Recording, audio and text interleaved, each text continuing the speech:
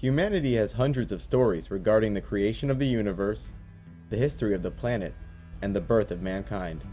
Some of these stories are oral traditions and are handed down to subsequent generations in the form of songs and folklore. Other civilizations managed to record these tales in writing, forming the many religions and mythologies that we know today. Giving the subject of religion and mythology no more than a cursory glance, one may be forgiven for believing that these myths of history and creation are the misguided accounts of an ignorant and superstitious people. Truly, the stories of myth are easy to dismiss. Modern man has, for the most part, accepted the assertions of psychologists regarding these ancient tales. The gatekeepers of psychology, men like Sigmund Freud and Carl Jung, have suggested that the stories told by ancient man are no more than the symbolic retellings of a conflict occurring in the psyche of the individual. They reason that the gods of ancient man are no more than different aspects of the self. For example, each mythology seems to have at least one good god and one trickster or villain god, and these two gods represent the internal and external battle of good versus evil within the heart of every individual. With the wild tales of mythology being food for the incredulous and often describing impossible happenings, this view of mythology is understandable. This interpretation of mythology, that mythology is no more than the embodiment of an individual's and society's inner struggles, is echoed in the universities, Discovery Channel specials, and everything in between. But there is something missing from this explanation. The gaping hole in this reasoning comes from the incredible consistencies woven into man's many creation stories. These consistencies are so numerous and remarkable that they invite the curious mind to explore them, if for no other reason than to explain the similarities away. Since the internal conflict in the hearts and minds of man can be symbolized by any implements, and since each mythology is retold in a way peculiar to that civilization, it's curious that ancient man would still tell a collective story regarding creation and history. The most well-known and prototypical of these creation stories comes from the Bible. In the first book of the Bible, God creates the universe, earth, animals, and humanity in 6 days, resting on the seventh day. The first two humans, named Adam and Eve, were given a paradisical land called the Garden of Eden. It is at this point a character called the Serpent, who is unambiguously described as the enemy of God, tricks Eve into eating the fruit from the tree that the Most High God forbade. The serpent's claim was that the fruit God so adamantly forbade was capable of remaking Eve as the gods. After biting into the forbidden fruit, Eve's eyes were opened, and she came to know good and evil. Eve then convinces her husband, Adam, to also eat of the fruit, thereby opening his eyes as well. When God discovered what the primal couple and the serpent had done, Adam and Eve were banished from paradise. Adam and Eve leave the garden and begin having children to the east. As humankind began to multiply, the serpent, also called the sons of God, began to lust after human women, and soon began to procreate with our race. The offspring of this union, beings who were half human and half angel, would be called the Nephilim. These Nephilim, often referred to as giants, had superhuman strength and abilities, and were known as men of renown. This early civilization, which included fallen angels, Nephilim, and humans, became increasingly wicked. After our wickedness reached a boiling point, God could no longer restrain his angry hand. So he alerts a righteous man named Noah that he is soon to destroy the world in a flood, and that Noah's family should begin straight away building a large boat so that he and his family may survive the earth's coming inundation. What's more, Noah was told to bring 2 of every animal so that earth may be repopulated after the flood waters subside. The vast majority of angels, Nephilim, and mankind were killed in this flood, which lasted for 40 days. Before the waters subsided, Noah released a raven from the ark to discover whether dry land was yet peaking above the waters. But it only flew back and forth. Next, Noah released a dove into the air, and the bird returned with an olive branch, indicating to Noah that there was indeed land nearby. With the waters subsiding, the ark would come to rest on a mountain named Ararat. Noah, his family, and the animals exited the ark and once more began to replenish the earth. After the descendants of Noah successfully repopulate the earth, they again lose God's favor. Instead of dispersing and filling every quarter of the planet, they concentrate in a land called Babylonia. The king of Babylonia, Nimrod, endeavored to build a tower that could reach heaven. This is the famous Tower of Babel. God, who is enraged by Nimrod's presumption and arrogance, takes matters into his own hands by confusing the languages of Nimrod's workforce. The Babylonian kingdom is instantly cast into disorder as its inhabitants no longer speak a single language. This act of confusing the languages accomplished God's original intent for humanity because it caused humanity to finally split up and occupy the whole earth and, most importantly, not reach heaven. Although Bible stories are the most well known, especially in the West, they are not the first and they are not unique.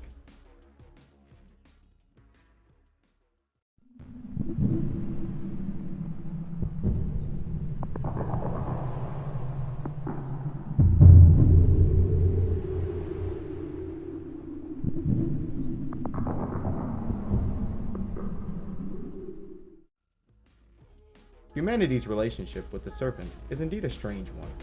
The nature of the reptile is alien to our own, so humans have a natural aversion to reptiles. Humans are characterized by both the cold-blooded way of the reptile and compassionate sympathies that violate our sense of self-preservation and seem to stem from a mystical place in the soul. And if a human were forced to choose between the death of a reptile and the death of a mammal, he or she would most probably consign that serpent to death rather than the likes of a bunny rabbit.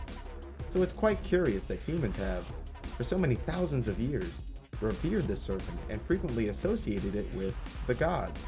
There's hardly a single point on the globe, or in history, whose local population did not associate the gods with serpents and dragons. In the Bible, the serpent is often spoken of as the enemy of God, and in one case the Bible refers to Satan as that old serpent. Even though the whole of the Bible identifies the serpent with evil, even Jesus was heard saying, "Be as harmless as doves and as wise as serpents." The problem with this statement taken literally is that reptiles aren't exactly the geniuses of the animal kingdom. Warm-blooded animals are, on the average, more intelligent than reptiles. Considering the serpent to be a creature of wisdom is an interesting choice, considering that the serpent is mostly instinctual. Egypt, a civilization dating back to 2500 BC, allegedly, also has a pantheon of gods associated with the serpent. In fact, it is nearly unheard of for an Egyptian god to be depicted without a serpent. Even the pharaohs of Egypt wore a uraeus on their headpiece. The uraeus was a serpent, which symbolized the immortals. Gods of Greek mythology are likewise associated and often depicted with snakes. Meanwhile, here in the New World, the mythologies of the Mayans, Aztecs, Incas, and Native Americans is replete with serpent symbolism. Hinduism, the prevailing religion of India, is yet another religion whose gods are consistently associated with snakes. In China and the whole of the Orient, the immortal gods are connected to or described as dragons and serpents. In Islam, the serpent is associated with Satan and demons. In Voodoo, the gods are again associated with serpents. Reptile gods are seen as far east as the Pacific Islands.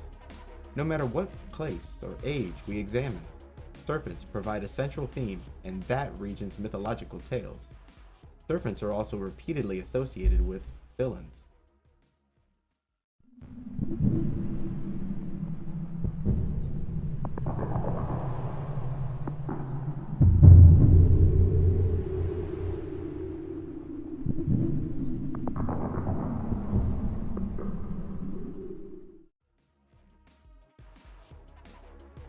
Even more frequently than the themes of serpentine gods is the theme of a global flood.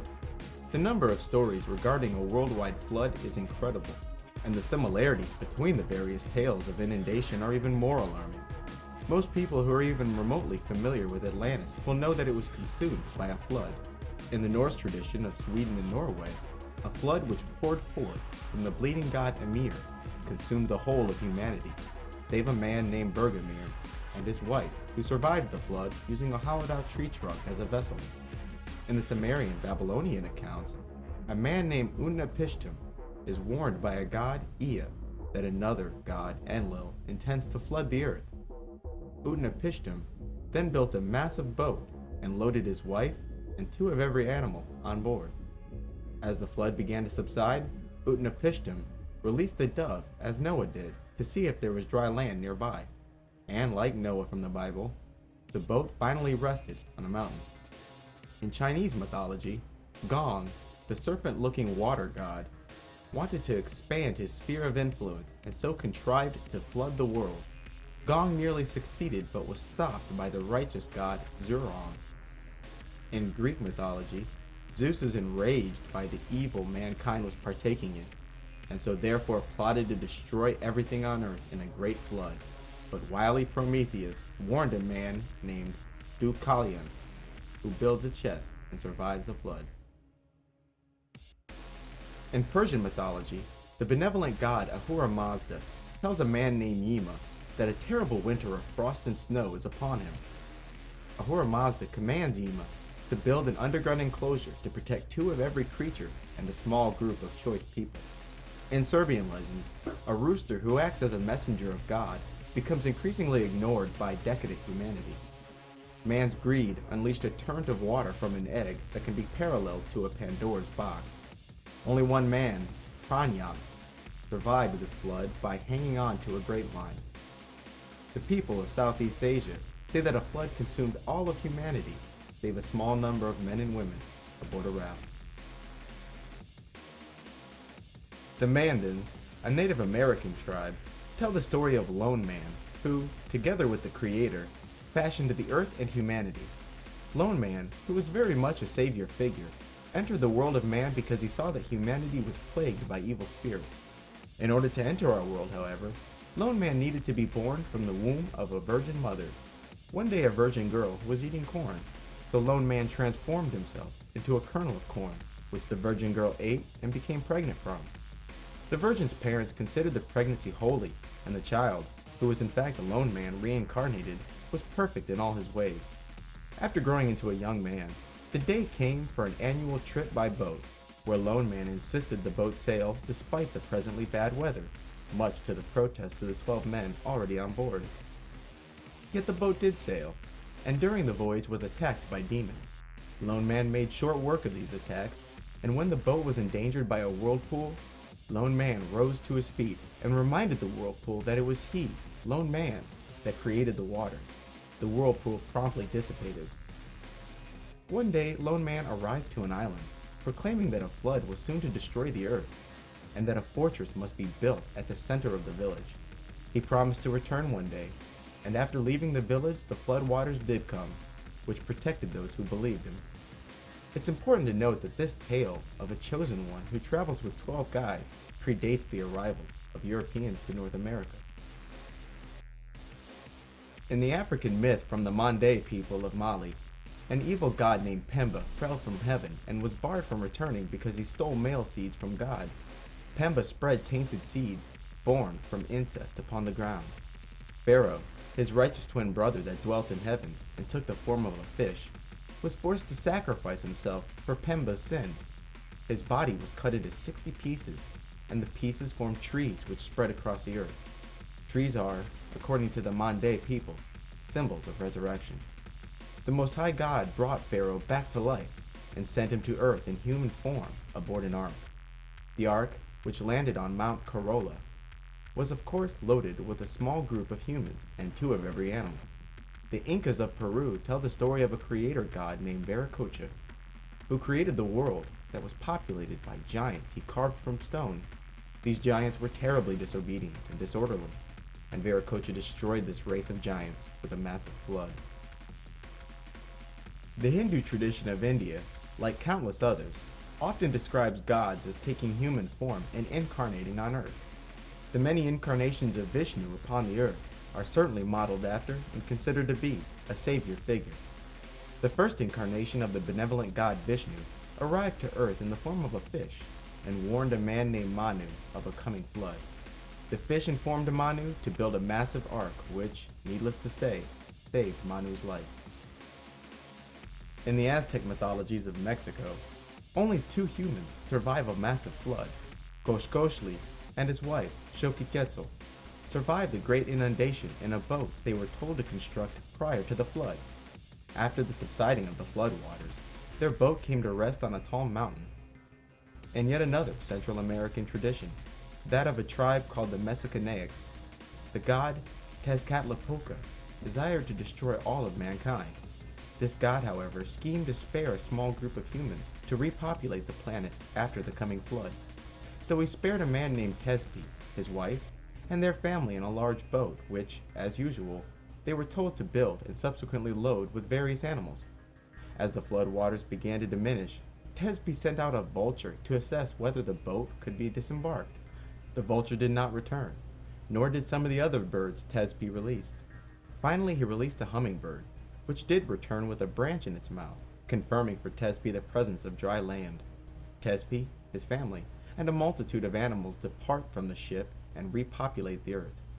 In the Popol Vuh, the sacred stories of the Mayans, the great god created humans by carving them from wood, but soon humanity lost the grace of the creator because they had forgotten him. So he sent a huge flood to consume disobedient humanity. Only a single couple, dubbed the Great Father and Mother, survived this cataclysm to repopulate the earth. The Chibcha people of Colombia tell the story of a man named Bochica, who came upon them long ago. He was an old man of a different race from the Chibchas and sported a long, thick beard. He taught the locals, who lived as barbarians, how to live civilized and in peace with each other. Bochica's wife, on the other hand, wasn't so great. She caused a global flood that nearly wiped out humanity. The furious Bochica banished his wife Chia and dissipated the waters. The Canarian people of Ecuador, the Inuit people of Alaska, and the Luceno tribe of Southern California tell tales of a small remnant of humanity surviving a great flood by taking refuge on mountaintops.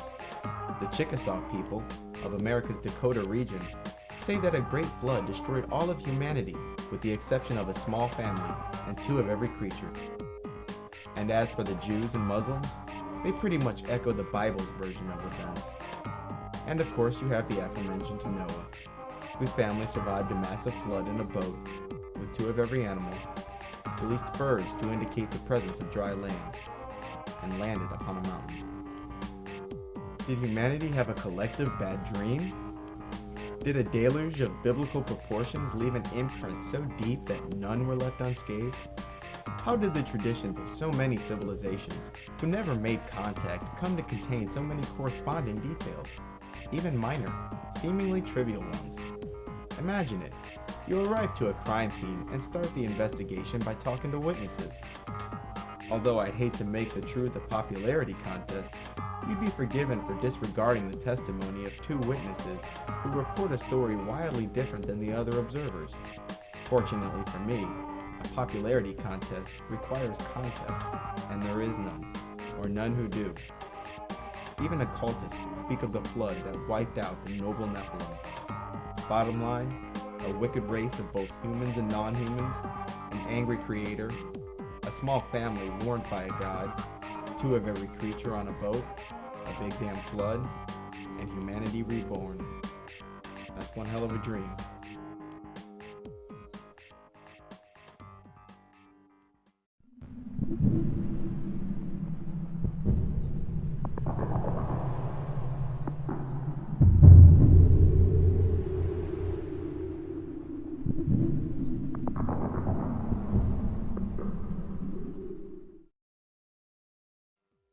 Another recurring theme throughout the mythologies is man's loss of paradise.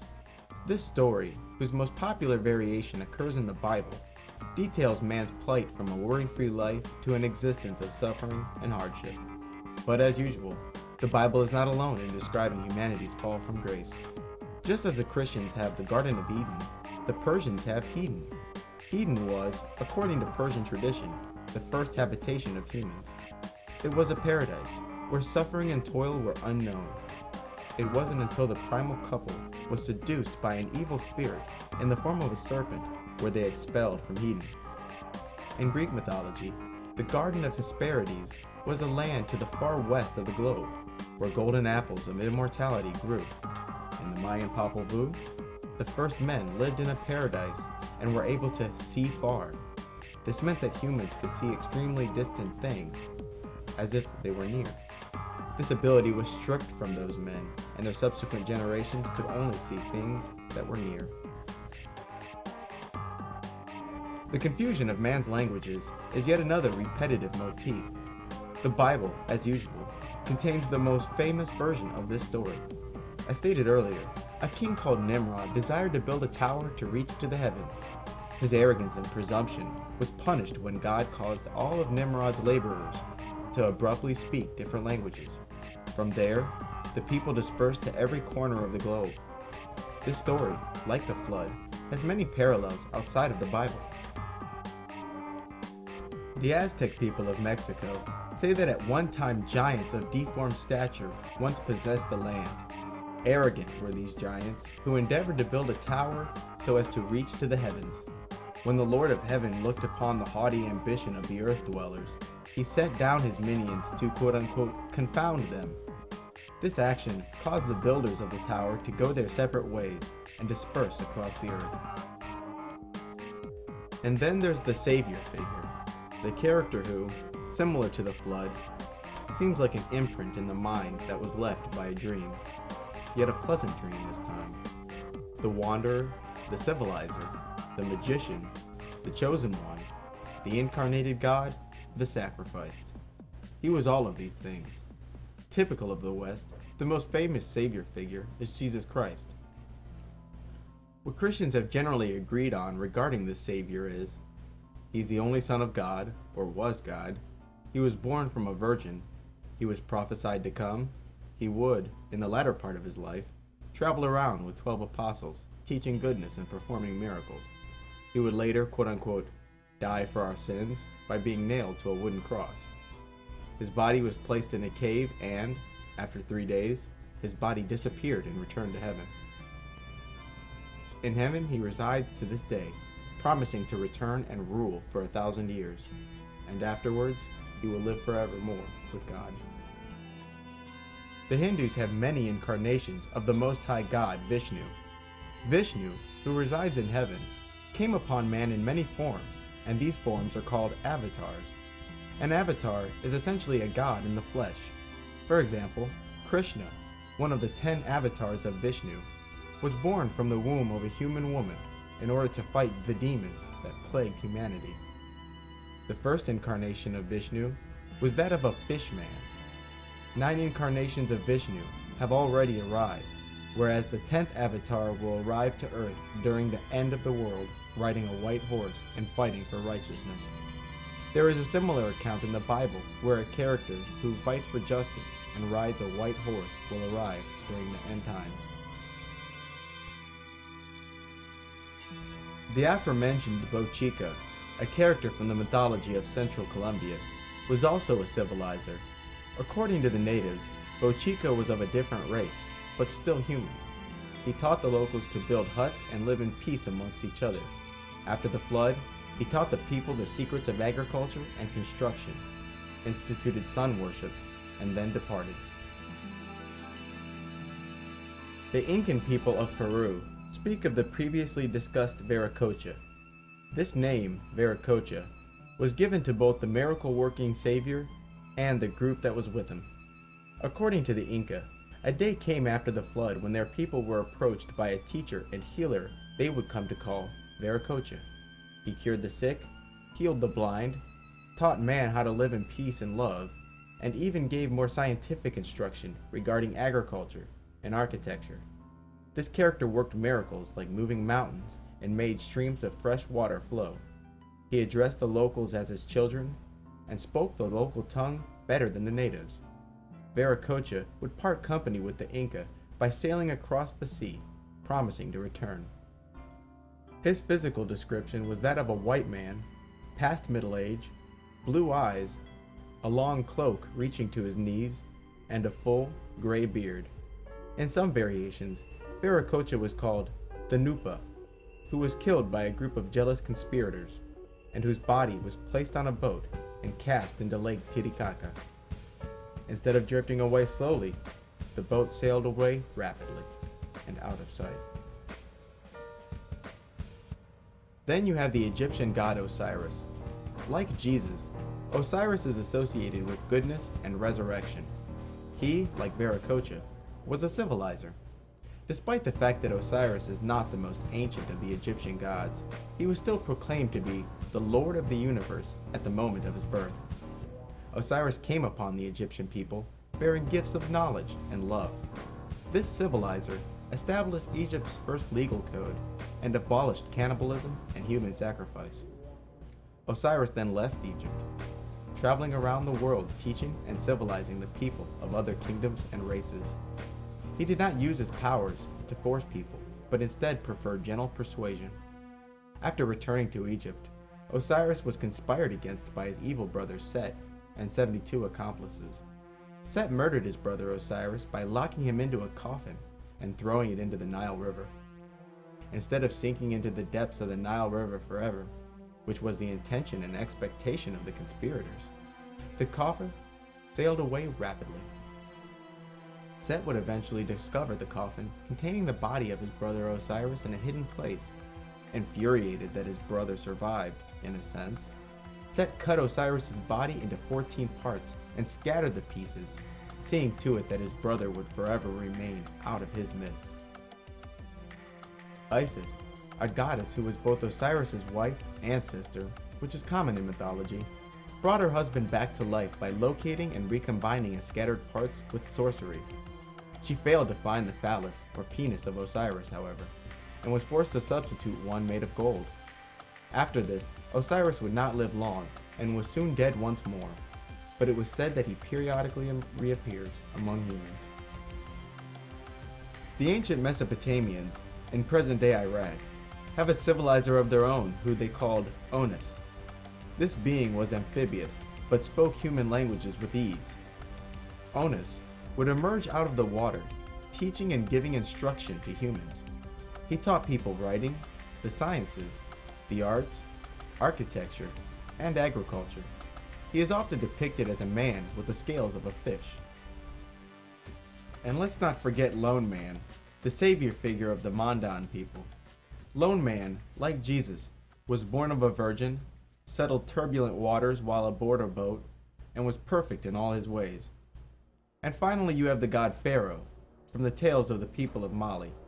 Pharaoh, as stated before, transformed himself into a fish, and eventually sacrificed himself to undo the sins of his terrible and evil brother Pembe.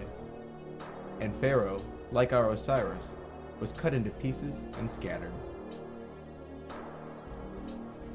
I have often wondered what Christians mean when they say that Jesus died for our sins, and his death represented a great sacrifice that somehow redeemed my soul. Listening to Christians explain how that actually works is usually amusing, and always results in a comical, unsatisfactory answer. To live in heaven, spend 33 years on earth, be murdered on a cross, 3 days in the underworld, and back up to heaven for all eternity does not constitute saving my soul, nor even a sacrifice. Jesus living a long life of pain and toil instead of a short 33 years, and then going to heaven is more of a sacrifice, but because he still goes to heaven, I can't envision what those extra decades of his life have to do with my soul. Far from blinking out of existence after dying on the cross, which would indeed represent a sacrifice, he instead had a get-out-of-jail-free card and a one-way ticket back to heaven. Even the story of his life on earth is a bit broken. Jesus, as a child, was intensely curious and full of wonder. Then there's a whole 18 years of his life that's completely unaccounted for in the Bible. Then, at age 30, he pops back up with magical abilities and, instead of an all-consuming curiosity, has all the answers. Jesus' time among man may not have been fun, but he should have at least been honored to jumpstart a religion of benevolence with those 33 years. A mere 33 years between two eternities in paradise is but an infinitely small sliver of time. He sacrificed himself for my sins. What does that even mean? Now, under normal circumstances, all I could do is relate to you this chosen one's reappearance in mythology. and perhaps a bit of philosophical commentary. Luckily, a few occultists have given me some insight on this subject, in a most annoyingly hush-mouthed manner as well. They speak of him as though he represented a major setback to the plan. And where was the Lord in those 18 years? Was he on a mission of initiation, civilizing, and demon hunting? They speak of him as though he did take a huge risk in coming here, as if Jesus' guaranteed trip back to heaven is only a myth. I've even heard Jesus spoke of as a renegade, a police-like figure who hunted demons. More on this later. If mythology is in fact eccentric tales created to explain creation itself, then why so many corresponding details?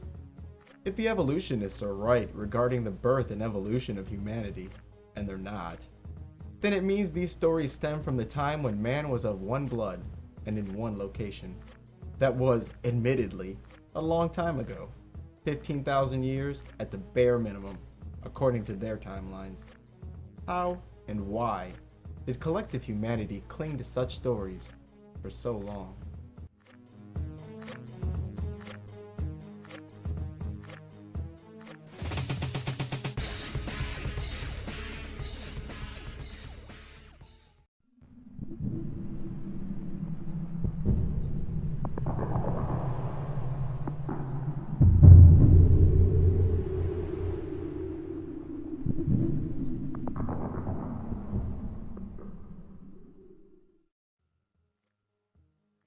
Mythological stories are loaded with fanciful and often racy imagery, characters, and storylines.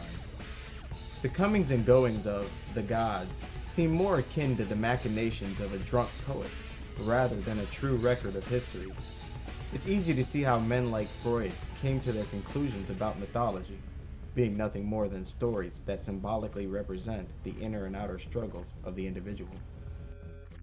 There is yet another source of confusion that pervades some mythologies, and that confusion is born from multiple names and titles associated with a single god. For example, the Egyptian goddess Hathor is associated with two other goddesses, Isis and Bast. Sometimes Hathor is spoke of as the mother of Horus, which would mean Hathor and Isis were the same entity. In other cases, the title Hathor is associated with Bast, who is known to not be Isis. Also, in Egyptian mythology, Ra is the sun god, but then again, so is Osiris, and Osiris' son, Horus. All three are known as sun gods, and all three are confirmed as different beings. I suspect that the Hindus have the best grasp on what's actually happening here. In the Hindu religion, gods come upon man in the form of avatars. Vishnu, for instance, has come upon man 9 times already, meaning there are 10 gods who are all associated with the single god, Vishnu. This model could amount to a rather confusing situation if the Hindus weren't aware of the multiplicity of their gods. So, not only will you find correspondences between gods in separate mythologies, but correspondences between the gods of a single mythology can also be found. I suspect that this avatar relationship with the gods explains this multiplicity. Another common habit of mythology is to describe a single god as a pair, one good and one evil. In this way, do the gods of mythology have different aspects? There is, in fact, little argument among those who study mythology that the same gods seem to make their appearances in multiple mythologies. The only argument is why this is occurring. Those university experts tend to take the extremely flawed Freudian approach. They believe that this mythological overlap is due to the natural cultural exchange that occurs between civilizations in proximity, proposing that, over time, two nearby civilizations will begin to absorb the traditions and gods of the other. This theory does not, however, explain how distant and unacquainted civilizations manage to acquire so many corresponding details in their traditions. Easily, one of the most common gods who transcend the borders of mythology is Venus. Venus is the Roman goddess of love and fertility. The goddess Venus is so closely related to the Greek goddess Aphrodite that one could hardly pull them apart categorically. Aphrodite, from whom came the word aphrodisiac, is also a goddess of love and fertility. Aphrodite is also associated with another Greek goddess, Astarte. In Mesopotamia, this goddess goes by the names Ishtar, Ashtoreth, and Inanna. Ishtar is also a fertility and love goddess who is further associated with the planet Venus. The multiple aspects of the goddess Inanna, or the concept of multiple aspects, seem to surface in the story of her descent into the underworld. Here, Inanna descends into the land of the dead, ruled by her dark sister or aspect, Ereshkigal. At the end of the story, the reader may have the impression that Ereshkigal, queen of the underworld, absorbed the qualities or body of her sister Inanna. Yet another copy of this goddess is Queen Semiramis. The average American is more familiar with Semiramis than they realize. It is her likeness that graces the Statue of Liberty. Even though the Statue of Liberty is a spitting likeness of Queen Semiramis of Assyria, the French Freemasons that funded the statue's construction left subtler clues as to the true identity of Our Lady Liberty. In magic, the metal of the goddess Venus is copper, her color is green, and her number is 7. The exterior of the Statue of Liberty is made of copper, the statue is green, and has 7 rays of light reaching out from her head. Then there's Satan, who himself has countless names. Most Christians believe they have a monopoly on the stories regarding this being, but Satanists know better. Satanists, and occultists in general, have equated the fallen angel Satan with the villain of almost every mythology. In Egyptian mythology, Satan is Set, the Egyptian god of chaos, storms, and evil. And similar to Satan from the Bible, who once stood beside the throne of God, Set was once the guardian of the sun god Ra. Apparently, it was after Set's battle with Apep, the serpent of chaos, that he became the new villain in the Egyptian tales. The first to play this villain role was Apep himself. The evil god Set kills his benevolent brother Osiris twice, then begins to make war with the seed of Osiris, a god named Horus. In Jewish folklore, Satan was called Samael. Samael, whose name meant venom of God, was considered a dark angel of death, and also the true father of Cain, which was the first child of Adam and Eve. Satanists repeatedly enforced this association, frequently suggesting that it was the serpent who was the true father of Cain, rather than Adam. Occultists will also freely refer to Satan as Ahriman. Ahriman is an ancient Persian god who, according to legend, is wholly wicked and at war with his righteous brother Ahura Mazda. This Ahriman resides in a gloomy underworld and leads many demons. And then you have Hades from Greek mythology. Hades is the ruler of the underworld and the brother of Zeus. After a conflict where Hades, Poseidon, and Zeus team up to defeat the Titans, or the older gods, these younger gods divided creation into 3. Zeus would rule heaven, Poseidon would rule the sea, and Hades would rule the underworld, which was the land of the dead. Although the Greek traditions do not mention a conflict between the 2 brothers, Zeus and Hades, Satanists do. I suspect that this is just another God and his evil brother story. Satanists also refer to Satan as Azazel. Azazel, according to Jewish lore in the Bible, is a fallen angel or demon who is described as an outcast. He, like the Egyptian god Set, is associated with the desert. Although Azazel was mentioned in the Bible, his most famous appearance was in the Book of Enoch. The Book of Enoch is considered an apocryphal text, which means that it did not receive entry into the Bible. The Book of Enoch's exclusion from the Bible is truly a tragedy, and the fact that Christians' opinion regarding this text is largely unchanged makes for an even greater tragedy. The Book of Enoch is essentially the first 6 chapters of the Bible's Genesis expanded into an entire book. It does not, in any way, relate information that is contradictory to the Bible. In the Book of Enoch, Azazel is described as being among the leaders of 200 angels, also called the Watchers, who came down to the Garden of Eden. The text is unambiguous about the serpent from the Garden of Eden being in fact a group. The Bible, albeit a bit more subtly, also makes it clear that this serpent was in fact a group when it mentions the sons of God, which is of course plural. In the Bible, the serpent tempts Eve into eating a fruit from the tree of knowledge of good and evil. Yet in the book of Enoch, there was no fruit, but instead it was knowledge of magic and the sciences which the fallen angels gave unto man. The relationship between the serpent, Azazel, and Satan himself gets a tad bit blurry in the world of the occult. Satanists often speak of Azazel as being a mouthpiece or mask of Satan. Occultists frequently tell the story of Satan approaching Eve, quote-unquote, in the form of Azazel, as if Azazel were in fact a separate entity who, while tempting Eve, was possessed by Satan. This follows the Avatar model, where multiple gods are related to a single god and vice versa. After giving man magical knowledge that was forbidden by God, and mating with human women, the Book of Enoch describes the fallen angels and their offspring, and almost all of humanity, destroyed by a flood whose cause was divine.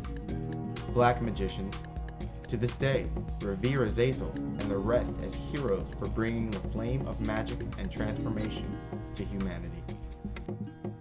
This story of God's enemy who, against the wishes of God, gives fire to mankind is also echoed in Greek mythology. Black magicians often equate Azazel from the Book of Enoch with Lucifer and the Greek god Prometheus. The reason is that Prometheus, against the wishes of Zeus, stole fire from the gods and gave it to humanity. Zeus, the furious god of Mount Olympus, punishes Prometheus by binding him to a rock and commanding an eagle to peck away at his liver, which regenerated every day. Prometheus is depicted as incredibly intelligent, deceptive, and rebellious. Prometheus, Azazel, Lucifer, the torchbearer, the lightbringer. The flame or torch of the Olympics and its corresponding tradition is a commemoration of Prometheus' theft of fire from Zeus. The Statue of Liberty, whose likeness is based on the goddess Ishtar, who is said to have fallen with Azazel, also bears the torch of illumination. This flame is a direct reference to magical knowledge and self-deification through magical means. It is important not to mistake this Azazel and those who were with him for the traveling civilizer spoke of earlier. The fallen angels of Eden taught humanity much magic and did not have the support of the Most High God. Our humble civilizer, on the other hand, spoke of morals and the sciences while never teaching magic, and he also had the support of the Most High God. Jehovah, Jove, or God, is the righteous brother and ruler whose names are also many. To the Jews, he was Yahweh. To the Christians, he is Jehovah. In Persia, he was known as Ahura Mazda, the brother of evil Ahriman. In Egypt, he was Ra, or Osiris. The Greek myths call this entity Zeus, and in Rome, he went by the name Jupiter. This being, and his quote-unquote son, is commonly associated with the sun. Here an important distinction must be made, because many have noticed a correlation between the sun and Satan. Satan, or Set, is the god of the setting sun, and so therefore his symbol is that of a black sun, as opposed to his righteous brother, who is associated with the rising sun. It is far from uncommon for occultists to associate the sun with Jesus and Osiris. It is equally common for them to associate Jesus with Osiris. In mythology, just look for the guy with the crazy brother, and you'll usually find Jehovah. Of course, most Christians would find it hard to believe that they are engaged in the worship of Zeus and Osiris, maybe even taking offense to such a statement. Their God, the God of Israel, could never be compared to the Greek god Zeus. We're talking about God here, not a promiscuous cartoon character who throws lightning bolts. But your own Bible does indeed spell out the truth of the matter. In the book of Revelation, chapter 9, verse 11, we read, "And they had a king over them, which is the angel of the bottomless pit, whose name in the Hebrew tongue is Abaddon, but in the Greek tongue hath his name Apollyon." In this verse we read that the locusts, which appears to be a reference to an army of demons, have a king over them who is an angel. This angel, along with an army of locusts, arrived from an extra-dimensional place called the bottomless pit.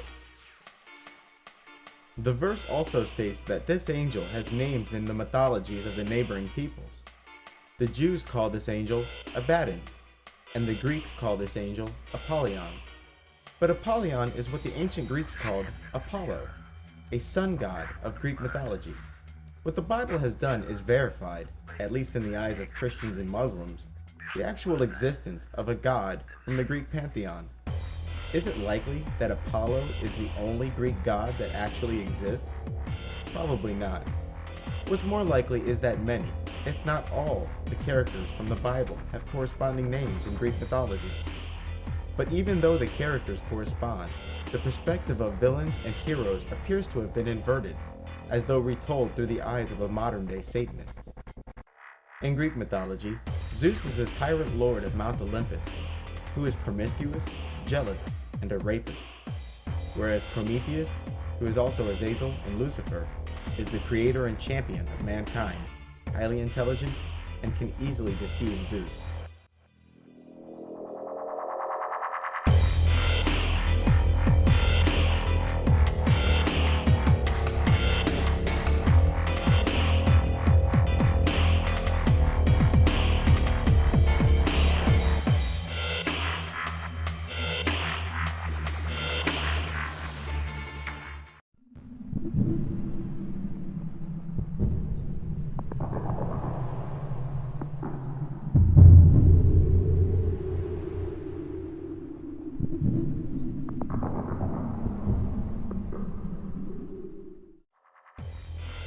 Mythology isn't the only vector by which we can reconstruct history. Evidence of a more temporal form exists for those whose tastes are more technical. This evidence involves the manner in which ancient civilizations rose and fell. It also involves what and how much ancient man knew, and when he came to know it.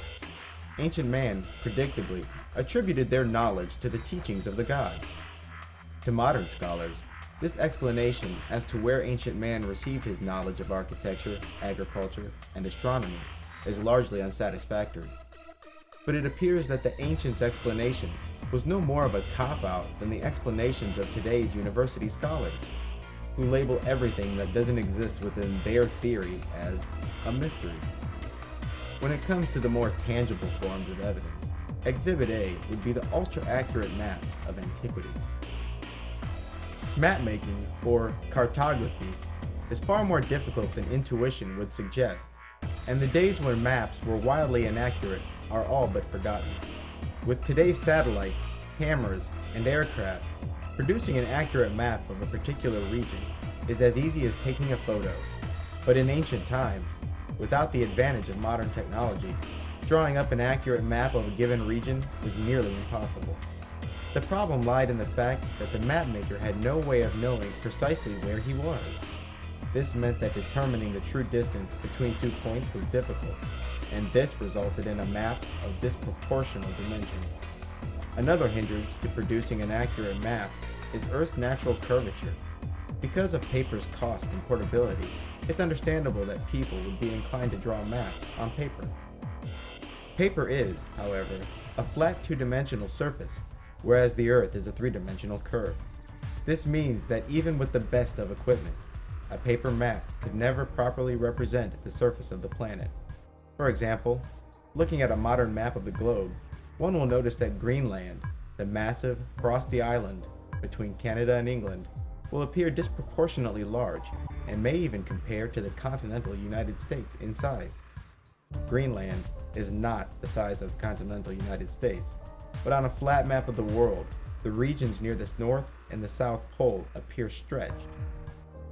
Although there are projections that could avoid such stretching, no two-dimensional surface could ever properly imitate a three-dimensional surface. With all the complications involved with ancient mapmaking, it is indeed curious that maps of modern accuracy existed greater than 500 years ago. The first of these wonders is the Piri-Reis world map, which was compiled in 1513 by the Turkish admiral Piri-Reis. The map, according to Piri-Reis, was compiled from a number of pre-existing maps which he described as quite ancient. For centuries, it appeared that the Piri-Reis map was terribly incorrect in its depiction of the shape and size of Antarctica. In 1949, however, a joint British and Swedish expedition set out to survey Antarctica and ascertain what the southern continent looks like below the ice. Later, in the early 1960s, it was noticed by a man named Charles Hapgood that the Piri-Reis map depicted the Atlantic chunk of Antarctica, not as it is in modern times, but instead showed its profile before it was enveloped in ice. The paradox is that, according to Orthodox history, Antarctica has been frozen over for 6,000 years, at the very least. Piri-Reis readily admitted that his map was in fact a compilation of pre-existing maps. So how did those previous cartographers manage to accurately describe Antarctica's true shape beneath the surface of its ice? With Antarctica having been first discovered in 1820, allegedly, why did these early map makers describe the continent of Antarctica at all? Another world map, compiled by the cartographer Orontius Phineas in 1531, not only depicts Antarctica's true form beneath the ice, but it also illustrates where particular mountain ranges and rivers would be. Stranger still is the map's incredible accuracy regarding Antarctica's location relative to the southern tips of Africa and South America. How was an accurate map of Antarctica, including her location, hinterlands, and true form beneath the surface of the ice, drawn up 300 years before Antarctica was supposed to have been discovered? There are other maps that include Antarctica, aside from the Reis and Phineas maps, before the continent was first spotted. These maps too are admittedly compilations of far older maps. As stated earlier, making maps is no easy task. It requires surveying equipment and advanced mathematics. The bottom line is that the necessary knowledge and equipment was simply unavailable to these early cartographers. So where did the inspiration for these maps originate?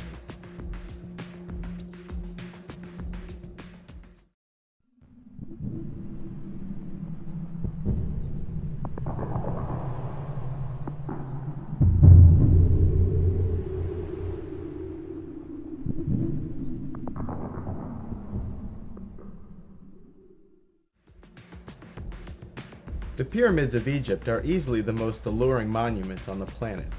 Yet it isn't their grandeur alone which tempt their visitors. It is the mystery of their creation.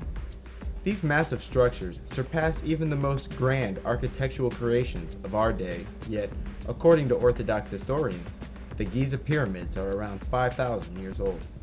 Despite their grandeur, they are lacking something that the grand never lack, an elaborate and fanciful creation story.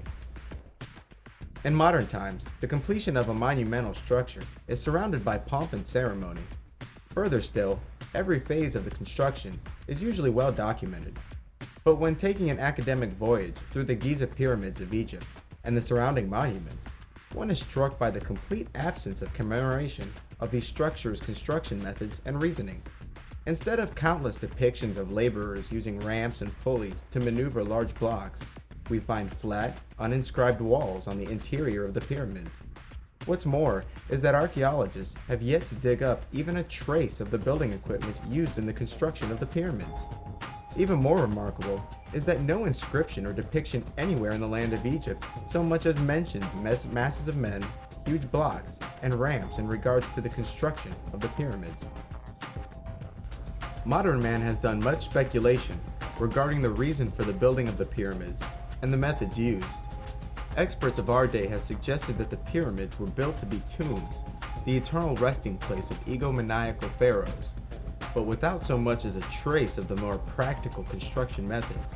Even a skeptical observer would be forced to entertain the theories of the ancient Egyptians regarding their own creations.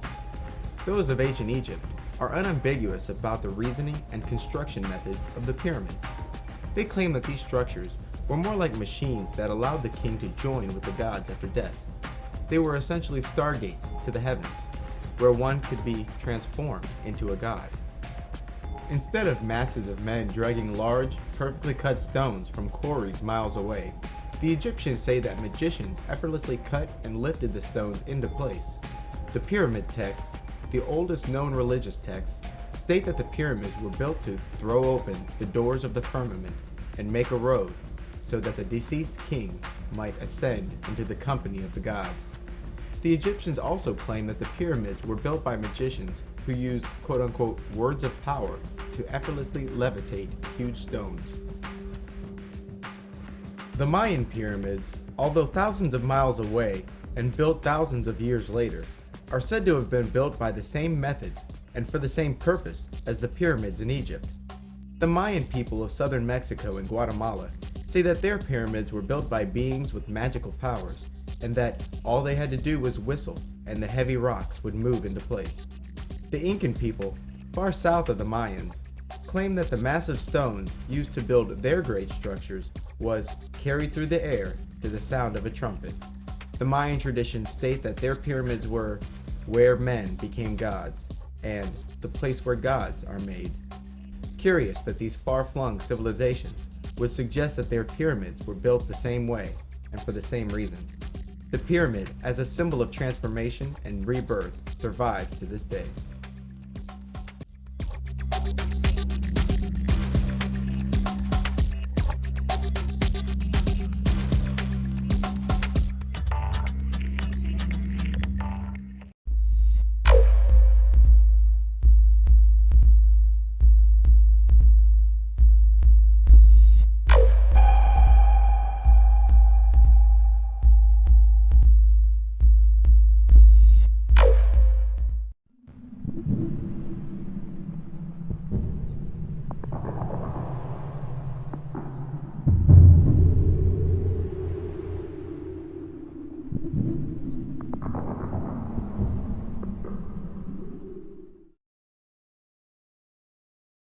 The universe has proven to be quite the onion.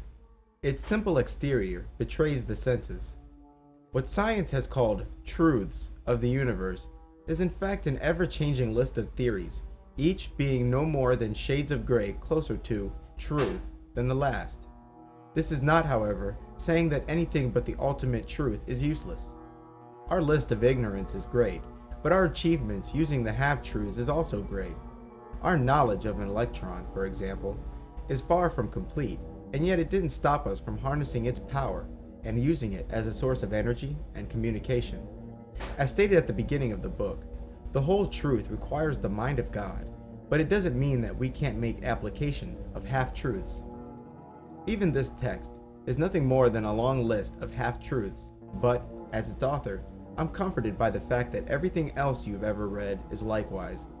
Even books you believe to be inspired by God are subject to your interpretation, which you could never be 100% sure about and can never prove conclusively. No scientist understands this better than quantum physicists. Unlike the elegant equations of Einstein and Newton, these poor bastards are knee-deep in hideous equations that are so hideous they couldn't possibly describe the universe, and at best only describe what the universe is likely to do, not what it absolutely will do. Quantum mechanics, or quantum physics, is a branch of physics that concerns itself with the smallest particles and spaces in the universe. As it turns out, the subatomic world is not what we expected.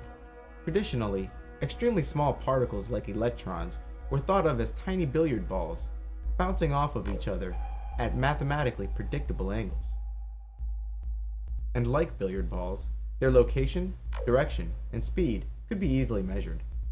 On a subatomic level, particles exhibit strange properties and behaviors. Sometimes, particles would seem to disappear and reappear on the other side of a wall that, mathematically speaking, should have been impossible to penetrate. Other times, particles will seem to dance between the state of being a particle and being a wave. And measuring the subatomic world is also difficult, because in order to measure things like speed, location, and direction, one must build a sensor that interacts with the subatomic particle, thereby changing the course of destiny. Surely these poor scientists are frustrated by particles that always do something different just because they're not watching. It was once a philosophical question as to whether it was possible to break a stone into infinitely small pieces. Scientists and philosophers would speculate over the existence of an elementary particle, a particle that could not be broke apart, and represented the fundamental building blocks of the universe. This continued until evidence emerged that the universe was indeed made of unbreakable, fundamental particles, and these particles were called atoms. It would later be discovered that these particles weren't unbreakable, and were in fact composed of even smaller particles, dubbed subatomic, and included the proton, electron, and neutron. Later still, it was discovered that even these particles were in fact composed of even smaller particles called quarks. That appeared to be where the dividing stopped. Regardless of whether these quarks are indeed the smallest particles, scientists have been forced to conclude that the universe is made out of some kind of elementary particle. But the subatomic world wasn't done violating the rational mind of these poor researchers. As it turns out, even the nature of space and time had its peculiarities. Space and time were thought of as mediums that these elementary particles existed in, and up until the beginning of the 20th century, scientists were spared the grief of having to think of time and space as particles. But eventually came the day when scientists were forced to ponder nearly the same question that had plagued them centuries prior. Can time and space be broken into infinitely small parts? Can I nudge an object an infinitely small distance from where it once was? Can I measure the length of time between two events in infinitely small units? Can I break an inch or minute into as many pieces as I want? Do objects glide through space and time, or do they quote-unquote tick?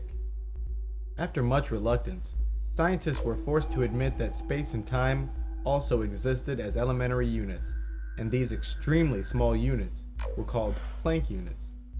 A Planck length represents the smallest length of space any object can move. So instead of particles gliding gracefully through space, they instead tick through space. This means that they essentially disappear and reappear one Planck length ahead in the direction that they were moving. What's more is that the particles also move through time likewise, and so disappear and reappear one Planck time in the future. Adding insult to injury, scientists are still unable to gracefully unify the separate forces of nature, gravity, magnetism, and the nuclear forces. These forces, once exclusively thought of as curves in space, are now spoken of in terms of particles as well, gravitons, photons, etc. Einstein envisioned gravity as no more than a warping in the shape of space that large objects create by their presence alone.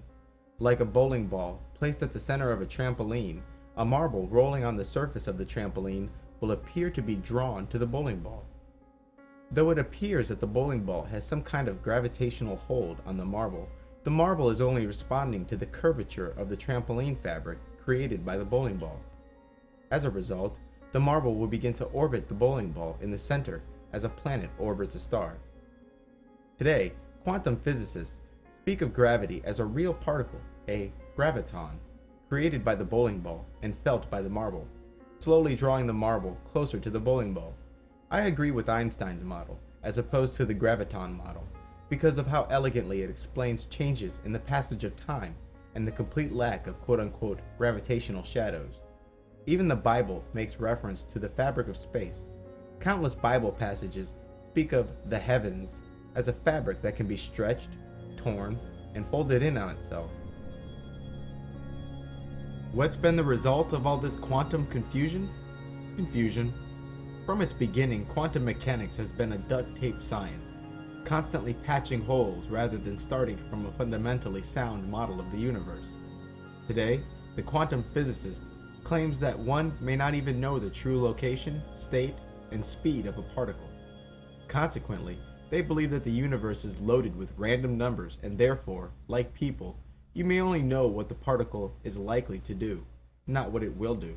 That's not science, that's superstition. The universe has proven itself to be mathematically perfect so far, and why would the world of the very small be any different? And where are these random numbers coming from anyway? The gods? A computer programmer knows a computer can't actually produce a random number, but instead can produce a series of numbers that appear random. Ancient man may have mistaken the locations of lightning strikes as being random, but the places lightning chooses to strike was never random, a fact we came to discover after we understood the nature of electricity. Ancient man may have mistaken storms and earthquakes as random, and perhaps angry gods, but the meteorologist and geologist knows better. At the latter part of his life, the greater scientific community considered Einstein washed up and obsolete because he simply refused to accept the idea that the universe is in any way random. Stating emphatically, God doesn't play dice. While the rest of the world accepted the universe's mystical nature, Einstein went to his deathbed trying to reconcile the microscopic and macroscopic worlds. In his heart, he knew that the truth of this apparent randomness was out there, and was probably as elegant as E equals MC squared. Maybe Einstein would have done well by considering more than 4 dimensions in his deathbed equations.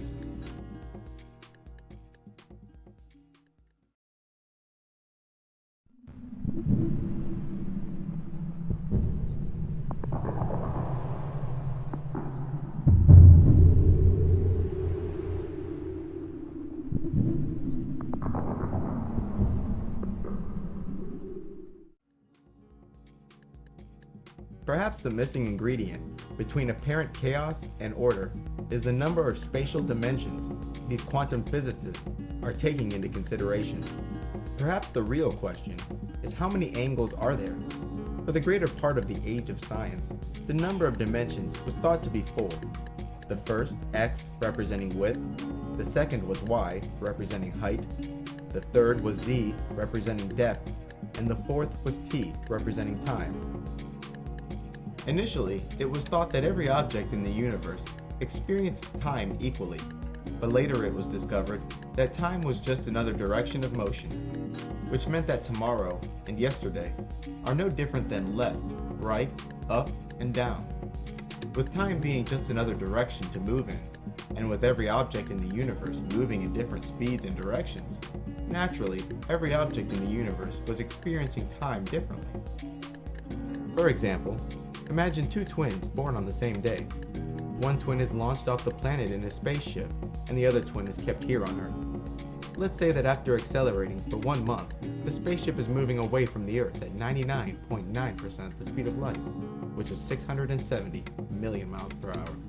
It then slows down, turns around, and begins to trip back to Earth, eventually accelerating to the same speed. Upon returning to Earth 2 months after leaving, the twin exits the spacecraft to find that everything on the planet has aged 5 years. The twin who stayed on Earth is indeed 5 years older, and to him his brother was in space for 5 years. There's 5 years of new celebrities, 5 years of new geopolitical developments, and 5 years of new inventions and technologies. Not only can the twins debate over how long the trip lasted, 2 months or 5 years, but they can also debate over the total distance traveled. The twin who went on the trip, the stars, actually he never made it to one, will claim to have traveled a distance that is considerably less than the people on Earth said he traveled. The effect, that becomes quite measurable when considering things that are moving at high speeds, is called time dilation. This means that if you were to ask every subatomic particle in the universe how old the universe is, each would produce a slightly different answer, and none are lying. To better understand dimensions, one must only envision the relationship between a boat and a submarine. The boat lives in a 2-dimensional world, and its only choices are north, south, east, and west. South is only the opposite of north, and east is only the opposite of west. So in reality, a boat has only 2 angles of freedom. What's more is that other boats may not share the same space with each other. A submarine, on the other hand, exists in a 3-dimensional world. Like the boat, it can move north, south, east, and west, but unlike the boat, it can also move up and down. The air above is also a 3-dimensional space. A human, not being able to fly, has access to 2 dimensions and can only walk along the surface of the earth. A large wall, a river, or tall cliffs can spell the end of a journey on foot. But a bird has access to another dimension, up and down. It would not be impeded by a wall, or river, or cliff. Having access to another dimension, these terrain obstacles present no difficulty. Occultists often refer to the universe in terms of layers, or dimensions, often called worlds or spheres. Similar to those who live in high-rise buildings, we too live with beings who exist above and below us. And like those high-rise dwellers, we too are both separated and yet affected by the comings and goings of our neighbors. The number of layers contained in the universe differs from one occult tradition to another, but in modern Western magic, it is typically the Hebrew Kabbalah and the dividing lines that it defines, which are most relied upon. The Kabbalah is a series of ancient Jewish texts that define the nature of reality, the number of universes, and the rulers of those universes. In the Kabbalah, the universe is divided into 10 parts, each called Sephirah, and these 10 Sephirah are further divided into 4 worlds and constitute separate universes, each containing its own ruler and inhabitants. The 4 worlds in which the 10 Sephirah are divided into are Atziluth, the divine world of archetypal ideas; Braya, the creative world of the archangels; Yetzirah, the astral world of angels and demons; Asaya, the material world. In the Kabbalah, and occult in general, the universe is seen as a series of layers where energy, originating from the top, cascades downwards, becoming increasingly solid. Each layer represents a slightly more solid reflection of the contents of the layers above. Since this energy is constantly flowing down through the worlds, any alteration occurring above will trickle down to the lower levels. It's curious that modern-day scientists, the self-proclaimed string theorists, are coming to the exact same conclusion as the ancient Kabbalah did, a 10-dimensional universe. Another system which is equally common, and probably more friendly to the human mind, is the breaking up of the universe into 5 layers. The first layer, Spirit, represents the mind of God and is composed of pure energy. The layer below, the mental universe, represents a series of concepts and identities.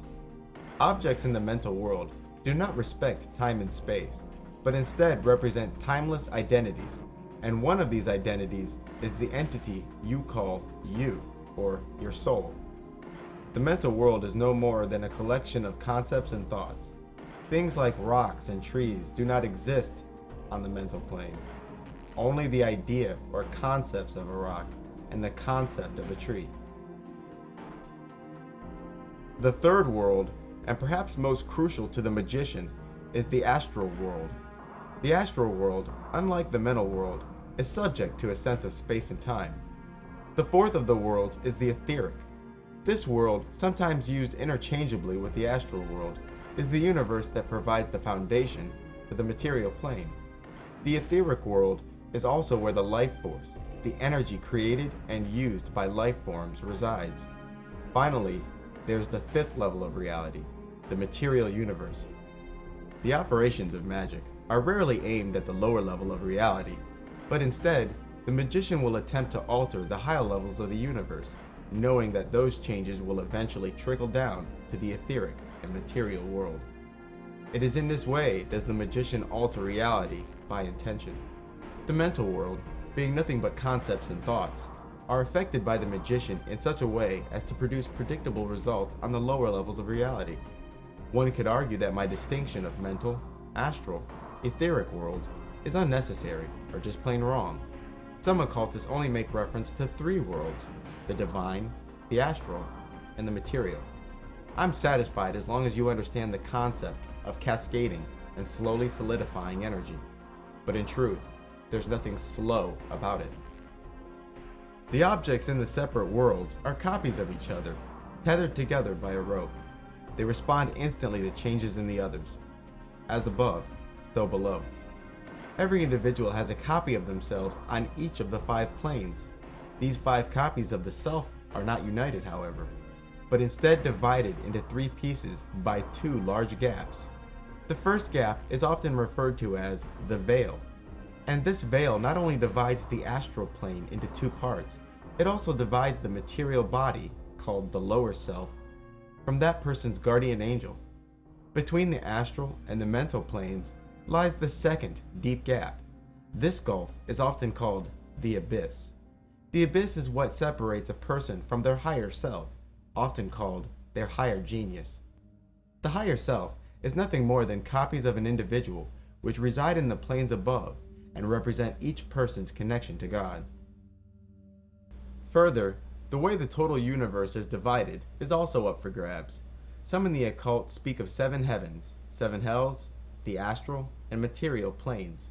Others speak of only 4 partitions of the universe: the abyss, the heavens, the astral, and the earth. Others still speak of 4 partitions: the infernal, heaven, the astral, and the material.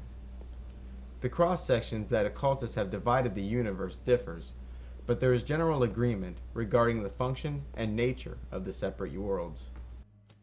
The concepts of heaven and hell are usually thought of as exclusively Christian, but this is far from the truth. Every religion and mythology out there makes reference to the heavens, the earth, and the underworld. In regards to the heavens, it is often described as an extra dimension that does indeed have some semblance of space and time. Satan and the angels, for instance, are spoke of as approaching the throne of God, as if there was a way to be in heaven, but not in the presence of the throne. This is important because it describes a lack of unity where, like in our material world, objects can be closer or farther from other objects. Obviously, there is some form of space and time in heaven, and proof of this lies in the fact that many of the stories about heaven related to us from the Bible, occult, and numerous mythologies include sequences of events and entities and objects both near and far. Heaven is also spoke of as having gates that deny its entry. Implied in this is that heaven and our world are connected by a guarded nexus point. What's more is that heaven itself is often spoke of as being broken into 7 pieces, the 7 heavens. Each level of the heavens is ruled by an archangel, and in some cases, these heavens have been mistaken for earthly locations. For example, I've heard occultists, texts of the Christian Apocrypha, and Muslims speak of the Garden of Eden as a location that resides in the 3rd heaven as opposed to a terrestrial location. Then there is hell, sometimes called the abyss, the cliff-off, the averse, or causal realms. Similar to how the heavens are broken into 7 pieces, hell is also considered to exist as separate worlds and, like the heavens, each partition has its own ruler. But unlike the material and heavenly realms, the 7 hells do not obey the strict laws of space and time that we are familiar with. These infernal realms are spoke of as places where chaos reigns. In the infernal places, the spatial dimensions are not perfectly straight and do not exist as perfect 90-degree angles. Here, the X, Y, Z, and time dimensions are curved and warped. If someone were to directly gaze upon the beings that exist in the infernal realms, they may be struck with an ache in the mind, because their very shape is unnatural to our senses. Sometimes, one will find the underworld divided into 2 realms. The first is Hades, which is the land of the dead, and then there's Hell, or Gehenna. Hades, also called Sheol, is considered the land of the dead, where all people, both righteous and unrighteous, go when they die, whereas hell is a place specifically for unrighteous entities to experience torment and imprisonment. And unlike popular conception, neither is said to be currently burning and aflame. In the Bible, for instance, it is stated that only after all beings are judged, Judgment Day, both hell and Hades will then be cast into the lake of fire, and all those quote-unquote unsaved will undergo a second death and remain forever tormented in the lake of fire. Currently, however, members of the occult, and the Bible as well, speak of both places as being timeless, limitless, cold, dark, and chaotic.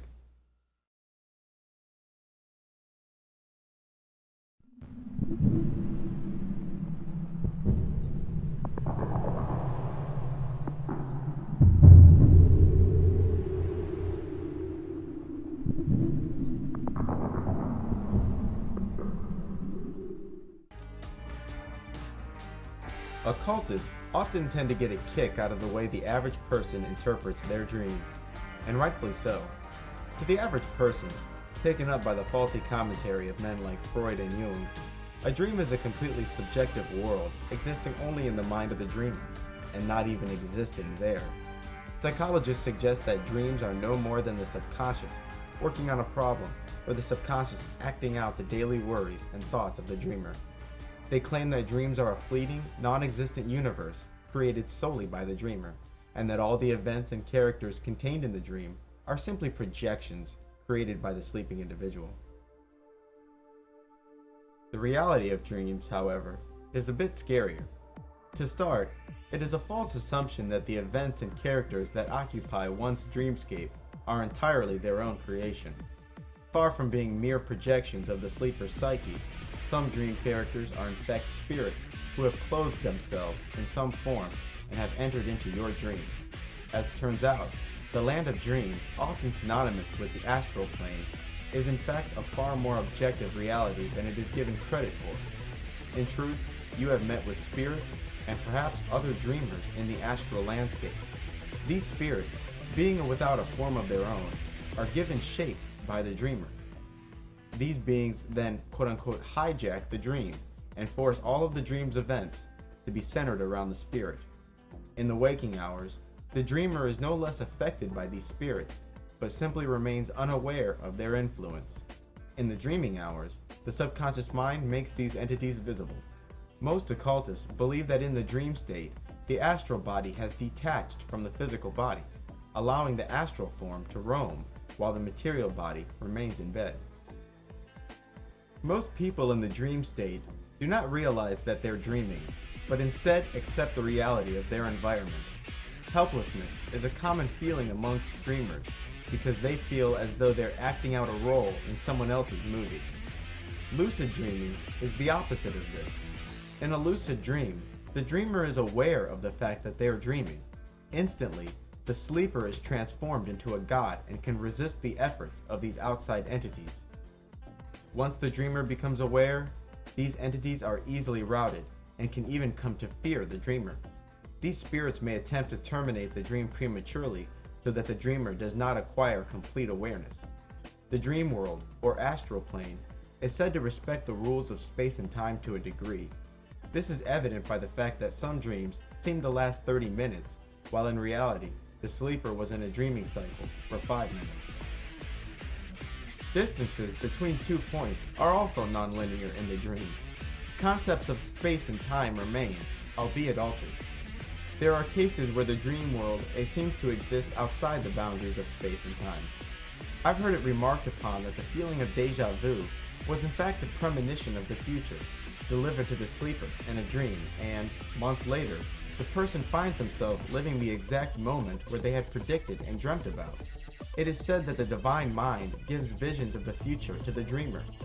Going to bed on an empty stomach, a vegetarian diet, and abstinence from alcohol are claimed to facilitate these types of dreams. Occultists recognize no difference between the astral realm and the dream realm, to such the extent that astral projection is considered nothing more than lucid dreaming. This world of the astral is alleged to not be a separate world at all, but rather a realm that lies directly on top of the material world. The astral, or quote-unquote spirit world, is said to be touching every point in our space. These dream-invading spirits are often engaging in a little more than just play, for it is said that many spirits vampirically feed from the sleeper's life force. Life force is an invisible form of energy that surrounds and empowers the body. The life force, sometimes called the astral body or aura, surrounds the physical body and usually extends a couple inches or feet outside of the physical body. A human void of life force is dead, regardless of the biological health of the person. During the night, especially while dreaming, the body converts food into life force and replenishes the body. But in truth, the process of creation and depletion is happening at all times. The first indication that someone's life force was fed upon by a spirit is getting plenty of sleep and still waking up feeling tired and depleted. Caffeine is the usual remedy for this. The rate of expenditure of life force increases during times of high emotional stresses. Feelings like worry, fear, depression, anger, and lust all help to spill the cup of life. At these times, the human being radiates or wastes life force more intensely. fresh fruits and vegetables are considered to have higher concentrations of this life force as opposed to meats and processed foods. Life force, the energy of the spirit, manifests itself from the astral world through specific points on the body called a chakra. Although there is much disagreement regarding how many chakra points the human body has, since in truth it has many, 5 to 7 of them are widely accepted and considered major chakras. The major chakra points form a linear, vertical path from the soles of the feet up the spine to a region just above the head. These chakra points are essentially junctions between someone's material and etheric body. Life force from that etheric body pours in to replenish the material body. At night, the vampiric spirits induce feelings of fear and lust in dreams and feed from the extra life force created. It's also worth noting that activities such as nervous twitches, chewing gum, excessive talking, and pretty much any unnecessary activity further spills the cup of life. The beings in the astral cannot partake in the material world without plugging into someone. Okay, so dreams are important. First, begin a dream journal. I find this a pain in the ass and prefer to record dreams audibly with a microphone instead of a pen. Secondly, do not burst out of bed, but instead take a moment to recall your dreams before they slip from the mind as your daily activities begin. Third, deep trances are nothing more than a kind of dreaming where consciousness remains. So stilling the mind would allow conscious travel of the astral world.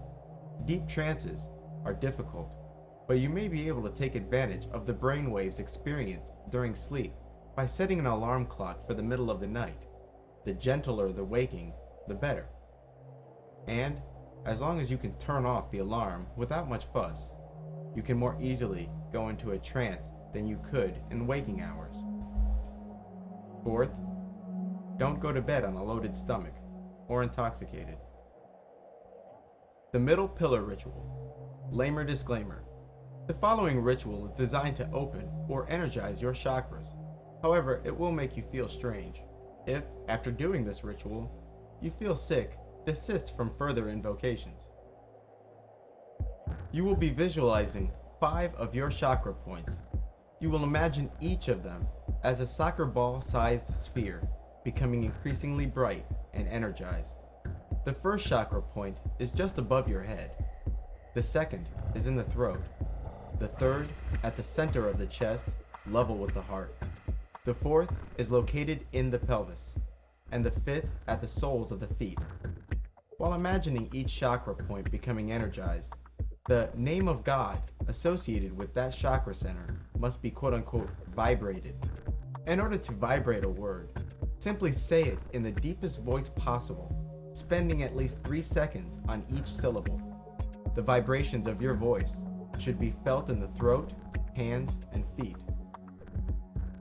While vibrating that chakra's name of God, imagine yourself speaking into the glowing sphere, and make that slowly energizing chakra vibrate to the rhythm of your voice. You begin by imagining a beam of light originating from high above, landing upon a soccer ball-sized sphere just above your head. You then begin vibrating that chakra's name of God, while imagining the beam of light filling the chakra with energy. Vibrate the name of God about 10 to 15 times before allowing that beam of energy from high above to fall upon the next chakra below. Each chakra should take around 4 minutes. Remember to stretch each syllable in the name of God at least 3 seconds, and do not allow your breathing and mistakes shake the visualization from your mind. The first chakra, crown, just above the head. The name of God, yeah. The second chakra, the throat, just below the chin in the throat. Its name of God, Yahovah Elohim. The third chakra, your heart, center of the chest, level with the heart. Name of God, Yahovah Eloah Vada.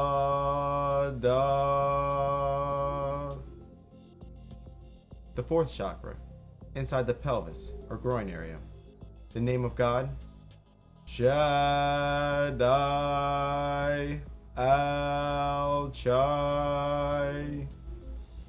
The fifth chakra, between and level with the soles of the feet. Its name of God? Adonai Ha-Aretz.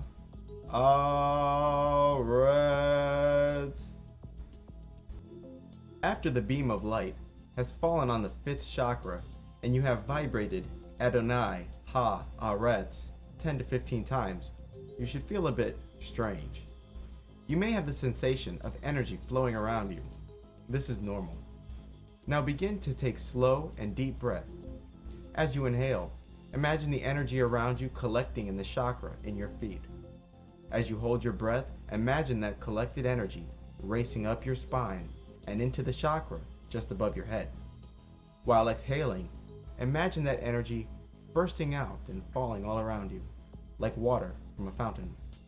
Reconcentrate the energy at the fifth chakra, or your feet, and repeat this exercise 5 times. There was once a day when I would have considered this a bunch of New Age crap. I'm here to inform you that there is something very real about this ritual.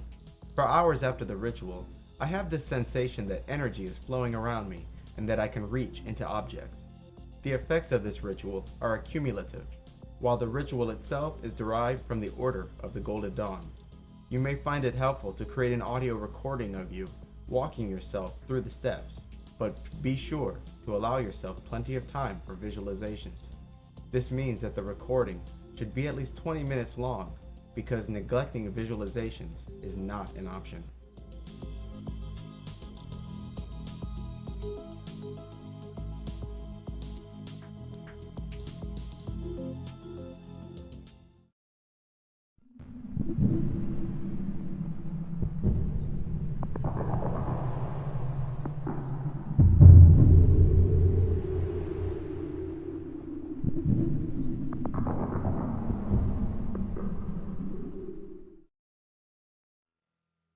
Being a computer programmer, it's probably easier for me to understand multiple dimensions than most people. Assigning and retrieving numbers from a multidimensional grid is common in programming. Yet even the common computer user can relate to the idea of separate universes that are intertwined. An easy and probably most fitting way to imagine the situation is to imagine our current world, the physical universe, and the internet, the digital universe. In the physical world, distances are concrete. As a result, not all objects are equidistant. Some locations, being farther away than others, take a longer time to reach. On the internet, the locations are websites, and to arrive at a Chinese website is as easy as arriving to an American one. An email sent from next door may take just as long to arrive as one sent from Tokyo. In this regard, the internet does not respect our notion of space. The internet can be indeed thought of as a separate dimension, a place full of beings both sentient, as in forum users, and non-sentient, like search engines. It also has some semblance of space, because the websites are separate locations, but unlike our world, these websites are all the same distance from you and from each other, meaning typing in abc.com is as easy as typing in 123.com. Despite the fact that one website is a server based next door, while the other is in Tokyo. Computers do not recognize time as we do either. In fact, we equip computers with specific circuitry so that the machines will have some notion of our time. Without onboard clocks, a computer would measure time by how many instructions it has executed since a certain point, unable to account for how quote-unquote long those individual operations took. In this way does the digital realm live in a sort of strange time, having already explained how it exists in strange space. That's not where the parallels end either. With the right equipment, the internet can be accessed in Antarctica, or any other part of the globe. This means that the internet realm can be tapped into at any given point in our space, as if it were a secondary universe lying on top of ours, with any point in the internet accessible at every point in our space. A realm full of beings, some friendly, some not, some intelligent, some not. We fail to realize it, but through our very bodies and on a daily basis, pass whole conversations, songs, and images in the form of cell phone, radio, and television signals. And because of the prevalence of the wireless internet, someone may be accessing the internet through your body. The point is that the electronic realm, or dimension, exists all around you in an ultimately invisible, yet accessible form. But a human can gain no pleasures or powers from this realm without an instrument that quote-unquote plugs into it, like a cell phone, radio, or computer. What you need to plug into the digital world is the same thing a spirit needs to plug into our world, an identity. In order to engage in internet chat or email, one first needs an identity. This identity first begins at the physical interface, which is your mouse, keyboard, and monitor. Your mouse and keyboard convert physical motion into electronic signals that the computer can understand, and your monitor converts the computer's output into something your perceptions can handle, an image. The second part of an identity is regarding who I am not. In the case of the internet, one creates a unique email address or unused username to distinguish their quote-unquote location in the digital realm from the location of others. This location of yours should not be thought of as such, because your email can be retrieved anywhere, even Antarctica. So this location is something that exists at every point in the material world. More parallels follow. The video game and its corresponding video gamer provide us with another excellent example of not only identities and separate universes, but a quantum reality. Imagine for a second a computer character, let's call him DigiGuy, living in a three-dimensional computer world. As this character's learning matures, he starts to notice something strange about his environment. For instance, he discovers that he cannot break objects in space infinitely. Computers store information as numbers.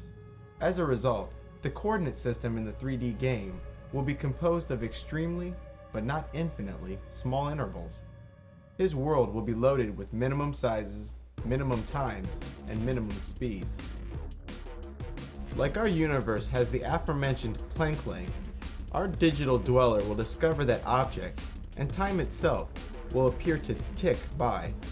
DigiGuy discovers that if he stands at the right part of the map and face the right direction, some objects which are directly in his gaze simply disappear. This was more common in early 3D games. And just like our universe, there are aspects of the video game universe that are downright magical. For instance, after collecting a certain number of quote-unquote points, the gamer buys himself a resurrection, in video game vernacular, an extra life. In a video game, the damage caused by multiple gunshots can be completely and instantly healed by finding a first aid kit. After finding the first aid kit, or whatever the game uses for health bonuses, the kit will simply disappear into thin air, and the player will be instantly healed. Now let's turn our attention away from DigiGuy and to the gamer himself. In order to interact with the universe inside the computer, and thereby derive pleasure from the game, he must first have an interface. This is often a keyboard, mouse, or controller. Secondly, he must have an individual location assigned to him. Unlike email, where the user chooses the name, the video game decides where the main character's information is stored. At this location is typically stored things like coordinates within the map, the angle you're looking, and usually stuff like current health and how many bullets you have left. What's more, the video game itself must convert what is no more than a bunch of numbers into an environment akin to our own that can be displayed on the screen. Now that our gamer has an identity within the computer world, he can now interact with DigiGuy. He can now derive pleasure from that universe, or play his game. But what if this game isn't about having fun? What if, instead, the gamer enters the computer universe with the intention of revealing to DigiGuy the nature of his reality? Imagine telling DigiGuy that his entire universe is stored on a rotating disk within a quote-unquote hard drive. Imagine telling DigiGuy that objects whose characteristics are recorded on the other side of the hard drive may be sitting right next to him. Imagine telling DigiGuy that in order for him to experience you in your true, fleshly form, you would be forced to put your finger on the rotating hard drive disks, thereby destroying his universe. Imagine explaining to him that his world is weightless because the hard drive weighs the same whether the 3D universe he lives in is empty or loaded with objects and characters. Imagine banishing the growing notion in his mind that his world has a single random number, but instead numbers that appear random, and that his universe isn't even capable of randomness. Poor DigiGuy. It seemed so permanent, so real. His world included a depth that no flat, rotating disk could ever mimic, or so he thought. Objects that were far, and proved it by being inaccessible without travel. Objects that were close, and proved it by being accessible without travel. In his world, some objects were heavy, and proved it by being hard or impossible to move. Other objects he knew to be light, and he proved it by being moved with ease. And as for the apparent random numbers, nothing more than a computer's onboard clock, spitting out an endless series of numbers that are predictable to infinity. First, DigiGuy's story is a good vehicle to imagine two universes whose distances and times have no correlation, and whose beings share different types of quote-unquote flesh. Secondly, the story of DigiGuy is significant because you are DigiGuy. It is you, we, who live in the computer. You're on the inside, looking out. So who's out there?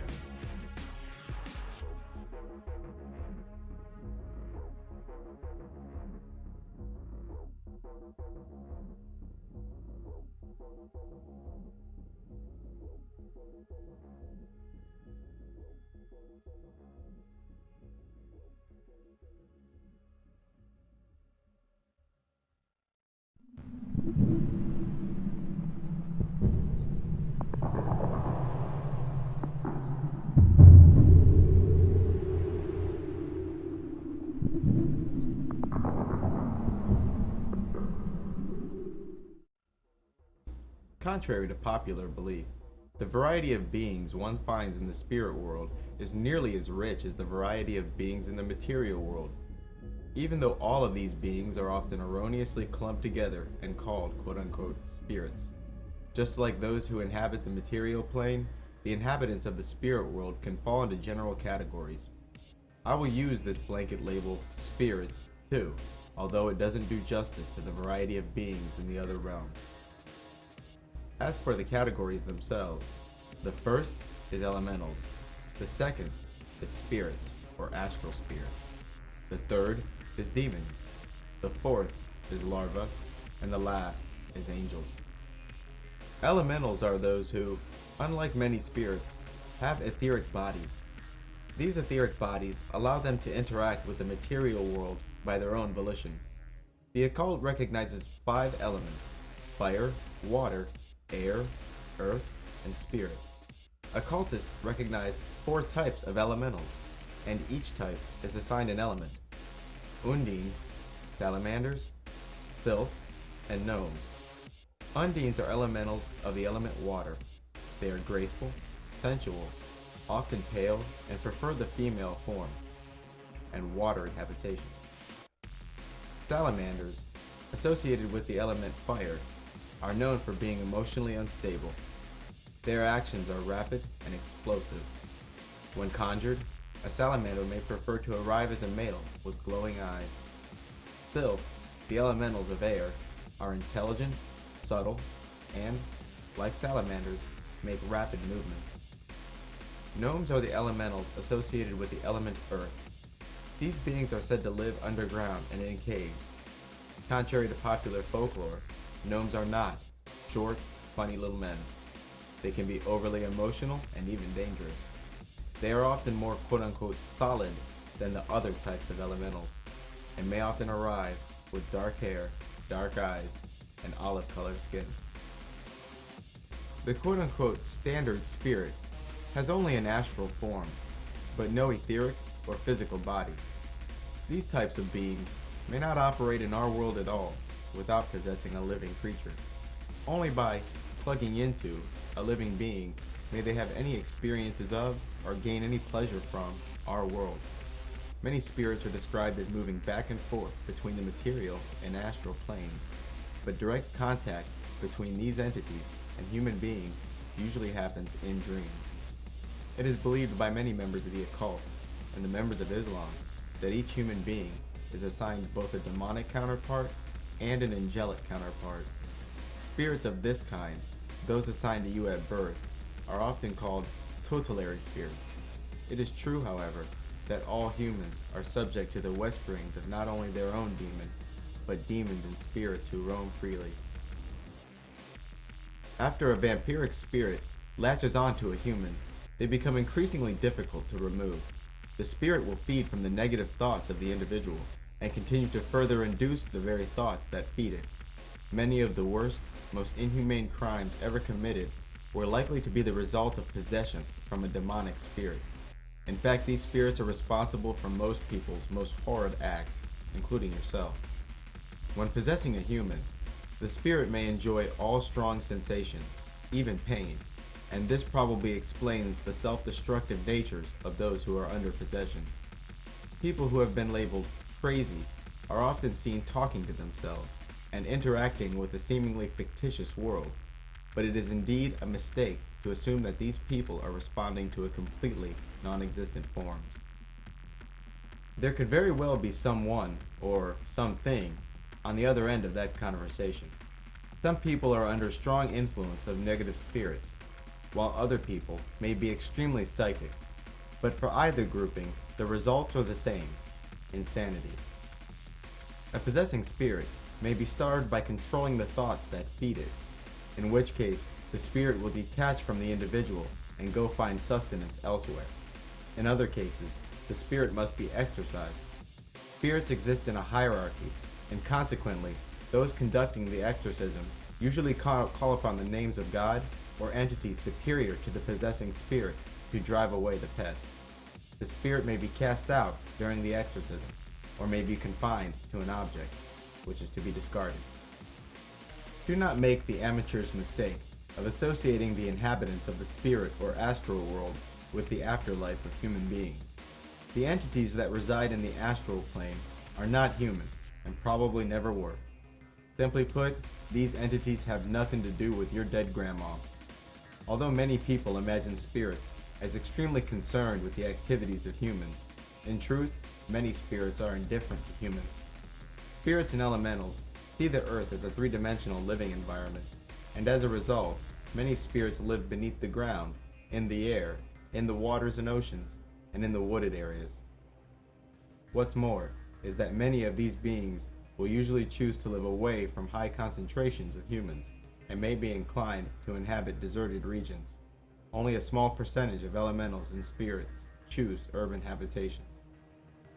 Spirits are subject to the will of man by the working of magic, but they still have individual personalities and share the same palette of emotions humans have. Spirits share many of our emotions, but so do many animals of the material plane.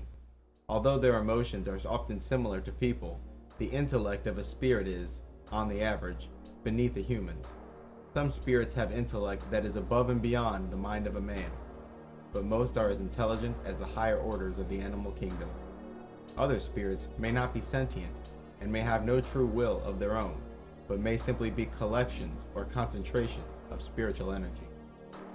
There are physical effects that can be associated with the presence of a spirit.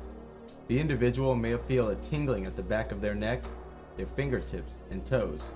It may also include the sensation of spider webs being laid across the skin, or cold breezes gracing the flesh.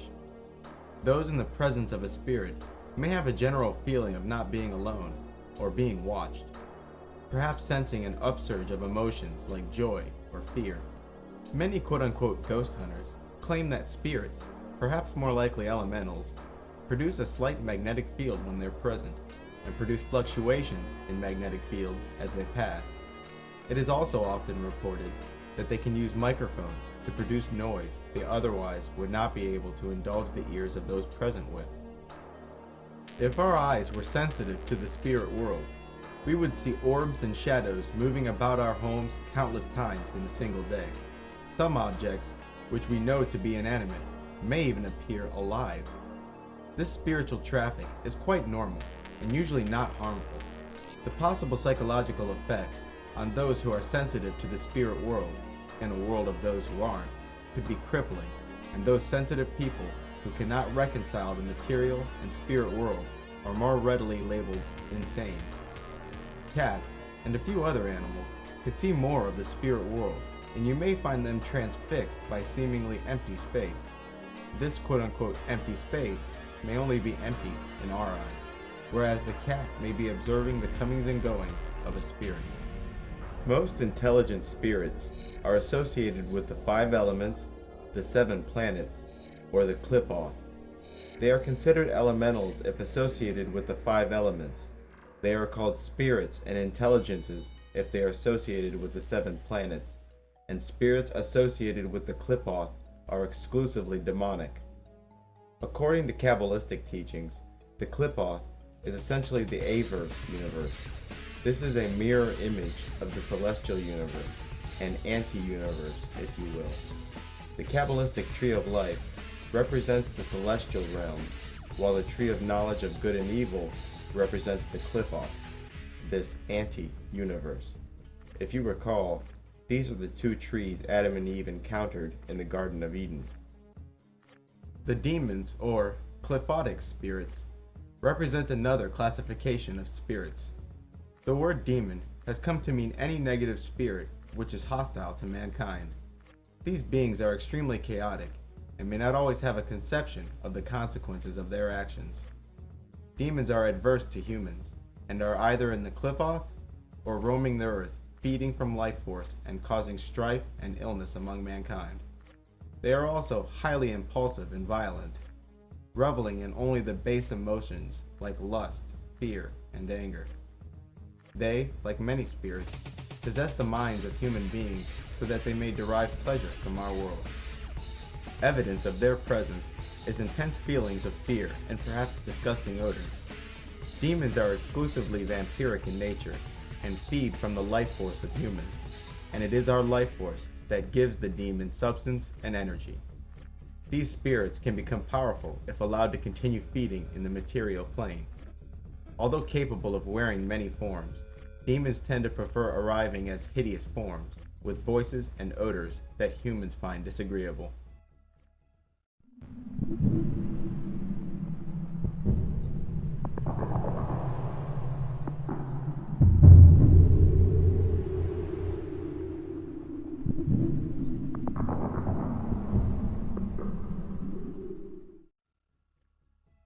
The word jinn is Arabic for demon, and it is where we get the word genie. Unlike many religions, Christianity to name one, Muslims have been given more detailed information regarding the beings in the spirit world, and since much of these details are echoed by those in the occult, the Muslim perspective regarding the spirit world is worth reviewing here. Muslims believe that the jinn were created before mankind and are beings of free will to an extent. The bodies of the jinn are said to be made of smokeless flame, while humans are said to be made of clay and angels made of light. The jinn may come in many forms, but the most common forms are those of spirit, those of man, and those of snakes. There are many reports throughout the scriptures of Islam of jinn in human form. Jinn are said to cause strife and illness among humans, and, although not all jinn are evil, delight in making hardships for mankind. Jinn who are wholly evil and operate as direct agents of Satan are called shayateen, and our more powerful jinn are called afrit. As stated previously, the possession of the jinn is often responsible for the worst crimes, the worst acts of impulse, psychological problems, and many physical illnesses. Headaches, insomnia, nightmares, laziness, and antisocial behavior have all been frequently attributed to the influence of jinn. Muslims also believe in the vampiric nature of jinn. claiming that those who sleep in the presence of jinn will wake up tired and depleted.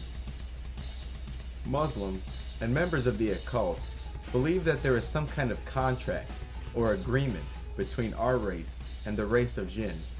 In the occult, this contract is referred to as the covenant. This covenant allows humans to use words of power and thoughts to command the demons. For example, the phrase Bismillah is used by Muslims to cleanse food, water, and even whole rooms of demonic influence. I have heard occult writers remark that this covenant, which was formed between the human and demon races, is the result of the trace amounts of demonic blood found in all people. And it is this blood tie that allows humans, using magic, to master and command our ancestors. Muslims believe that the jinn have been barred from the heavens. Jinn may only stay in the celestial regions for so long before the lack of something to stand on forces them to fall back to earth. They believe that the falling or shooting stars are jinn who have been attacked by angels and forced to plummet back to earth. Today, it is part of popular culture to make a wish when witnessing a falling star.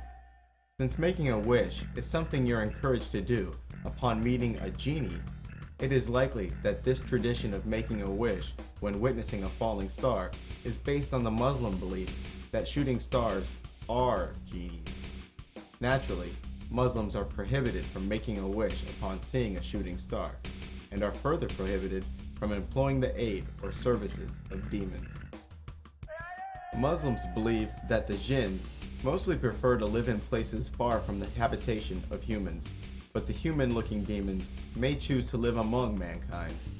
Jinn are believed to live in places such as oceans, caves, underground, and in the sky, and may even be inclined to occupy dirty places such as landfills and bathrooms.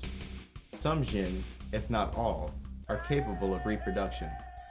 Followers of Islam are discouraged from keeping dirty and unsanitary living quarters, as it is claimed that these habits attract a jinn into the household. Holy water, which is simply water that has had certain prayers uttered over it, is also used to cleanse a room of jinn and their influence. But there is one jinn you can't just cleanse away, and that is the jinn that was assigned to you at birth. The Muslims, like many in the occult, say that each person is assigned a demon and an angel at birth. This combination of angel and demon and your relationship to them is the true source of much of your personality.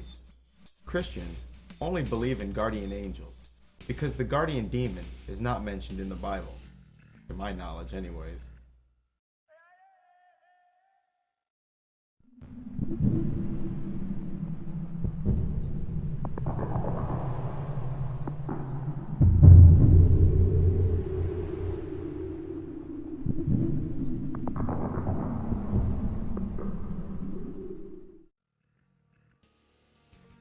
The next classification that those in the spirit world fall into is called larvae. Larvae, sometimes called thought forms, are the parasites of the spirit world. These parasitic entities are the direct creation of the desires of man. When a person concentrates on a single thought, a larva is formed. Many times, a thought form will die and dissipate the moment that person's attentions are directed elsewhere. But if the individual is consumed by that thought or desire, the larva will continue to grow. Like vampiric spirits, these non-sentient larvae feed from the very thoughts that created it, and will often induce this thought in the mind of its host in order to feed. These beings are not intelligent and cannot be commanded, only banished. The only trace of intellect they display is a sense of self-preservation. These larvae feed upon the life force of their host and continue to steal his vitality until he no longer feeds the being with obsessive thoughts, thoughts which are usually negative in nature. These beings have no function to humans, whether that function is magical or otherwise. These thought forms, which are concentrations of spiritual energy, can flake off of people and can cling to other people and even objects. In this way, can a person accumulate a sinful nature, and places accumulate a bad vibe. This concept of the thought form is, however, a bit more complicated than spiritual insects. This is in no small part related to the fact that thought forms can be projected. These thought projections are a part of our lives in a subtle yet real way. The deliberate projection of a thought form from one mind to another is most commonly known as telepathy. There are certain people that can walk into a room and send the mood of the room into deep freeze, and there are others who can lighten any atmosphere. Humans, and even non-humans, will subconsciously sense the nature of a particular aura and act on that sense in very conscious ways. How many times have thoughts of someone you know come into your mind moments before you received a call from them? Some of these instances are coincidence, in that the people who we often receive phone calls from are the very same who are often on our minds. In other cases, especially when the thought of that person came abruptly and did not evolve into being, as most day-to-day thoughts do, you may have experienced the phenomena of telepathy. The idea of the evil eye pervades many cultures to this day. The evil eye is the sending of malicious and hurtful thoughts through an intentional act of telepathy. Being unaware of the source of these malicious feelings, the recipient of these negative thoughts often interprets and responds to the messages with self-hatred. The recipient isn't the only one who will feel the pain of this attack, however, because the sender is feeding his own larva. Further, the recipient may have an unconscious urge to begin thinking negative thoughts about the sender, which can cause physical and emotional damage to the original sender. Most religions warn against thinking negative thoughts about other people or cursing others under your breath. There is perhaps a good reason for this advice. Telepathy, a projection in the world of thoughts and dreams, does not respect our notion of space and in no way hinges on the distance between the subjects. As with most forms of magic, I'm told a vegetarian diet facilitates telepathic sensitivity. The middle pillar ritual, detailed earlier, is a far more solid way to increase one's sending and receiving capabilities. I have also heard of thought embedding, where an object is charged with the energies of a certain thought form. The object then becomes a receptacle for a deliberately created larva. The methods behind embedding a thought into someone else's mind and embedding it into an object are largely the same. The last kind of spirit is angels. Angels are holy and completely dedicated to the service of the light, or God. In this, I speak of only the angels who remain loyal to God, as opposed to the fallen angels, who I clumped into the demon category as those who wander or reach out from the infernal realms. In magical rituals, angels cannot be commanded to perform jobs that are adverse to their character. Any command given to an angel will be handed down to lesser spirits. Of the many angels and archangels, 4 reign supreme: Michael, Gabriel, Raphael, and Uriel. As stated earlier, each person is assigned a guardian angel at birth, and it is the duty of this angel to counteract the negative whispering which stream from that person's demonic counterpart. This guardian angel is not entirely a separate being, but merely another part of the whole. It is this being who is separated from the whole by the veil that represents each person's direct connection to God. This entity does not tell lies, nor commandeer free will. Contrary to popular belief, this being is solely interested in your spiritual fate and does not concern itself with your mortal fate. Put simply, if your soul is more likely to enter into heaven by dying today, rather than years from now, your guardian angel will do nothing to spare you from today's danger. Self-preservation is, in many ways, the duty of your tutelary demon rather than your guardian angel. It is important not to confuse the light, which represents the guardian angel or God himself, with the light bringer, which is Prometheus. This balance of angel, demon, and man is the perfect way of ensuring free will, all while keeping man neck deep in a spiritual game. If the tutelary demon or guardian demon were to gain undue control over the wills of an individual, the result would be a decline in moral character, physical, and mental health. This being, which drives us to selfishness, greed, and base ambitions such as sex and power, is also responsible for many of the acts of our lives we call achievements. Pragmatism is the true way of our guardian demons. People who are under strong demonic influence are mean, distant, selfish, and disloyal. They are strangers to charity, because in the back of their mind is always the voice saying, "What's in it for me?" These individuals will also exhibit many self-destructive behaviors like drug use, promiscuous sex, overeating, gambling, etc. Individuals who are strongly under the influence of their guardian angel are gentle and unambitious. They will extend their resources to others with one act of charity after another until they've made themselves destitute. Their distaste for conflict makes them virtually defenseless, and their unwillingness to gain power over others leaves their sphere of influence extremely limited. They have a jovial spirit that not even the most dire conditions can crush, and are often treated with kindness, even by unkind people. Sending thoughts from one person to another can be done in multiple ways, even unconsciously, as stated earlier. If you were attempting telepathy, I would recommend you use multiple methods to achieve this.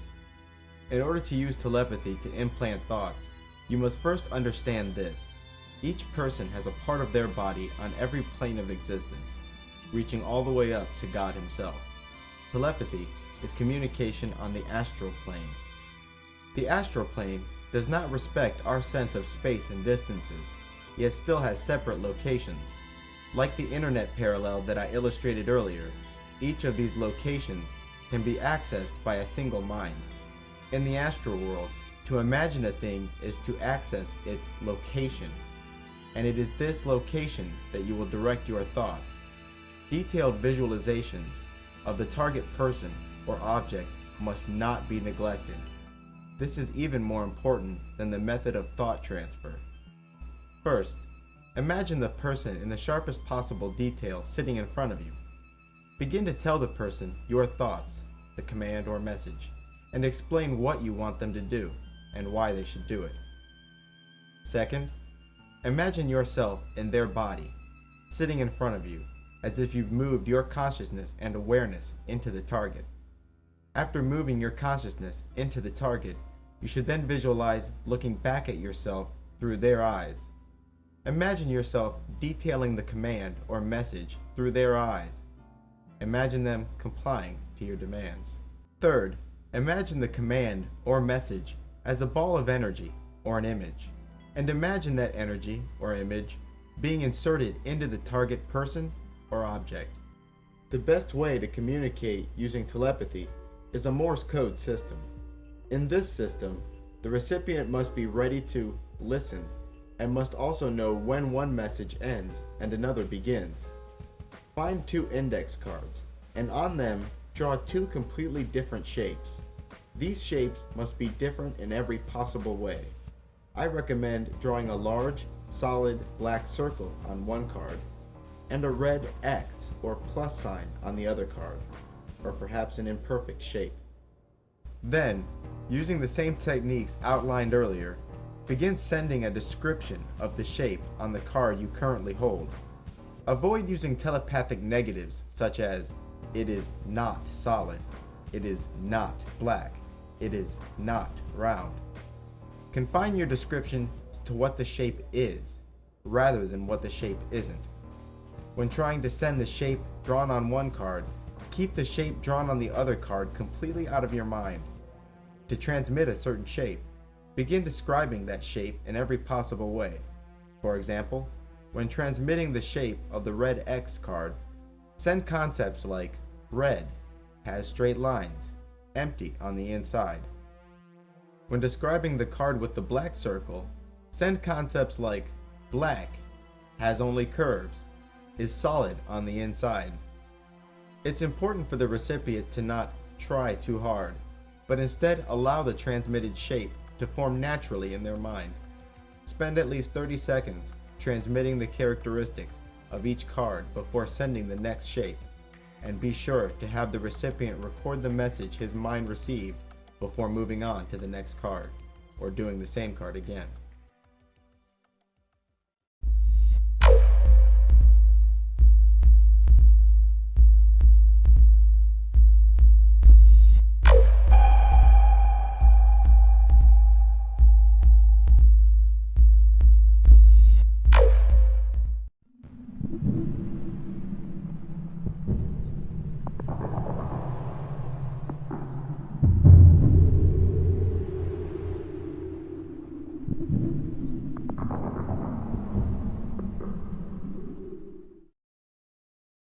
If my left brain mentality and knowledge of computer programming aided my ability to grasp anomalous, independent yet interwoven universes, then it certainly impeded my ability to understand magic. The problem arose with my conception of a command. In computer programming, commands are sent to the computer in a very formalized way. Computer programming languages are extremely structured and inflexible. Another roadblock to understanding magic, which sprang up because of my computer nerd dispositions, was regarding the parameter of faith. In computer land, countless times have I succeeded brilliantly in solving a problem by a series of random, trial and error potshots that I was sure won't work. And, as if it were part of the ritual, I didn't fail to utter that suspicion aloud either. In most cases, "this won't work" was followed shortly by, "did that just work?" But in magic, absolute faith is necessary. Rule number 1, faith. Like every other path of spiritual development, magic requires faith. Without belief and focus, you and your spells are sure to fail. Surely, this is an aspect of the occult that has kept the merely curious at bay.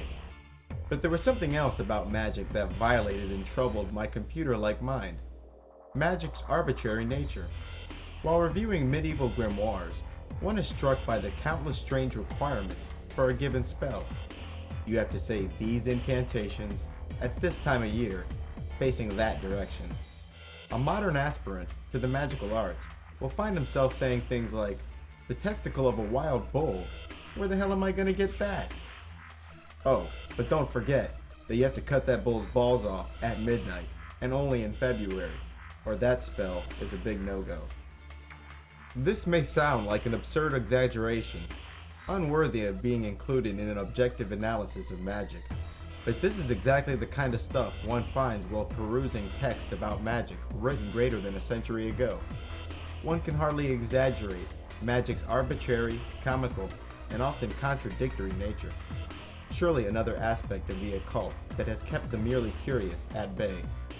Traces of this truth can be found in popular culture, where you have the witch reading off a list of arbitrary herbs and arbitrary body parts of arbitrary animals and throwing them into a stirring cauldron on arbitrary nights of the year.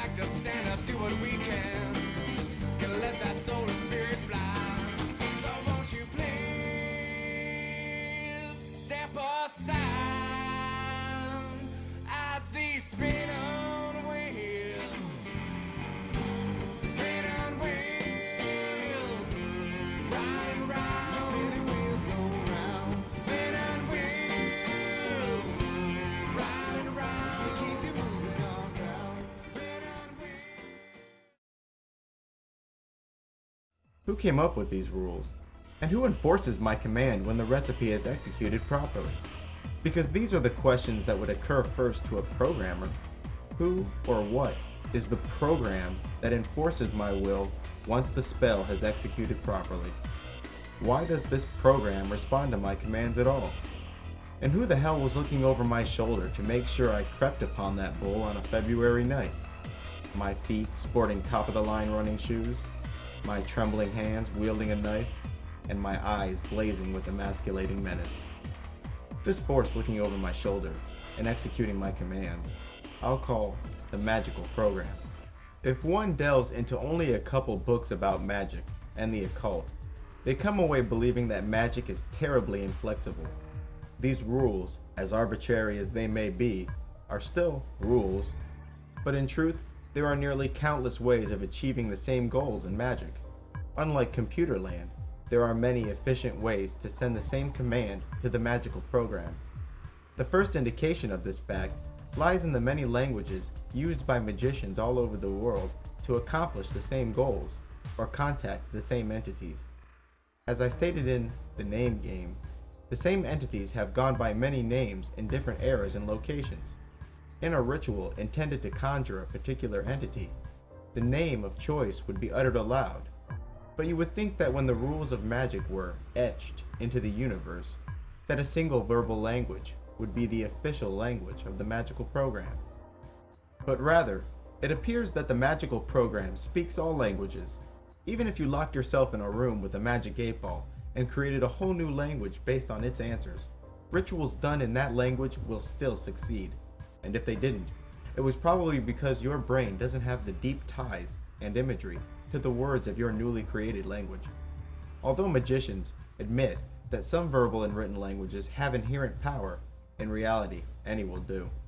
Those languages which magicians claim have occult virtues are many old and dead tongues, like Hebrew, Chaldean, etc. Many good magicians suggest that although using unfamiliar languages in rituals will achieve the same result, it is unadvisable to do so.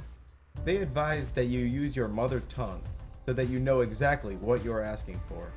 Embedded in this tip lies a truth.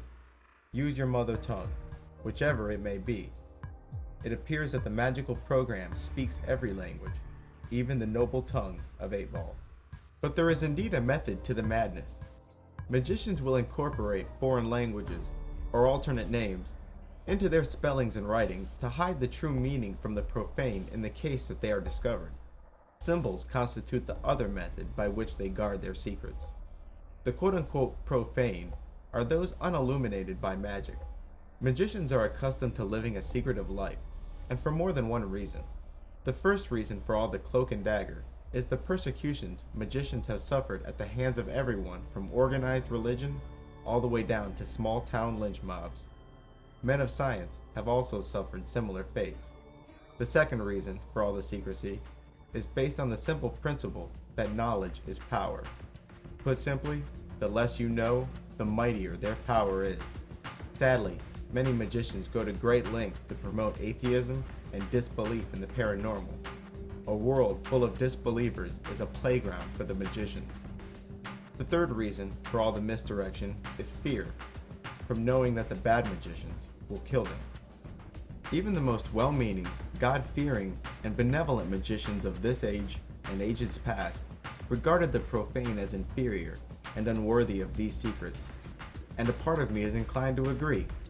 The average man whittles his life away watching mind-numbing TV and buying crap they don't need, while the answers to some of the universe's deepest truths were only a couple mouse clicks away, and usually free. Even legendary magicians like Amberlin, who was more white sheets than any preacher you'll ever meet, regarded the common man as unworthy. So even though I agree with their reasoning, as your author and humble narrator, I'm sure it's quite obvious that I agree, just not enough. I believe in disclosure, because the facts that these magicians know about the world does affect the average man every day. One example of many, magicians know that many cases of mental disorders are not psychological, but spiritual. Still, they promote the psychological assertions of men like Freud and Darwin, who they know to be wrong, and having us popping antidepressants that they know won't work, and perhaps opening our mind up to even more spiritual influence. Is it any wonder that, almost comically, depression, psychotic episodes, and suicide are side effects of antidepressant and antipsychotic medications? It's been said that humans were once telepathic and could communicate to each other, and even animals, using only their mind. Let's assume, hypothetically, that that's correct. If a human and animal could in any way perceive each other's thoughts, then there must be a universal language by which concepts and images are conveyed. This universal language is so universal that even the animals speak it. So perhaps the magical program accepts commands by listening to the thoughts and intentions of the magician. Still, there must be something else that the magical program requires to constitute a magical command. Everyone has called out God, sometimes while doing the most horrendous things, and he failed to show up. Countless times have the words Satan and the devil been said aloud or contemplated on, and still he doesn't show. We all have will and desires, but what stops those everyday thoughts from becoming magical commands? The answer is ritual, visualization, and invocation. We all have ritual. Some smoke a cigarette the moment they wake up, some stumble to the coffee machine, and others head straight to the bathroom. Every day we engage in ritualistic behavior, but the difference between our rituals and the rituals of the magician is that ours are utilitarian, while theirs are symbolic. Ours are done to achieve a goal that needs achieving frequently, so we do them frequently, while in their rituals, the individual actions are symbolic of their intentions and represent an organized way to send commands to the magical program. The second major difference between our ritual and theirs is intense visualization. Often, while uttering the words of the ritual, the magician is intensely visualizing things like energy being drawn into him, sent out of him, drawn from high above, or using it to trace invisible symbols in the air. At the beginning of the ritual, the magician's imagination is essentially cleansed, where he begins to imagine everything in the world disappearing except that which he needs to complete the ritual at hand. The third difference regarding rituals involves invoking certain spirits to do certain jobs. While conducting a ritual, the priest will call upon higher forces, such as archangels, archdemons, angels, intelligences, and other ruling spirits to see to it that the priest's command is executed. The priest calls upon, or invokes, these higher forces by uttering their names aloud while visualizing them. And so, there it is. Symbolic ritual, corresponding visualizations, and invocations to the dominant spirits open the gate to the magical program. But if this be entirely true, then why must or should I do certain things on certain days? Had I spit into that toad's mouth after sunrise, would I be left with my asthma? Why would a spirit care if it's a full moon or what day of the week it is? And then there's all these rules relative to my environment. My ritual circle bearing certain symbols, drawn on the floor relative to the points on the compass, my altar at its center. And who was the first to try all of this? And are they sane enough to take seriously? But hey, I'm not here to debunk, nor project an aura of disbelief with all my questions. I'm merely curious. And, of course, then came the time for me to actually start practicing magic. One can't study the occult without studying magic, and magic is something that's impossible to learn completely from afar. I can say, without exaggeration, that I've read at least 70 books about magic in an effort to study the occult from the outside. The ultra-curious like myself, having to read book after book about gaining new knowledge and powers, is as cruel as sending brochures for amusement parks to a kid laid up in the hospital. But I already had a couple things going for me, and I wasn't a newbie in the strictest sense. Firstly, I had a basic, yet solid understanding of occult principles. Secondly, I had faith. Thirdly, I already knew what I needed to begin doing, like how my diet of peanut butter cookies and Mountain Dew was going to have a distinctly negative impact on my magical career. After coming to grips with the existence of the Illuminati, together with their firm belief in the occult, I became a believer in the power of magic. But I was afraid. I was afraid of opening portals to beings in other dimensions right next to my dirty clothes hamper. I was afraid of dealing with alien beings when I could hardly navigate dealings with my own race. And I was afraid of adding even more sin to the copious globs I was already holding on to. I know who I am. I'm weak and pathetic, and to sum it all up, I was afraid of going Darth Vader. Despite all this, I started doing rituals derived from the Order of the Golden Dawn and have been practicing for some time.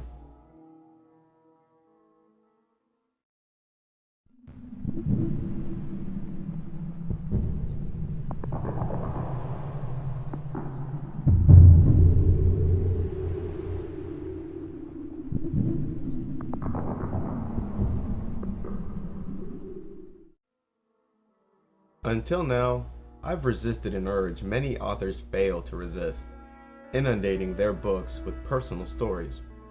Here, I believe one is in order, but if I play my cards right, you can still keep learning about important topics. How's that sound? At first, my research was completely geared to the Illuminati and Satanism specifically. I started reading books about Satanism and black magic, and noticed something that many Satanists partake in, using the names of multiple religions and mythologies to describe the same character. In the same sentence, Satanists would name 5 different gods from 5 different religions and declare that they were in fact the same entity. This was a conclusion that I came to independently. These black magicians made casual references to the biblical struggle of good and evil, the Greek and Egyptian gods, the Dajjal and Jinn of Islam, the Chi or life force of the Chinese, and the chakras of the Hindus. They appeared to embrace the truth in every religion, as if they took a bit of every religion and formed a new one, calling it the occult.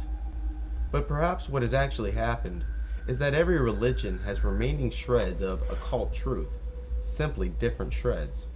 This made the occult the purest remaining copy of the ultimate truth. From Jay-Z to David Rockefeller, the individual members of the Illuminati come from many different backgrounds and from many times and places. But the tie that is interwoven in all they do, the tie that truly binds, is the occult. Indeed, from where I was standing, all roads led to the occult. So my researching eye began to wander away from the exclusive realm of Satanism and black magic, and turned its attentions towards the occult as a whole. In regards to the wider world of the occult, you'll generally run into 2 types of books: the philosophy of the occult and magic. Avoid the former. Books about occult philosophy that make no mention of the laws of magic are often laced with deliberate misinformation, cryptic terms, veiled remarks, and a respectable gallery of symbols. Who are more guilty than the Freemasons? Yet, sadly, this is the chewed meat most reach for when studying the occult. Books about magic, on the other hand, spoke of the same things but in more literal terms. Unlike Freemasonic authors and other occult philosophers, who give grandiose titles to even the most elementary principles of magic, and even more pompous titles to themselves, the magician has dispensed with their misleading symbolism. What's more is that the New Age movement was founded upon the misleading teachings of these occult authors. Since the symbols and veiled comments of these occult philosophers are always based on magic, little true wisdom is to be gleaned from the text of these authors without knowledge of basic magical principles. Similar to how a dog views the English language as a series of meaningful keywords separated by mostly meaningless babble, our researcher will find himself scan reading these texts for keywords that offer a few meaningful reference points he can cling to: Lucifer, the light, Joachim and Boaz, and anything else that rings a bell. This constitutes the bulk of occult researchers. The truth of this statement is easily apparent by observing how many of these researchers will tell you that the Illuminati practice the occult, and how few of them will tell you how it's used. Without magic, there is no occult. Without magic, the occult is nothing more than a collection of symbolic folklore and superstitions, same as every other religion. Without magic, the occultist has no more access to hidden truth than the rest of us, and, like the rest of us, must wait for crumbs of wisdom from above to pass the veil and fall into their lap. The first thing I noticed about the more morally balanced magicians is how they speak to and about negative spirits. While in ritual, the Satanist spoke to these demons as gods, while the white magician spoke to them as slaves. The Satanist spoke from both sides of his mouth in regards to his relationship to these negative entities. On one side of his mouth, he spoke of himself as ascending to godhood by using external, but mainly internal, magic, and these beings were simply facilitating that ambition, each Satanist recognizing himself as the only God. While on the other side of their mouth, they spoke of the demons as gods and demanded that their fellow Satanists accept Satan as their new Lord and guide.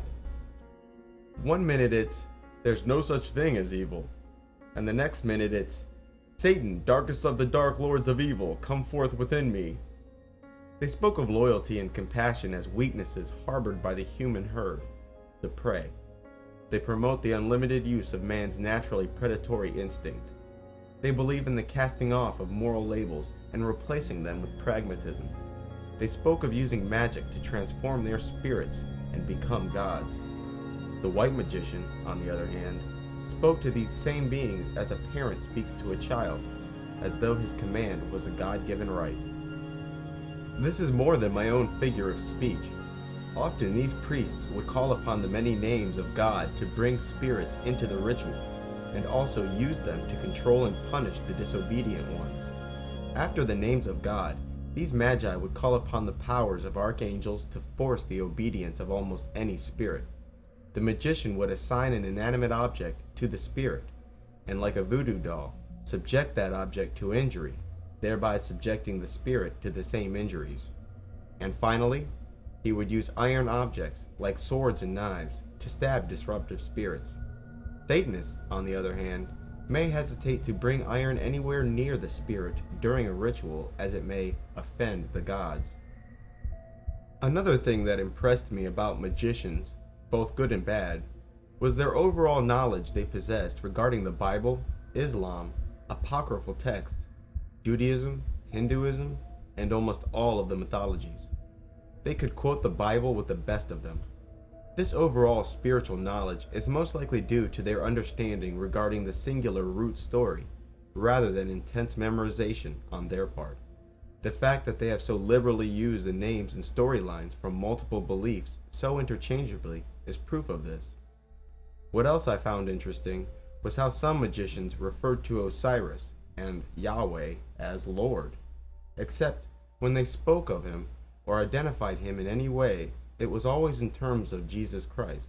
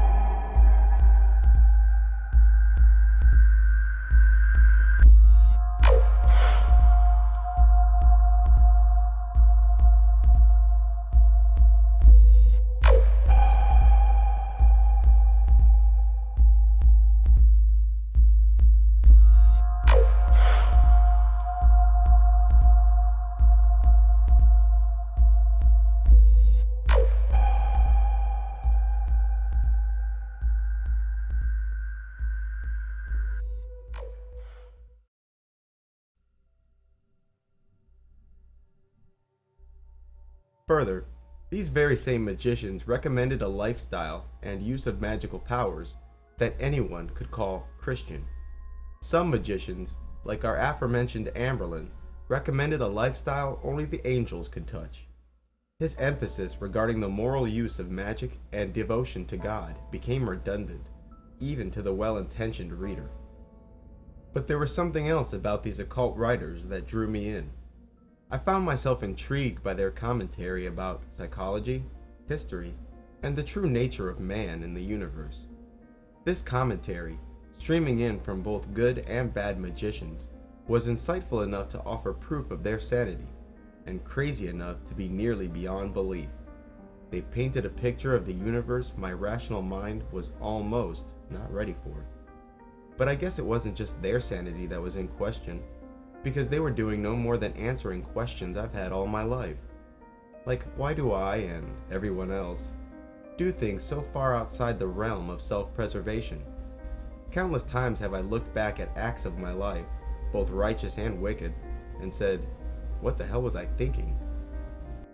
It's obvious that both acts of charity, say giving canned foods, and acts of debasement, say buying a pack of cigarettes, will amount to some form of loss to the one who has chosen either extreme.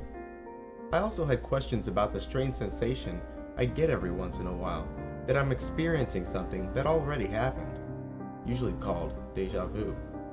Even in a completely new and unforeseen environment, sometimes I could swear I've already been here, doing this, having this exact conversation. And what's up with the weird images that flood my mind in the last few moments before I actually fall asleep? Strange animations of objects in motion, people I don't know, landscapes I've never witnessed. While in a visibly empty room, why do I sometimes feel like I'm not alone? I had questions, and only because I was ready to know, they had answers. Truly, all roads were leading to the occult.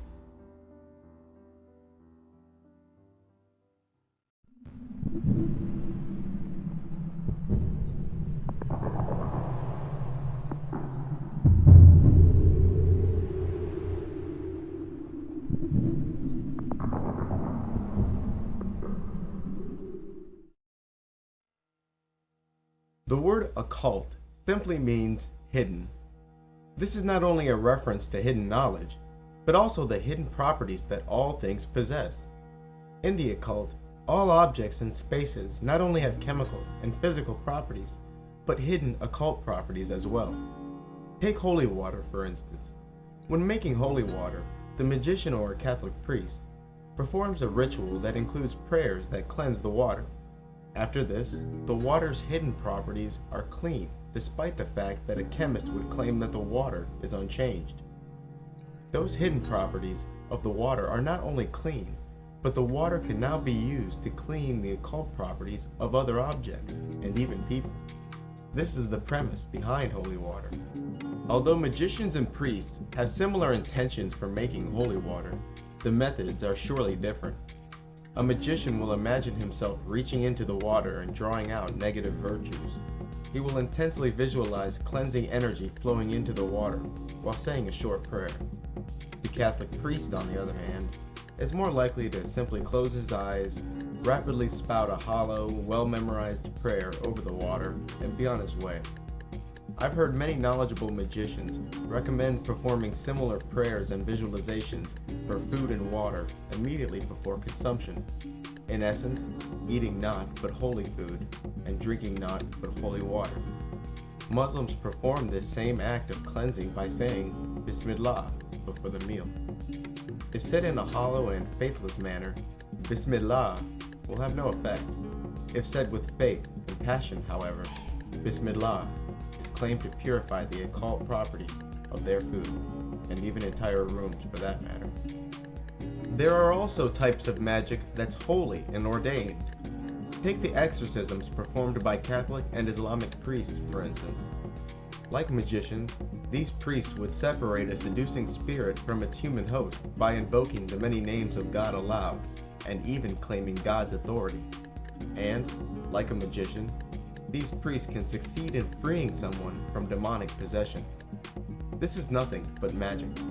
Uttering the names of God aloud does no more than produce a series of sound waves, which would affect the demon no more or less than any other pattern of sound waves. The sound waves produced by Bismillah should not be any more capable of claiming occult properties or driving away evil spirits than saying, "Purple spider monkey." Don't let this mere illustration of holy water, however, bring you to the conclusion that the hidden essence that lay in all things is no more than a one-dimensional scale, ranging from holy to evil. Just like an object has multiple physical properties simultaneously, the same object also has multiple occult properties simultaneously. The physical properties of an object are things like width, height, depth, weight, color, shape, etc. Physical objects have all of these properties at once.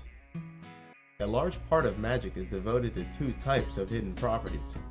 The first property is the elements, and there are 5: spirit, air, water, fire, and earth. The second major type of hidden property is the planets, and there are 7: the sun, the moon, Mercury, Venus, Mars, Jupiter, and Saturn. The 5 elements of the magicians were allegedly derived from the 4 elements the Greeks claimed all things were made from. After more research, especially into Greek philosophers such as Plato and Aristotle, who I suspect had occult knowledge, I am more convinced that the reverse is true, and that the Greeks based their belief of the 4 elements, air, water, earth, and fire, on the magician's 5 elements. The term "the elements" remains with us to this day. To be exposed to the elements is to be left outside and exposed to rain, which is water, dirt, which is earth, air, which is air, and sunlight, which is fire.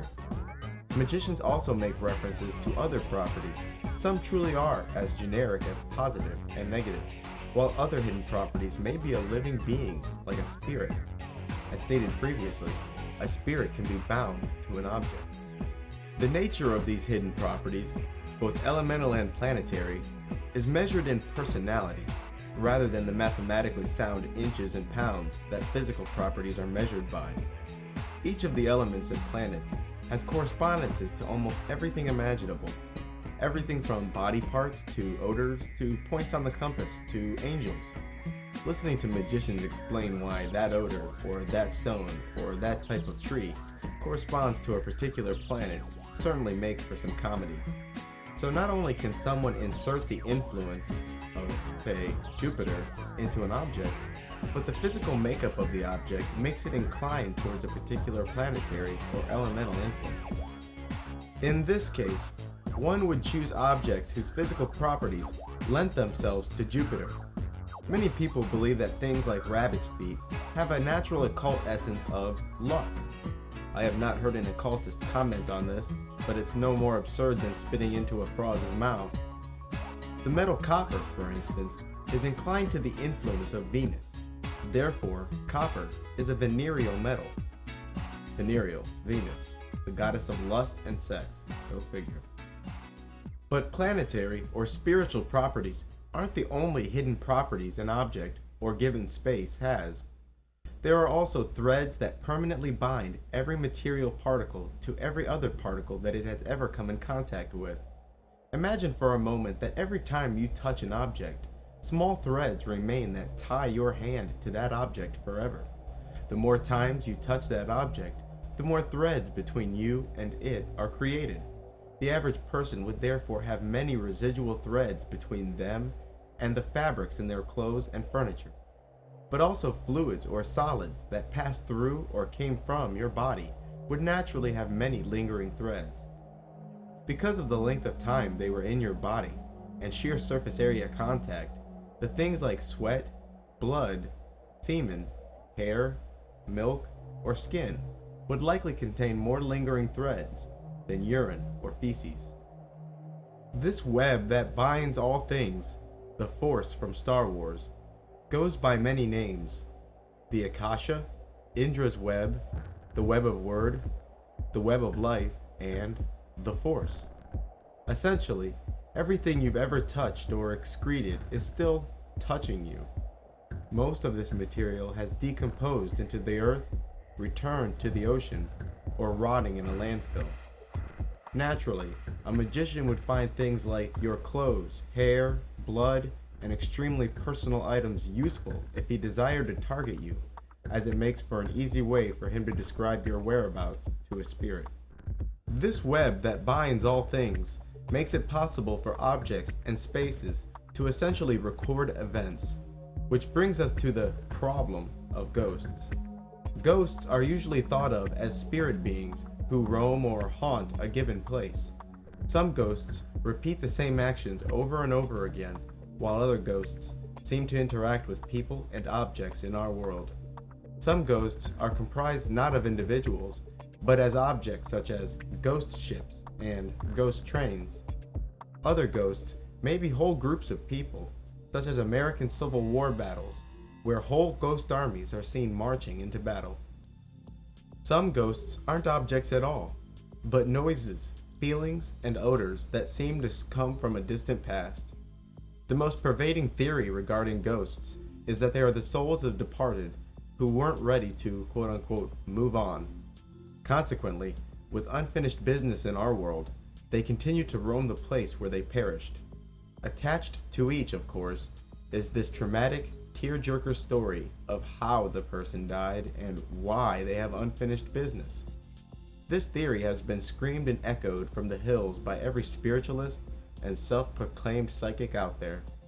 While I was researching the spirit world, I ignored these spiritualists and psychics. Even if they were indeed psychic, and even if they honestly and accurately relate to me all they knew about the spirit world, they demonstrated no control. Their knowledge was limited to what information a spirit or environment would volunteer, a merely subjective relationship.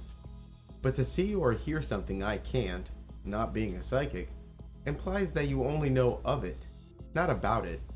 You know of its existence, not its nature. It's the difference between seeing a bolt of lightning and knowing how to harness it. The psychic remains subject to the danger posed by lightning because he cannot tell why it strikes or where it will fall next. He can only proclaim its existence or presence as a fact. These pint-sized mystics then create a whole system of superstitions to explain away the aspects of lightning they don't understand. The magician, on the other hand, demonstrated control. He knew how to work with the spirits, harness them, and how to stay safe from them.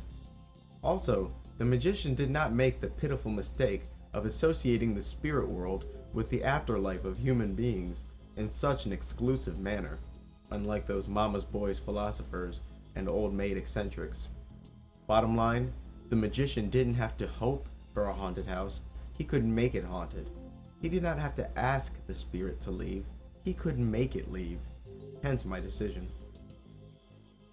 There are numerous holes in the theory that a tragic story, combined with unfinished business, leads to the creation of a ghost and the beginning of a haunting.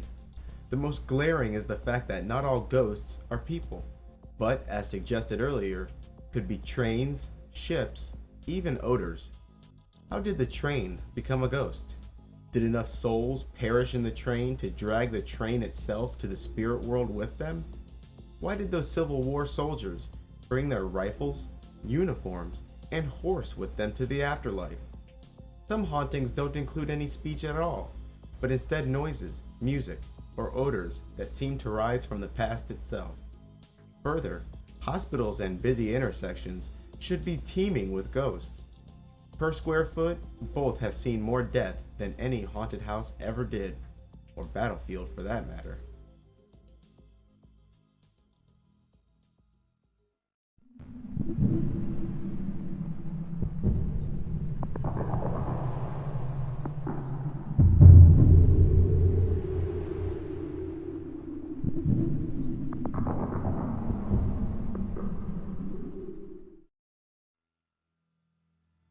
All of us are familiar with the power of intention, whether consciously or unconsciously.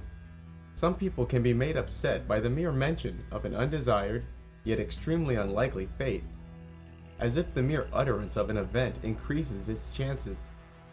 For example, a passenger on an airplane would get angry listening to another passenger muse and speculate over what would happen if we crashed. Sometimes, this response of anger is logical. You may be correct in painting a very likely outcome. Being swept up in mindless optimism, the angry party may accuse you of raining on their parade. Other times, the angry response one receives for such speculation is not rational. The outcome you predict is so unlikely it is unworthy of serious consideration. Anger towards this type of speculation may not stem from violation of the rational senses, but intuitive ones.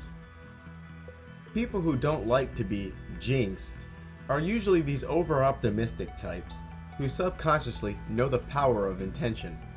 Further, to be optimistic is a point of view. Two fans of different football teams sitting together watching their two teams compete would perceive any speculation from the other as pessimism.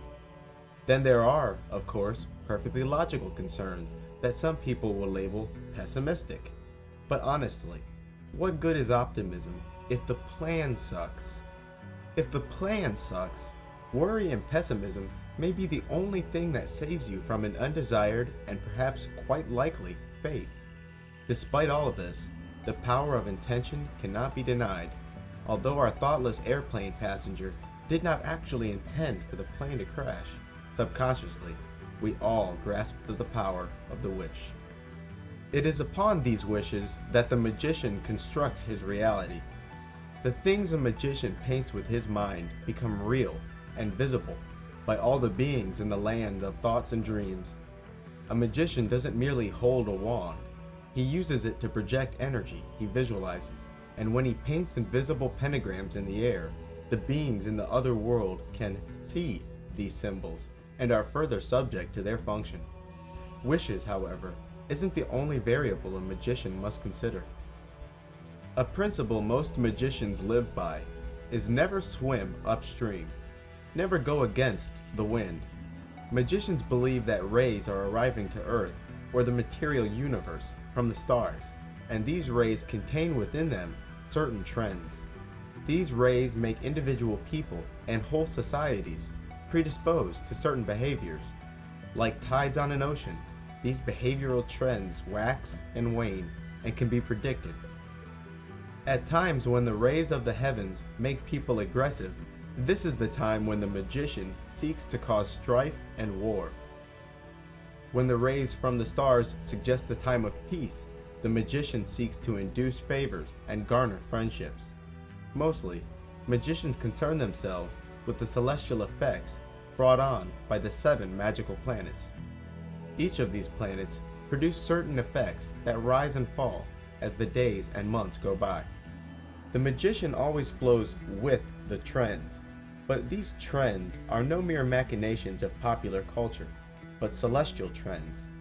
Astrology, as it is popularly known today, is the use of heavenly bodies to track current and future trends. Astrology is based on the principle that the location of certain heavenly bodies helps indicate a person's or society's behavior, and therefore their fate. Unbeknownst to most of its believers, astrology was originally exclusively used by magicians in order to track when certain spells and rituals are to be performed. Most people use astrology to help dictate their day-to-day actions, and even though subtle astrological forces do play a part in determining a behavioral trend, it is not an art worthy of guiding one's life.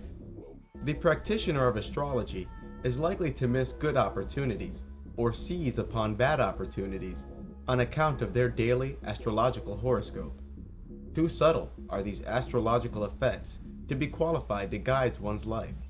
Common sense and a consistent set of right and wrongs is surely wiser. For the magician, however, the tide of these celestial forces offer a way to maximize the power of any magical undertaking. It is always important to bear in mind that magic is not hit or miss. It is easy to make the mistake of thinking about the results of a magical act in sharply contrasted terms like succeed and failure. In truth, magic exists in a constant shade of gray, where it is not a matter of whether the spell worked, but simply a matter of to what degree did it succeed. For instance, if someone desired to have a bit more extra cash in their pocket, they may create a magical talisman for the planet Jupiter, because Jupiter rules over luck and growth. A talisman is an object that has been energized by a particular type of energy or spirit, and these energies have been charged with a particular duty. In this case, the talisman has been energized with the force of Jupiter and has been charged with the duty of bringing extra money to the magician. Then the talisman is consecrated, and it is during the ceremony of consecration that the object is imparted a certain type of force, in this case Jupiter, and charged with its duty, in this case extra money. If this consecration ritual is not done on a Thursday, which is the day allocated to the planet Jupiter, the talisman will still be successfully energized and set to its duty, but its strength will be greatly reduced. What's more, even the hours of the day have been assigned to certain planets, meaning that if a talisman is created and consecrated on the day and hour of Jupiter, it will be even more powerful. The hours of the day that are dedicated to the 7 planets are dependent on both the time of the year and geographical location. The reason is that a magical day begins at sunrise. The first hour of the day is assigned to the planet which rules that day. Instead of hours that last exactly 60 minutes, in magic, the time between sunrise and sunset is divided into 12 pieces, and likewise, the time between sunset and sunrise is also divided into 12. These magical hours are therefore constantly changing. In summer, each of the first 12 hours are longer than each of the last 12 hours, because in summer, the days are longer than the nights. With days consisting of 14 hours of daylight and 10 hours of night, the AM hours, which will last 70 minutes, will be 40% longer than the PM hours, which will only be 50 minutes. On such a day, our money-chasing magician would be better off consecrating the talisman, not only on a Thursday, but in the first 70 minutes of daylight on that Thursday. As stated previously, magic should not be thought of in terms of failure and success, but instead the results of a magical working should be thought of as ranging from failure to success. Once the magical program receives an instruction, the results of that instruction manifest in a way that many would commonly label as miraculous. Often, quote-unquote success manifests itself through serendipitous coincidence, and the magic itself did no more than make the less likely more likely to occur. In this way, magic and its successful results are impossible to measure scientifically. The magical program attempts to bring this success to the magician by making the smallest possible change in the course of destiny.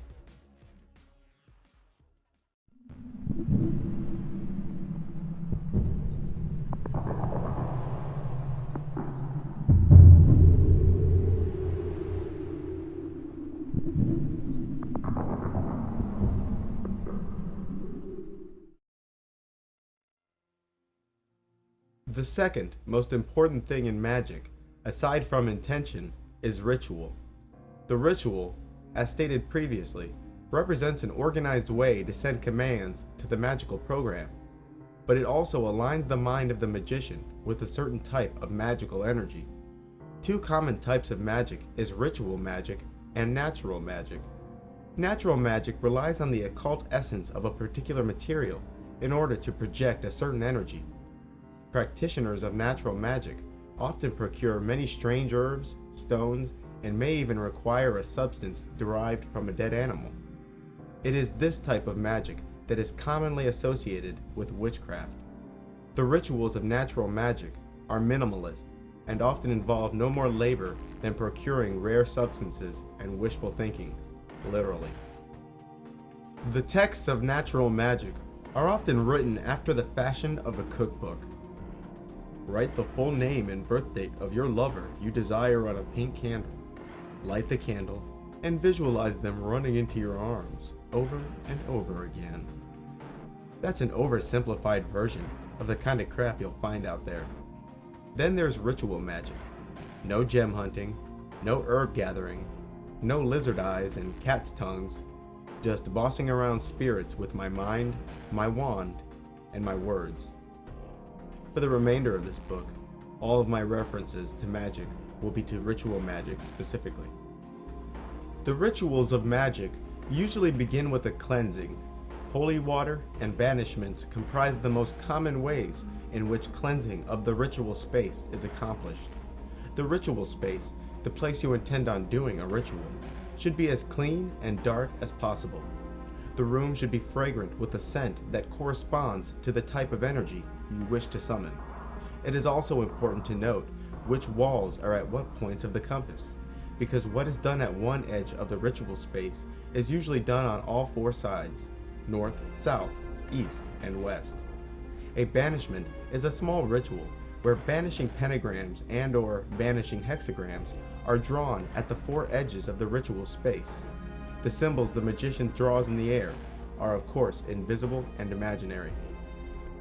Although it's just a rule of thumb, the banishing pentagram or hexagram is drawn counterclockwise, while its opposite, the invoking pentagram or hexagram, is drawn clockwise.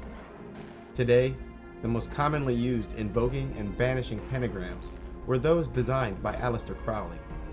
Why he decided on certain pentagram arrangements is truly baffling, and they are without the elegance of pattern. I despised having to memorize them, and I personally think that modern magicians should give those pentagram arrangements revision. A banishing symbol dispels a certain type of energy, while an invoking symbol activates a certain type of energy. It may be thought of as an on and off switch. To banish a certain energy is to turn it off, while invoking a particular energy turns it on. The purpose of a banishing at the beginning is to clean the area of all influences and make the ritual space spiritually neutral. For example, in order to activate the spirits of the realm Venus, one would draw a green hexagram facing all four directions, essentially enclosing your ritual space in imaginary green hexagrams. The hexagrams, being invoking hexagrams, should begin at the bottom right corner of the hexagram and move clockwise until the first triangle of the hexagram is drawn. From there, beginning at the opposite side of Venus, the point on the hexagram assigned to Mars, the second triangle is drawn, also in a clockwise fashion. And, being an odor of Venus, ideally the room should smell of rose. The spirits associated with the 7 planets are invoked and banished with the hexagram. For spirits of the 5 elements, the pentagram is used. Satanists tend to draw the pentagrams upside down, which is symbolic for the material element being higher than the element of spirit, which often represents God. It isn't uncommon for the names of power, such as the names of God, archangels, and angels, to be uttered while the symbols are drawn. Like in the middle pillar ritual in Chapter 2, these special names are often vibrated, rather than spoken in a plain manner. Although opening rituals can come loaded with needless pageantry, the core of the opening ritual is the invocation. Here, a distinction must be drawn, because the word invocation has 2 meanings in magic. The first is the activation of a certain type of energy, which is the case for the recently mentioned hexagrams and pentagrams.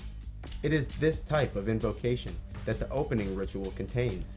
The second type of invocation is directing a spirit into the magician, allowing the spirit to, at least partially, possess the practitioner. After the invocation of the opening ritual, the magical program is now quote-unquote listening for instruction. At this point, the magician may choose one of many paths.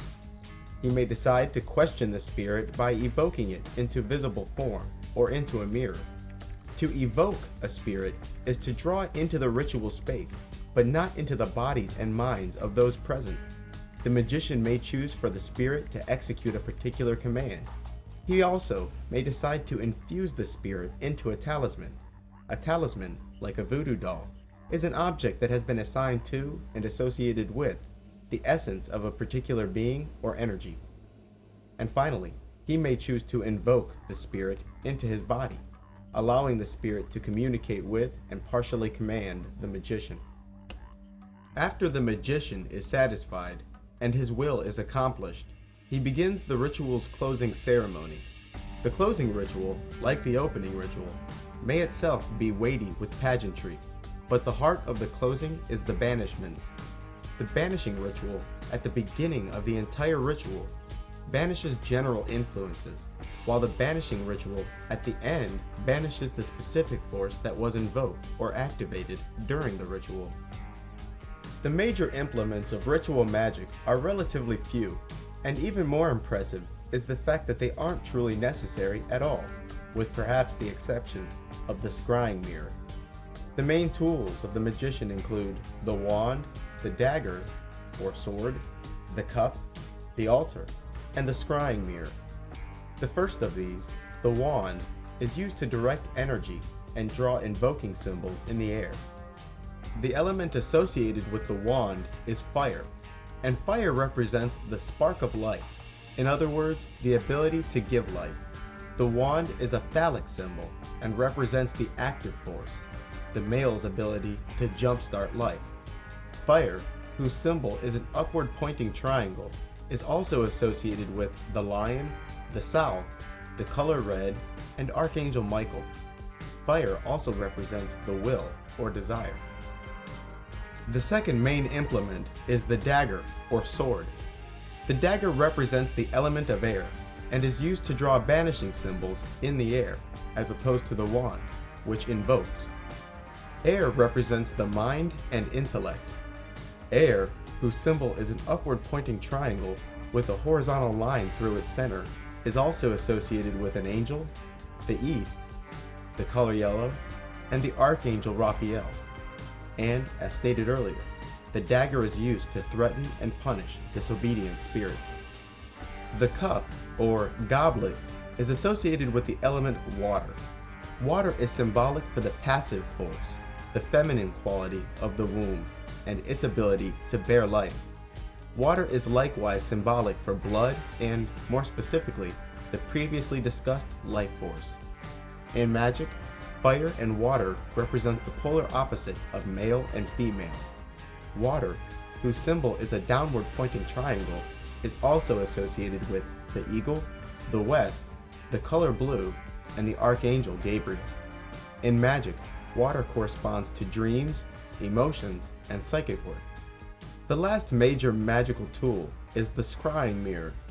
The scrying mirror is related to the moon, rather than one of the elements. Since a spirit can more easily reveal itself in a mirror, an object called a scrying mirror is used as a medium to communicate with spirits.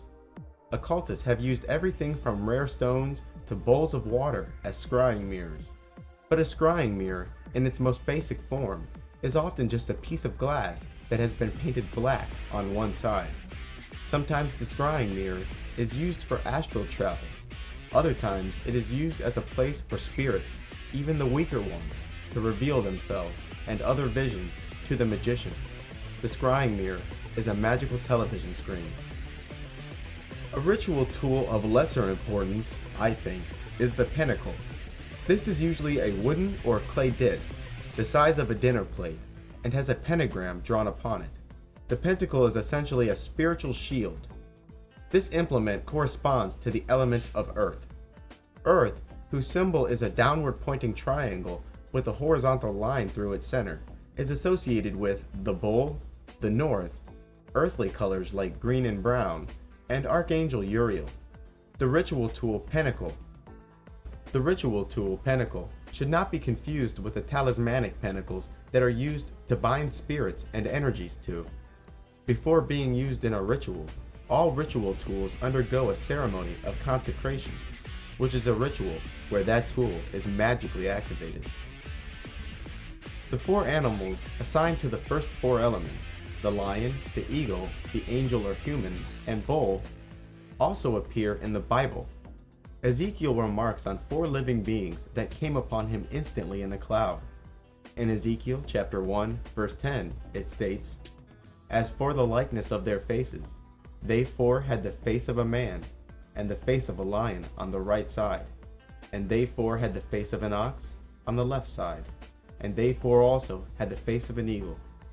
Later on in the Bible, Revelation chapter 4, verse 7, nearly the same exact animals are mentioned again. "And the first beast was like a lion, and the second beast was like a cow, and the third beast had the face of a man, and the fourth beast was like a flying eagle.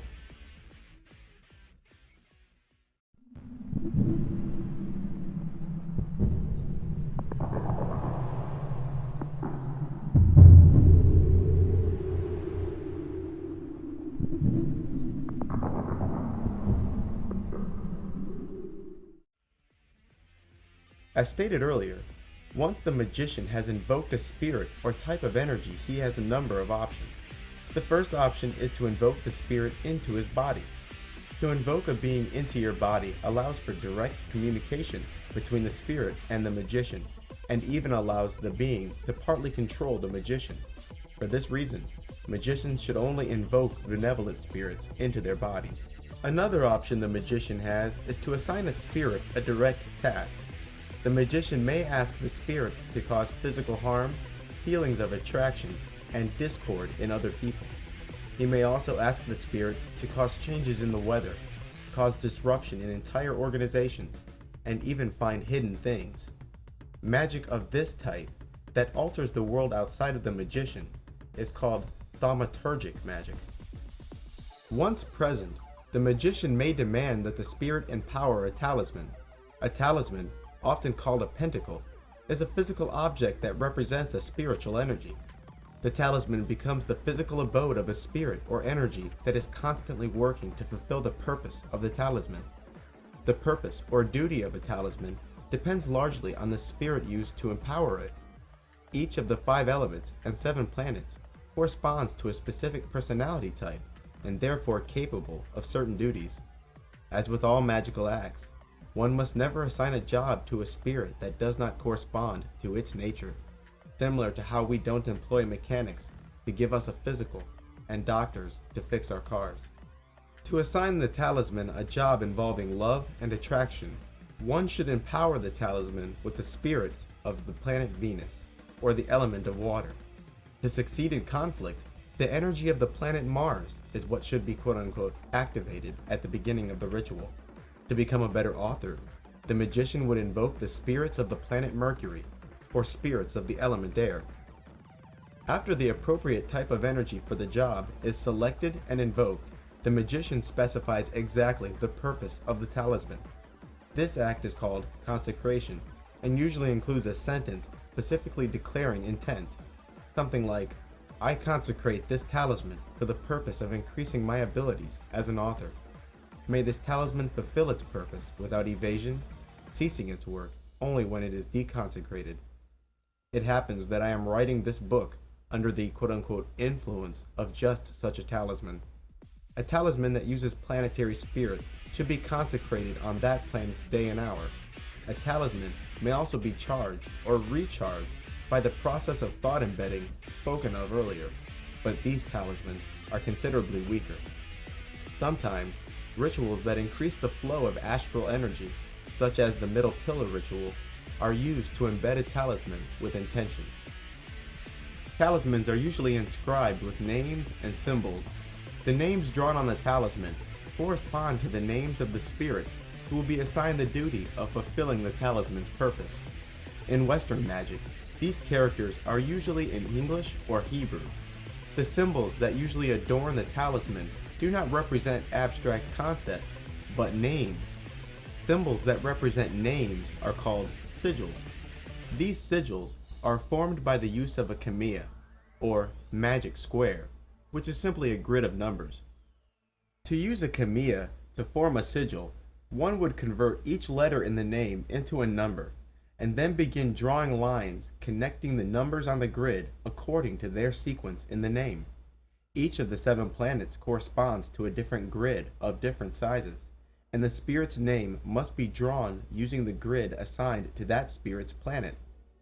Aside from names and symbols associated with that talisman's purpose, you'll also discover that the talisman itself is made of the material and painted the color that corresponds to the planet or element. Instead of assigning the spirit to a one-time duty or a full-time talisman, the magician may wish to evoke the spirit into visible appearance. To evoke a spirit is to command it to be present in the room, but not within the minds of those present. Evocations are among the most dangerous magical acts and should not be taken lightly. Most commonly, the spirit is evoked into a magical triangle while the magician stands inside of a magical circle. The magical triangle is used as a spiritual container and confines the spirit during the ritual. Sometimes the triangle includes a scrying mirror. For example, the spirit can use the scrying mirror to transmit scenes of other worlds or of ancient times. The spirit may also, of course, project his own image into the mirror. The magical circle the magician stands in is usually painted on the ground and often includes other symbols like pentagrams and hexagrams. The magician calls upon higher powers to command the spirit to make himself present within the triangle or mirror. The spirit must be given some kind of substance, like steam or smoke, to take a physical appearance.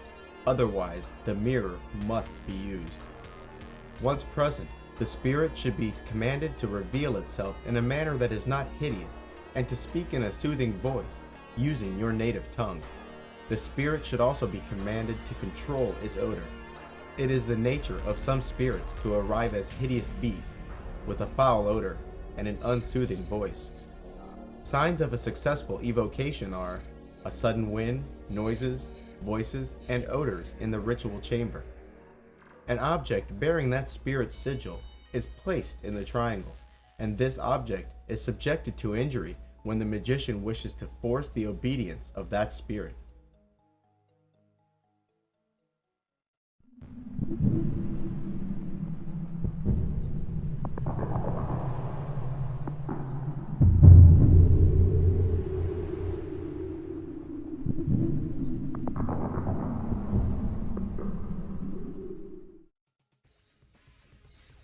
Aside from thaumaturgic magic, or low magic, which uses magic to alter the outside world according to will, there is also theurgic magic, or high magic.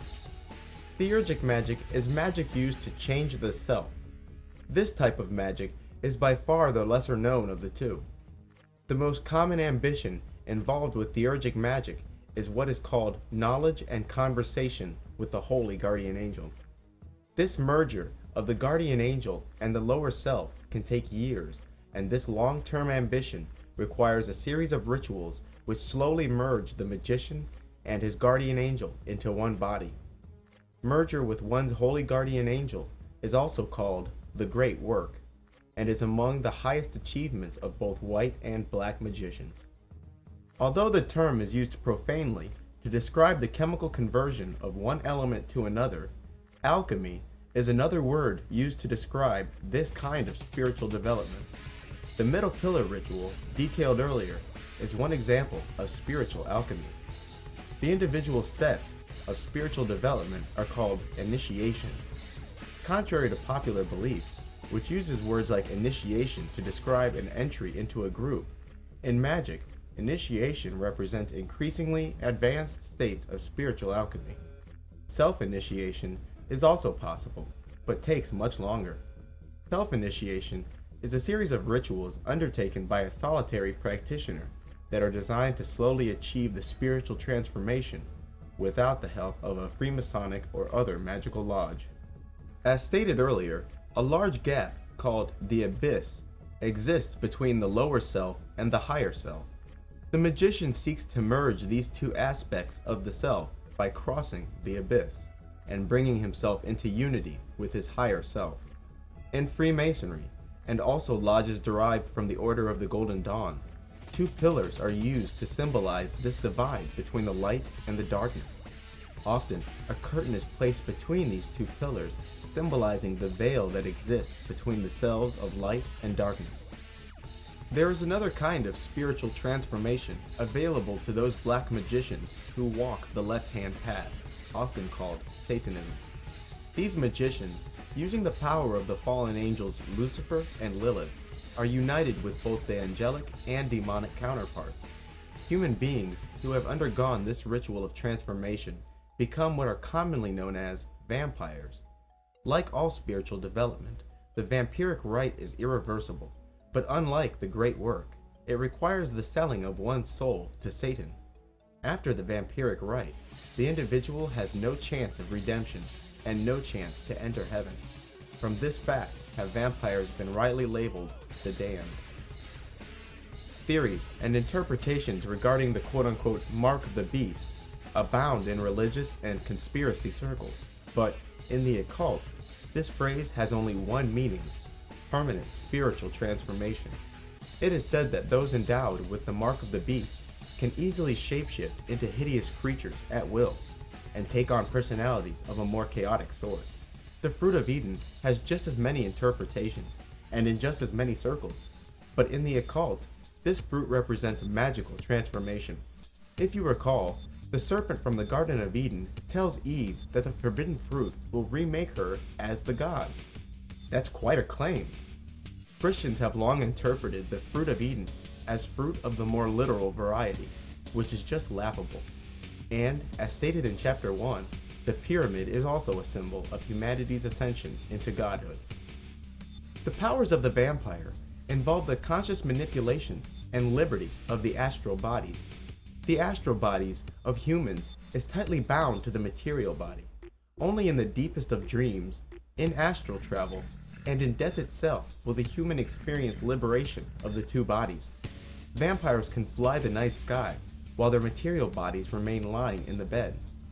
Vampires may also reach out with their senses and steal life force, and even whisper into the minds of others.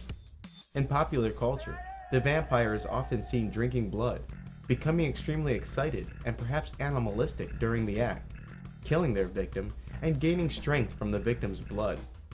One of these popular conceptions is false, another is symbolic, and the rest are accurate. Vampires do become excited when they feed, and do become stronger, but they do not actually drink blood, and they do not actually kill their victim. In the movies and novels, the act of drinking physical human blood is symbolic for the taking of life force. The quote-unquote bite of the vampire is also symbolic for the rite of transformation. Vampires feed in the manner that all vampiric spirits feed, by coming into close proximity to a human, reaching out, and drawing life force out of the target's aura. The vampire extends from himself what are often described as thin, silvery threads, which act as tubes or channels in which to siphon life force from the etheric bodies of humans. So even though physical blood does indeed contain the life force, vampires usually feed on humans that have gathered in large groups. In the midst of a human crowd, the vampire can siphon life force from people as they walk by. This is a common method of feeding among vampires.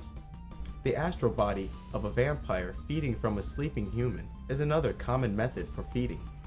Places where emotionally charged humans gather, like churches, dance clubs, and stadiums, are perfect feeding grounds for the vampire.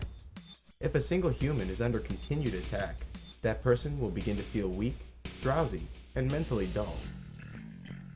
The vampires call themselves the reborn or the many-born. In ancient Egypt, those who desired initiation and transformation underwent a death and rebirth ritual by being blindfolded and led into the center of the Great Pyramid of Giza. It was claimed that those who died in the pyramid were resurrected as gods. They became powerful wizards called the Jedi, which is where George Lucas got his Jedi. In modern times, the rite of vampiric transformation still requires clinical death. Some vampires are born, and often discover at around puberty that they are a bit different from most people. This type usually claim to have many past lives, as opposed to the human, whose soul is fresh and will only die once. This cycle of death and rebirth is often symbolized with a serpent eating its own tail. The many names these converted ones have gone by throughout the centuries are witches, warlocks, druids, vampires, and of course, the Jedi. Although Freemasons do in fact conduct real rituals of transformation, they also reenact those rites by having initiates lowered into a pyramid while blindfolded.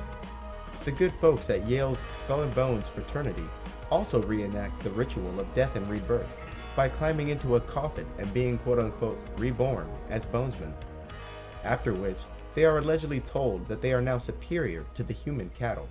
But considering the pedigree of its members, I'm sure they were already under that impression.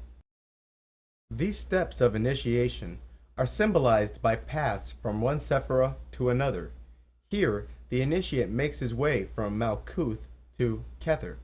Lucifer's fall from the highest abode in the heavens is frequently represented by a lightning bolt, whereas the human's path upwards may include a snake.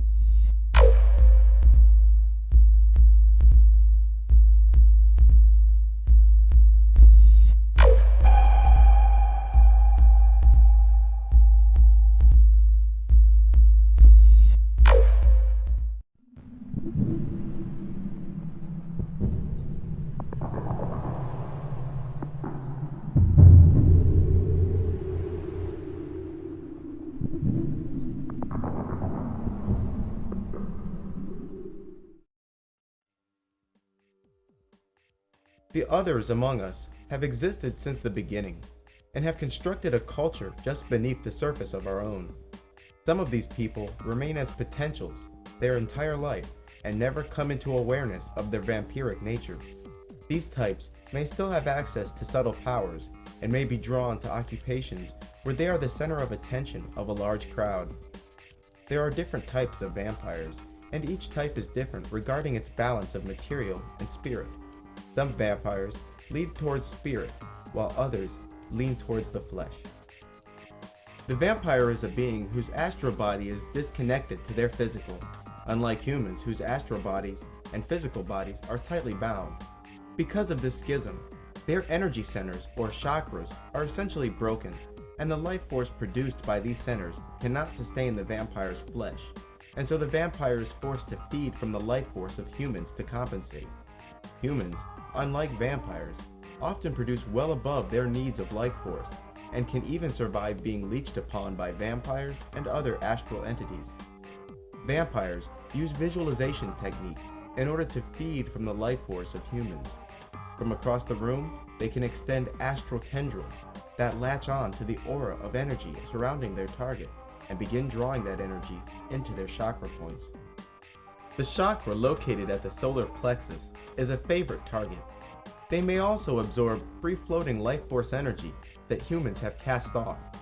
Places where large numbers of people gather in high emotions tend to be places where energy is produced and floats directionless.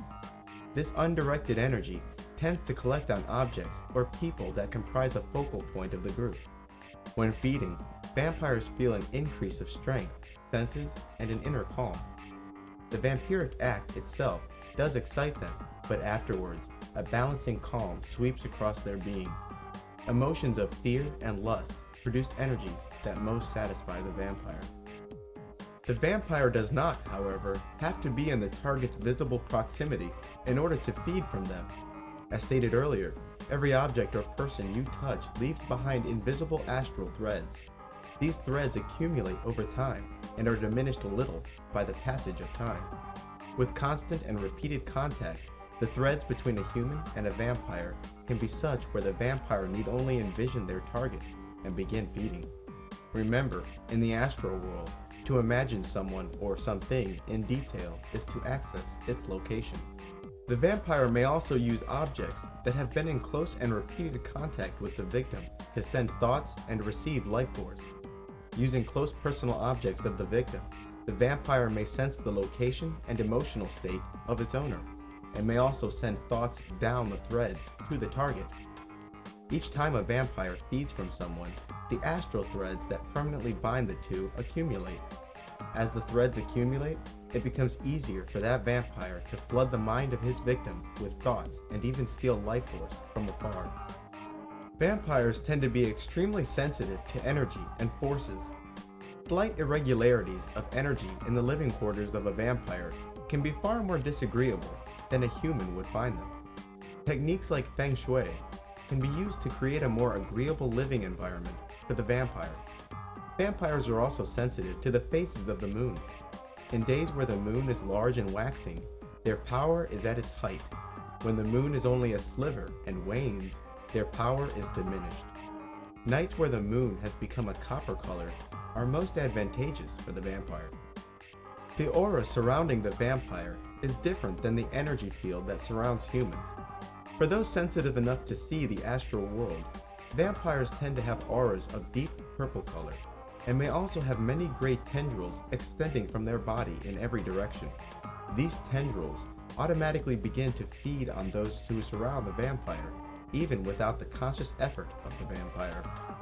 Direct physical contact, as opposed to astral contact across a room, is the best way for a vampire to breathe in deeply the victim's life force. Humans who have been deeply fed from may experience coldness, numbness, extreme weakness, and lowered heart rate and blood pressure. Those being fed from, especially those psychically sensitive, may have abrupt thoughts or catch a glimpse of the feeding vampire, or may see them in a dream.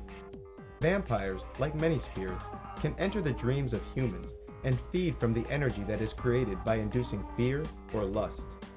After being fed from, humans may exhibit tiny red dots at the point of astral contact. Vampires tend to be more pale than humans, and also tend to be thinner. Despite the unusual pallor of their skin, they can mostly pass for human with maybe the exception of their eyes, which tend to be very intense indeed. Humans tend to find the presence of the vampire intimidating, as if surrounded by a shroud of mystery and danger.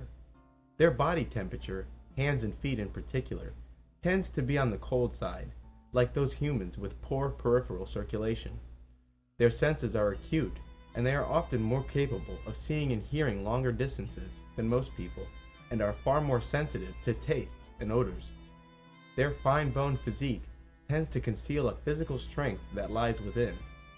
As suggested in popular culture, the vampire tends to be extremely sensitive to intense light and heat, like that provided by the sun. They must take great care in preventing sunstroke and other sicknesses caused by the sun. An extremely hot day can be overwhelming for most people, but the vampire can find himself in danger, as opposed to the human who would simply be made uncomfortable by the sweltering heat. Headaches, nausea, dizziness, sunburns, and marked weakness can be experienced by even moderate exposure to sunlight. The psychological characteristics of the vampire are generally the same as humans, with perhaps the possible exception of an increase of pragmatism and detachment. We humans rarely know them as the warmest individuals among us. Coldness and disloyalty come easier for this flock. They are also extremely predatory. Whether this characteristic is on account of their lifestyle or whether it is truly inherent to their kind, I do not know, although I've come to suspect the latter.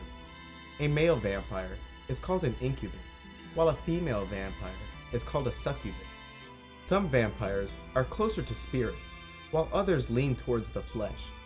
Priests, as they are called, lean towards the spirit. As a result, they have increased vampiric senses and capabilities, but also suffer more of the weaknesses of vampires. Their ability to reach out at long distances and feed is unmatched. They are even more sensitive to sunlight and heat than the rest of their kind, and their touch is even colder. Unlike most vampires, who can use their own fleshly bodies to supply a great deal of the required life force, the priest must feed from others to sustain life. The priest class tend to be even more pale than the average vampire, and are more easily recognized for what they are. The priests are the most subject to the energies of the moon, and can even access an object's past by touching it. A vampire that becomes dangerously low on life force can be reduced to an invalid, and eventually die a fleshly death, although their spirit may persist. Vampires, like humans, can and do eat food in order to replenish themselves. Many vampires can survive taking only trace amounts of life force from those around them. But to all vampires, the act of feeding is too pleasurable, regardless of its lack of need. Some vampires are made sick by food, especially when they are low on life force. Vampires can live relatively normal day lives. It is their night life that's different.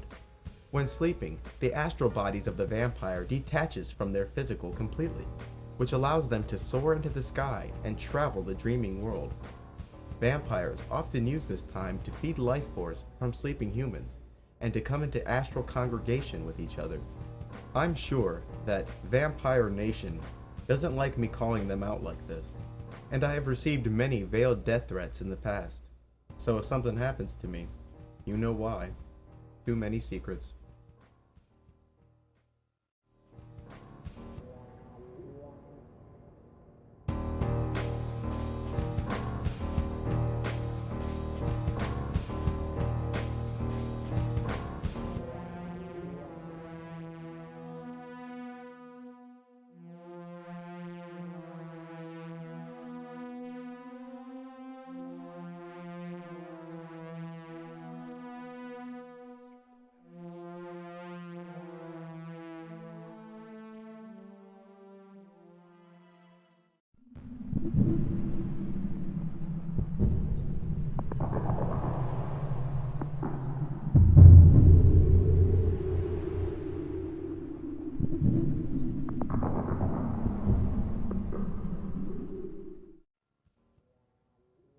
In ancient times, the gods of men, those undead vampires, ruled mankind in the light.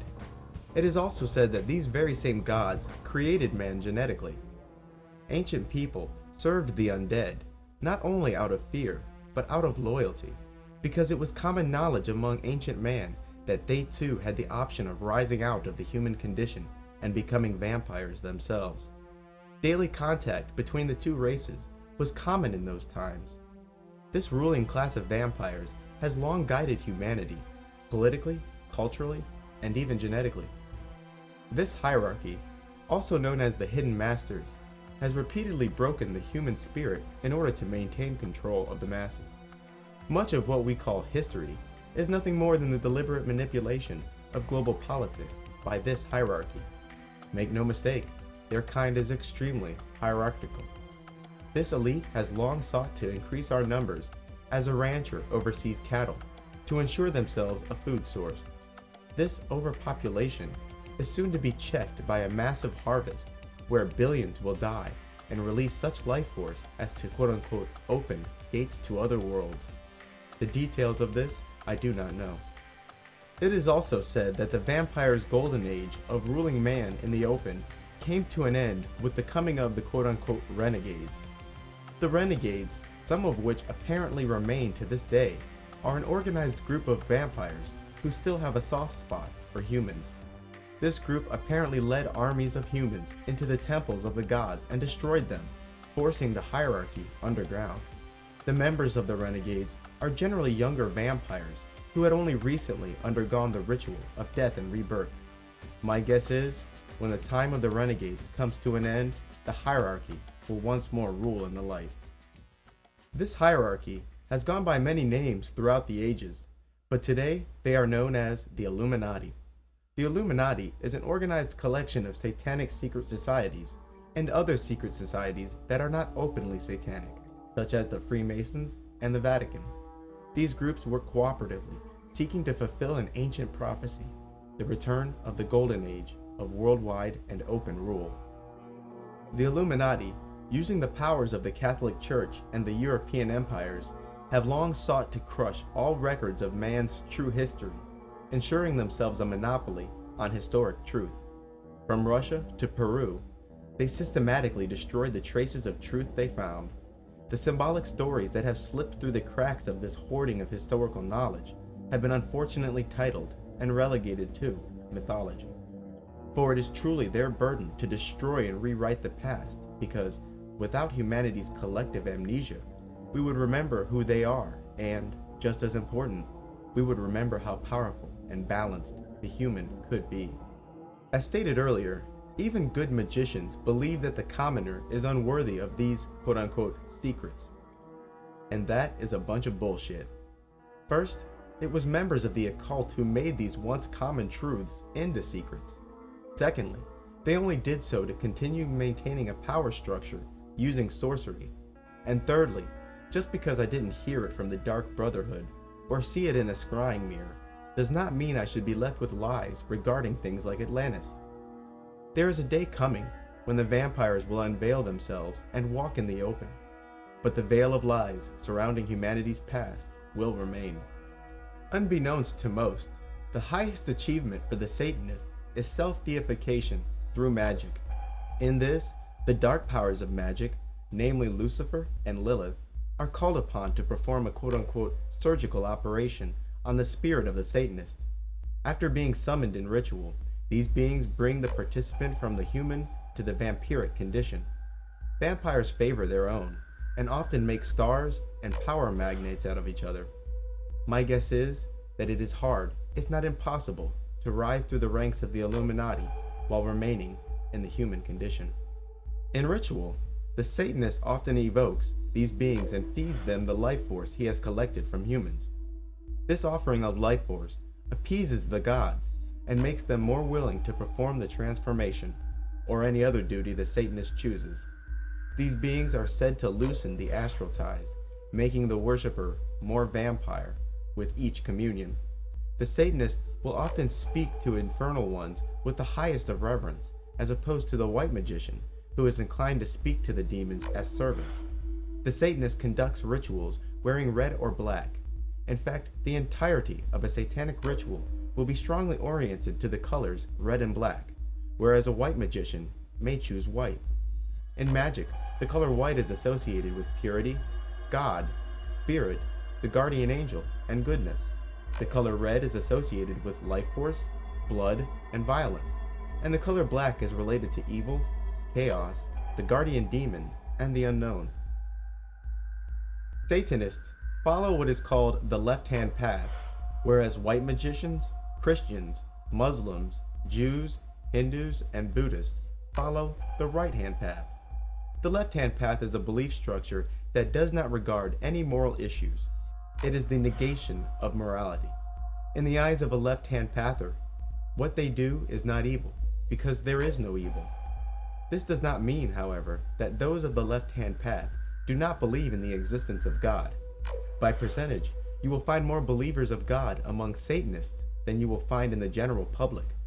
Remember, they're worshippers of the fallen angels, and their gods were expelled from heaven into the abyss or chaos by a higher god, so naturally they must believe in a higher god. Satanism itself is the predatory and pragmatic nature of the vampire turned into a religion whose highest achievement is self-deification. The left hand, or the left side of the body, has always been associated with darkness. In fact, the word sinister comes from Latin, where the word meant left-handed or unlucky. In the Middle Ages, people who wrote with their left hand were thought to be evil and possessed by the devil. In Islam, the tutelary demon assigned at birth always resides invisibly on the individual's left side. What's more, Muslims prefer to do clean jobs such as eating and greeting others with the right hand, while relegating the left hand to dirty jobs like cleaning one's house and body. Teachings of the right-hand path always include a firm belief in right and wrong and the existence thereof. As stated before, the mark of the beast are those who have sold their soul to Satan in exchange for vampiric transformation. This is also called making the black pact, or oath. Those endowed with the mark of the beast can easily change into the shapes of animals. There is also much speculation about the number 666 and its true meaning, but among Satanists it has but one meaning: achieving a sort of godhood. The phoenix bird, or the dung beetle, is often used symbolically to refer to death and rebirth and its ritual. It is also worth noting that people who have undergone the ritual of death and rebirth refer to themselves as an antichrist. The term antichrist could be used both as a reference to Satan in the flesh, or a reference to a person who has had imparted to him a bit of Satan himself. Those who have become antichrists have a conscious connection to both their guardian angel and their guardian demon. This ritual can test the limits of one's sanity and can even induce insanity. Being joined with and having conscious control of both of your guardian spirits is often symbolized by the colors white and black in close proximity. The two pillars, the checkerboard patterns, and similar arrangements represent the perfect spiritual being, humanity deified. The two trees from the Garden of Eden represent the celestial Sephiroth and the infernal Sephiroth. In the east lies the tree of life, and in the west lies the tree of knowledge. In replacement of white and black, union of the angelic and the infernal may also be symbolized by the concepts of east and west, east being the divine direction, while west is the infernal direction. A double-headed eagle, looking left and right, is an example of this. It also happens that satanic rituals are often oriented towards the west. The angelic counterpart, and the angelic race in general, is often symbolized by the sun, which represents the masculine principle of life. The demonic counterpart, and the demon race in general, is associated with the moon and the feminine principle of life. So naturally, an androgynous or hermaphroditic figure, like that of Baphomet, is used to symbolize a perfected human.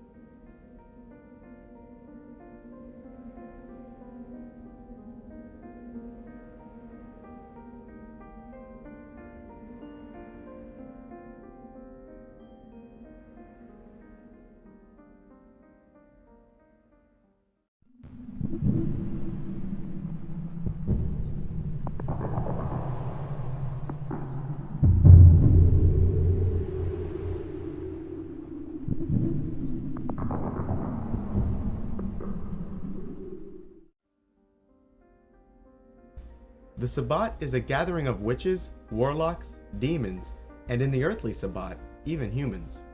There are generally two types of gatherings that are called Sabbats, the celestial Sabbat and the infernal Sabbat. Even though sorcerers are always congregating in their astral bodies, there are 4 major meetings a year, and these meetings are called Sabbats. The celestial Sabbat is a gathering of astral beings in a place called and associated with the sphere of Saturn. It is also worth noting that Shabbatai is Saturn in Hebrew. It is likely that the words Sabbat and Sabbath derive from the Hebrew word Shabbatai. Further, Jews and Seventh-day Adventists consider Saturday, the day associated with Saturn, to be the true day of Sabbath, as opposed to most Christians who worship on Sunday. In truth, it is Sunday, and the sun in general, which is more closely associated with Jesus and goodness, whereas Saturn is more associated with Satan, death, and evil. The infernal Sabbat is a gathering that happens here on earth, but most who attend arrive in an astral body. This earthly Sabbat, sometimes called the Black Sabbath, usually occurs in remote and secluded places. It is sometimes the case with the earthly Sabbat that those who attend arrive in their fleshly bodies. Most vampires who arrive to the Sabbat do not arrive in the flesh, but instead in an astral, quote-unquote, God form. A God form is an astral body that has been temporarily converted into that of an ancient god or animal. God forms are archetypal forms whose image is predetermined. God forms must be used with caution, however, as the nature of the magician will slowly be consumed by the nature of the ancient god or animal frequently invoked. The field of astral energy that changes one's appearance is called glamour. The Sabbats are a celebration of all that is wicked and unholy, allowing these sorcerers to indulge in things they cannot in their day lives. Their day life being a suit and tie government job, for instance. It is a massive gathering of demons and humans who have come to fornicate and make merry with each other. Many of the stories and accounts of what occurs at the Sabbat comes from modern-day satanic texts, and from the records of the witch trials and inquisitions of the Middle Ages. Despite the fact that there were many forced confessions, the attending witches told an extremely consistent story regarding the details of the Sabbat. The earthly Sabbat tends to be held in secluded places, such as fields, abandoned buildings, atop mountains, and mostly at midnight. The area is littered with demons and humans having sex in the most lascivious ways. In the center of the festivities, a large fire and a presiding devil. This devil, called the Black Man of the Sabbat, is usually described as looking like the pagan god Baphomet. Modern-day Satanists have further solidified this connection to such the extent that I've become certain that they are in fact one and the same. Their description was that of a large, stinking goat figure with 3 horns, where the center horn was lit with a flame, like a torch. This flaming center horn was often used to ignite other things at the festivities, such as candles and torches. Also, the being's quote-unquote male member was exposed and was reported to be nearly 3 feet long, with the thickness of a child's arm. Baphomet often takes the most beautiful girl for himself, and for this unlucky woman, the intercourse is most painful and never produced pregnancy. His semen, which is ice cold and spoiled, is allegedly not his own, but was taken from elsewhere. This character often engaged the women in anal sex afterwards. Women in general play a more active role at the Sabbat. Sitting beside the presiding demon is often a choice, high-ranking witch. Baphomet is said to have 2 faces, one on his head and the other on his posterior. This being had the tail of a goat, and the face on his rear was also said to be that of a goat. The attendees of the Sabbat bring new meaning to the term ass-kisser, as they are largely forced to kiss the stinking, demonic face on Baphomet's rear end. Only the high-ranking witches and warlocks may kiss the goat head itself. The act of kissing the anus of Baphomet is symbolic of corruption. Because of his 2 faces, this Baphomet character is often equated with Janus, the Roman god of gates and time. The face on the devil's posterior is said to be without the power of speech and maintains a demonic expression. Sometimes, Baphomet will arrive as an extremely pale man, whose flesh is ice cold and wasted, hanging off of its bones. This personage's eyes were large and jet black. Another god form Baphomet may arrive as was that of the size and shape of a tree trunk with a human face. This being has no arms or legs, was jet black, and upon this face was the expression of a frightful man.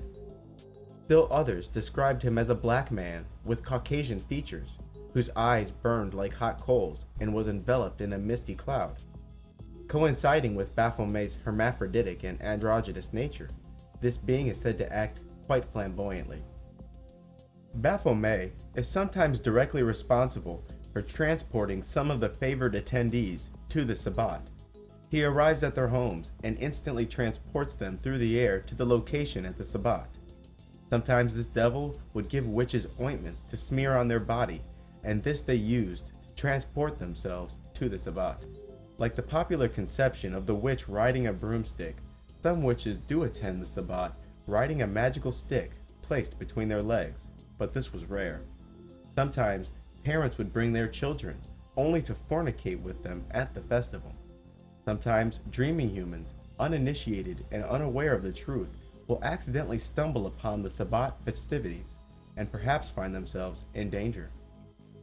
Baphomet truly enjoys hearing tales from the attendees regarding the wickedness they've committed in his name. He delights in hearing stories of mischief and hardship being caused among mankind.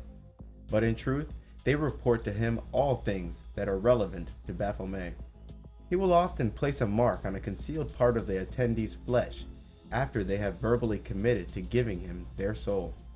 The attendees of the Sabbat are often made to renounce Jesus, God, and accept Baphomet and Lilith as their new father and mother. Magical powders and poisons are commonly distributed to those present so that they can continue causing mischief among mankind. Sometimes Baphomet would assign those who attend spirits called familiars. A familiar is a spirit who has been consigned to serve an individual. The devil insisted that all the food served at the festival be insipid and disgusting in taste. The dancing done at the Sabbat, especially by the women, is reminiscent of the sexually suggestive dancing done at most clubs these days. The music at the Sabbat sounds a bit chaotic and without melody. It is frequently described as random tones and bells. Satanists often compare and equate Baphomet with the biblical Cain, who slew his brother Abel. They claim that Cain was not the child of Adam and Eve, but of Satan and a demon named Lilith. In the Lovecraftian mythos, the black man of the Sabbat is known as Nyarlathotep, the highly intelligent trickster god who teaches mysteries that lead to evil. He is also the consumer of souls and has 1,000 faces and forms. Nyarlathotep, called the Chaos That Creeps, is a messenger god who acts as an intermediary between the dark gods and their worshippers here on earth.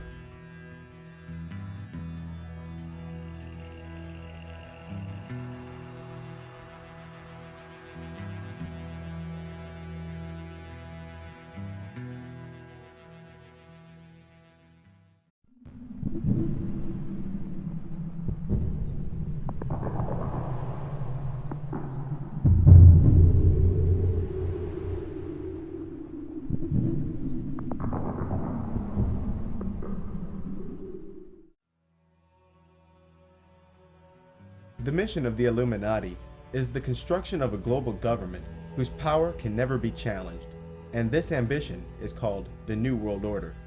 The means to achieve this dream lies in the use of a series of artificially created conflicts, ever increasing in scope, that is designed to guide humanity along a predetermined path. Humans are creatures bound by conflict. In our everyday lives, the names of neighbors and acquaintances populate our list of enemies. In times of war, individuals in the enemy nation comprise our enemies, while those very same neighbors and acquaintances are now our friends. And if aliens landed and threatened the very existence of the human race, any human from any nation are now your friends, with the extraterrestrials playing the role of the enemy. The human race needs conflict, not love, as a binding agent. Such is the hole in man's heart. The Illuminati has long used the hole in man's heart. to guide and manipulate it. A series of self-induced and well-planned conflicts will bind just the right people at just the right time as to justify a global police state in the minds of the masses. The beginning of these conflicts involves the collapse of the Western economies, with America's economic plight as perhaps a trigger to global economic depression. The US dollar is overproduced and destroyed by devaluation. Many other currencies will follow suit. It has been arranged so that no nation is self-reliant regarding all of its needs, and the necessary trade this creates helps to make the need for a global arbitrator even more concrete. America and the West will continue the trend towards socialism, as money from the government will become increasingly necessary for its citizens and businesses. The US stock market will plummet, and this event, coupled with a terrorist attack, will bring America into a state of emergency. This coming terrorist attack will be actualized by elements within the US government, and will most likely be nuclear or radiological in nature. Cities like New York, Chicago, and Washington, D.C. being in the most danger. Similar events may occur in other Western nations, leading to the implementation of martial law in those countries as well. The United States will be forced to abandon its dollar and use the economies of Canada and Mexico as a crutch, giving rise to the North American currency, the Amero, and giving rise to the North American Union itself. These three nations will be seen to merge in ways other than economically. Their political, the infrastructure, and even the militaries of the United States, Canada, and Mexico will come under a single governing body. This will, of course, render the American Bill of Rights null and void. By this point, America's middle class will be nearing extinction. Keeping the peace will require the U.S. military to intensify its role as a police force. The Western governments will criminalize dissent, perhaps claiming the move to martial law is temporary. Dissenters will even be branded psychotic. The media will be under strict control, not the indirect manipulation we find today, but control through government decree.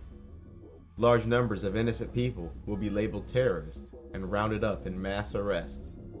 These people are unlikely to be heard from again. These already existent camps, often called FEMA camps, will abruptly spring to life with dissidents, victims of natural disaster, and those who are useless to the economy. There may also be many kidnappings during this time. People will be frightened to utter a word of discontent, as informants and wiretapping will create an atmosphere of fear. You will witness crowd control and riot control work itself into an art form.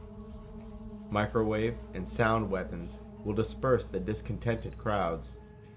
The American people must be relieved of their firearms before the New World Order can ultimately succeed here, and a great push to severely limit firearms and ammunition will help to choke the supply until they are finally in a position, or have an excuse, to make possession of firearms illegal outright. Internet 2, the new internet which is on the verge of worldwide implementation, will allow the ruling class to completely seal the common man from the truth by limiting him to only the controlled press. There will be no pretense or expectation of freedom and privacy on this new internet, because it will be known that this internet is tightly regulated. This will allow the governments of the West to shed their final threads of transparency. This new internet will also serve as the backbone for a global economic structure. New forms of identifications, such as retina scans and microchips, are soon to be required for travel and to enter corporate and government buildings. Purchases will also come to rely on such forms of identification as the move for totally electronic currency begins. Atheism and other beliefs lacking spirituality will continue to rise. The people of the future only concern themselves with the material. You will witness strange new practices in the Christian, Catholic, and Islamic churches. They will begin to resemble festivals and marketplaces more than places of worship. Those religious people who are unwilling to liberalize their principles will be pegged as dangerous fanatics and fundamentalists. As life for the commoner becomes increasingly unbearable, he seeks to use drugs to escape from it. The depression he attempts to banish is the result of a healthy person living in an unhealthy environment, not the reverse. And since taking a pill, smoking dope, or drinking alcohol is easier than changing the world, this is exactly what he does. The way of life lived by those in the future is completely foreign to the human spirit, and entertainment and drugs will maintain control over the frustrations that build in the human heart. The blood games, like those seen in Rome, will return and be used to channel the frustrations of the people who live under ever-escalating tyranny. My guess is that the reality shows of today are merely serving to bridge the gap between those who are watched and those who are hunted. Mass media, especially TV and the movies, will be used to spread propaganda and desensitization. Using subliminals, magic, fear, and chemicals, the Illuminati will continue to interfere with free moral agency. Chemicals causing sickness, submissiveness, and infertility will be found in the food and water. Medications resulting in pliability will be forced on children. Cancer will be the new way to die. TV, clergy, movies, and schools will be the vectors by which highly advanced mind control techniques will be delivered. Vanity and fear will be subtly doled out on every show. You will see the global arbitrator or global government depicted as the solution. Evil men will be praised and placed into positions of power. The good will be silenced, murdered, and consistently demoted. The individual will grow estranged from their family and friends. The children will be distant from their parents, and families will splinter. The distinction between the genders will fade as homosexuality becomes ordained and androgyny becomes fashionable. The Illuminati will continue to promote a gender war, constantly increasing the gap between the genders to the point where no marriage is safe and no relationship is sacred. Both genders will find themselves surrounded by images of beauty whose requirements few could fulfill, and this will further instill frustration. Loyalty will become pragmatism, faith will become practicality, and affection will be relegated to the symbiotic. In this future, the adults will act like children, while the children act like adults. Not even genetics is left a quiet front in this war, because whole generations of crop plants will be ruined by genetic manipulation. There shall be a day when the trees bear no fruit, and the skies bear no rain. Even people who were born with certain traits will be euthanized like weeds. The masses, growing ever more materialistic, will begin making superficial choices regarding their mating partners, which results in the altering of the very gene pool of the human race. Eventually, will come war in the Middle East and East Asia. The Middle East and the Far East will serve as the major theaters in the coming World War. This global conflict will likely be initiated as a smaller war between America and her allies and rogue states like North Korea and Iran. Israel herself may engage Iran, while the South and North Koreas finally take to war. These smaller conflicts will soon draw in all the other world powers, namely China and Russia. Proposals involving the weaponization of space will be expensive, wasteful, and may further incite tensions between the superpowers. The Western nations will naturally side with America, and, although I'm not sure of Russia's role, China's role will surely be adversarial to America in the coming World War. This World War will crush the human spirit and will play a major role in the masses' acceptance of global government. Even though the deliberately spoiled environment and the phony global warming crisis will continue to empower global government, in truth, only a devastating war could justify the dissolving of nations. This war is not likely to have a clear winner, but instead will exhaust all the parties involved, the superpowers in particular. Such is its purpose. In the midst of devastation, and at the height of despair, the human race will finally submit to a single authority.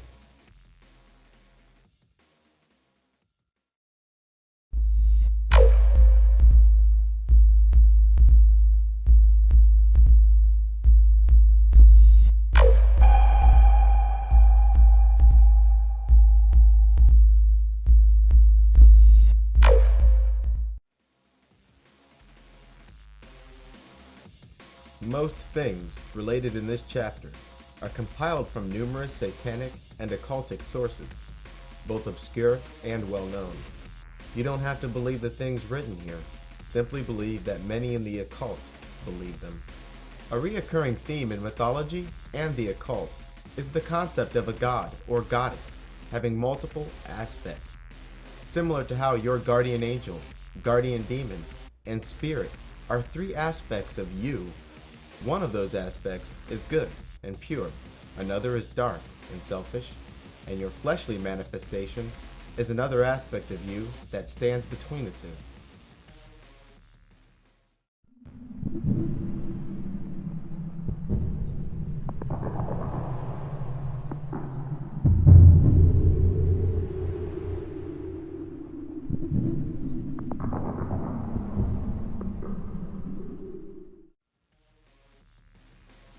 Yahweh. This is the Most High God, Jehovah, the God of Israel. He is also Zeus, Jupiter, Osiris, Jove, and Ahura Mazda.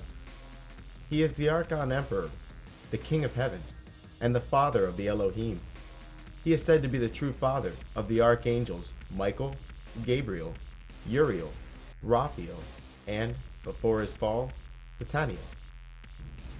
Satan, although in some accounts, is in fact Yahweh's brother. These sons of God were commonly equated with the children of Jehovah. Zeus is also said to have plenty of offspring. Modern-day Satanists often remark that Satan successfully stole Yahweh's quote-unquote creative power, and this belief has fueled much use of phallic symbolism. The planet is dotted with obelisks, like the Washington Monument, which are merely phallic symbols which represent the creative principle that Satan now possesses. It is the fire Prometheus stole from the gods. The act of stealing Jehovah's creative principle, however, also resulted in the discontinuance of the birth of new angels, now a race whose numbers are forever in decline. It is also remarked that Jehovah transformed his children, the archangels, into new kinds of beings when they were young. God exists outside of creation, and when God desires to drop down into the lower realms, such as heavens or earth, he is often described as no longer all-knowing, but instead capable of being deceived. Jehovah is frequently depicted as an aging old man whose love for humans exceeds his love for the race he spawned, the angels. Osiris, too, is said to have reclaimed all his parts except his phallus.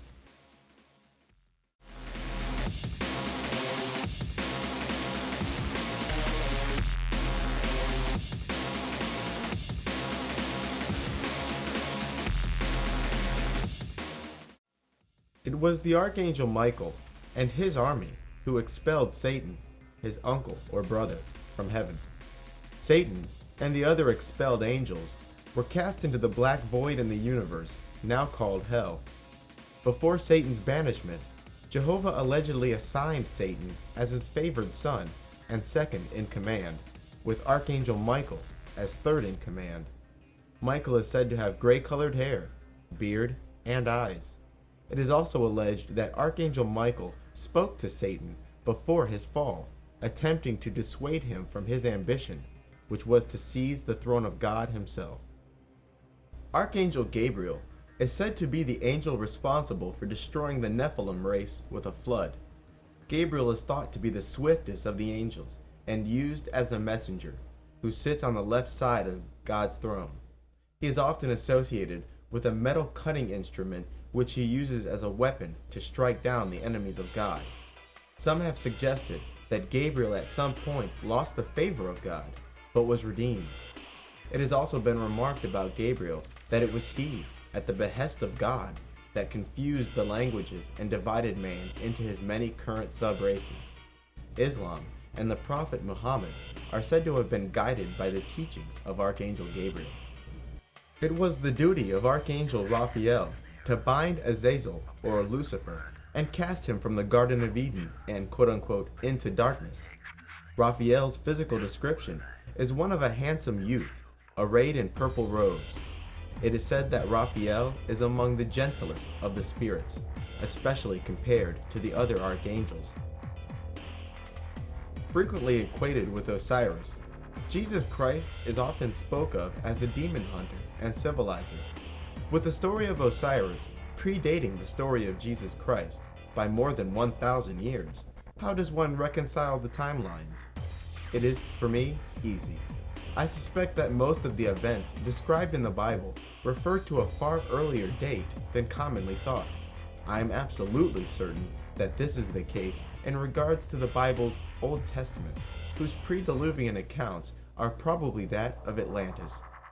Proof of this fact lies in the many unoriginal stories contained in the Bible, stories which appear to be nothing more than retellings of earlier mythological accounts. Although Christians claim that Jesus is the Son of God and made a noble sacrifice for mankind, they often have trouble describing the nature of the sacrifice.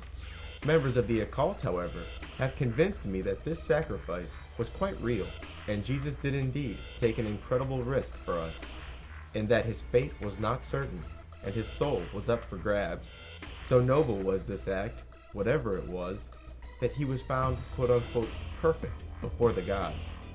Since the true nature of this sacrifice has been removed from the Bible, and since members of the occult only spoke on the matter with guarded tongues, all I can truly tell you is that it was quite selfless and has nothing to do with dying on a cross.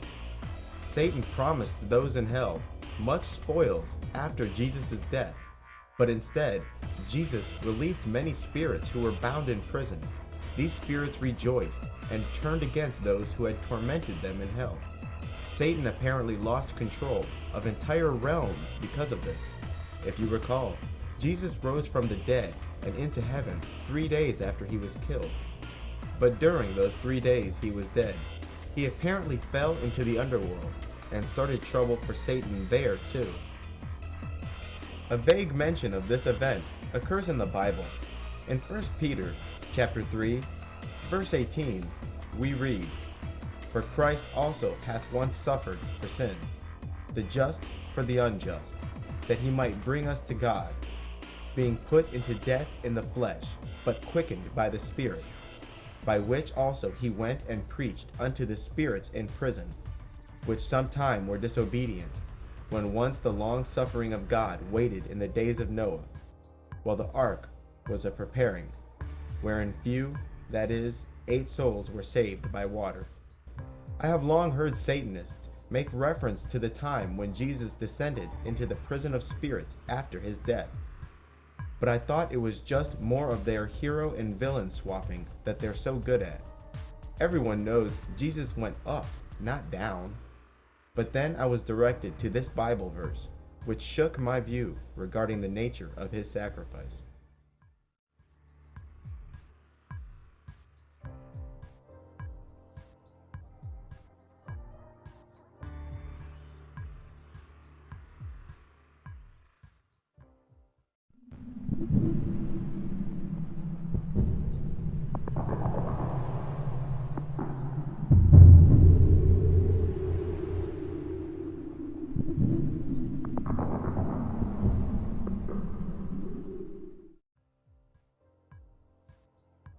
The goddess Lilith is associated with a host of other goddesses, including Hecate, Astarte, Isis, Sekhmet, Virgo, Venus, Ishtar, Inanna, Aradia, Davsina, Selene, Diana, Az, Babylon, Kali, Tiamat, Al-Uzza, and Gaia.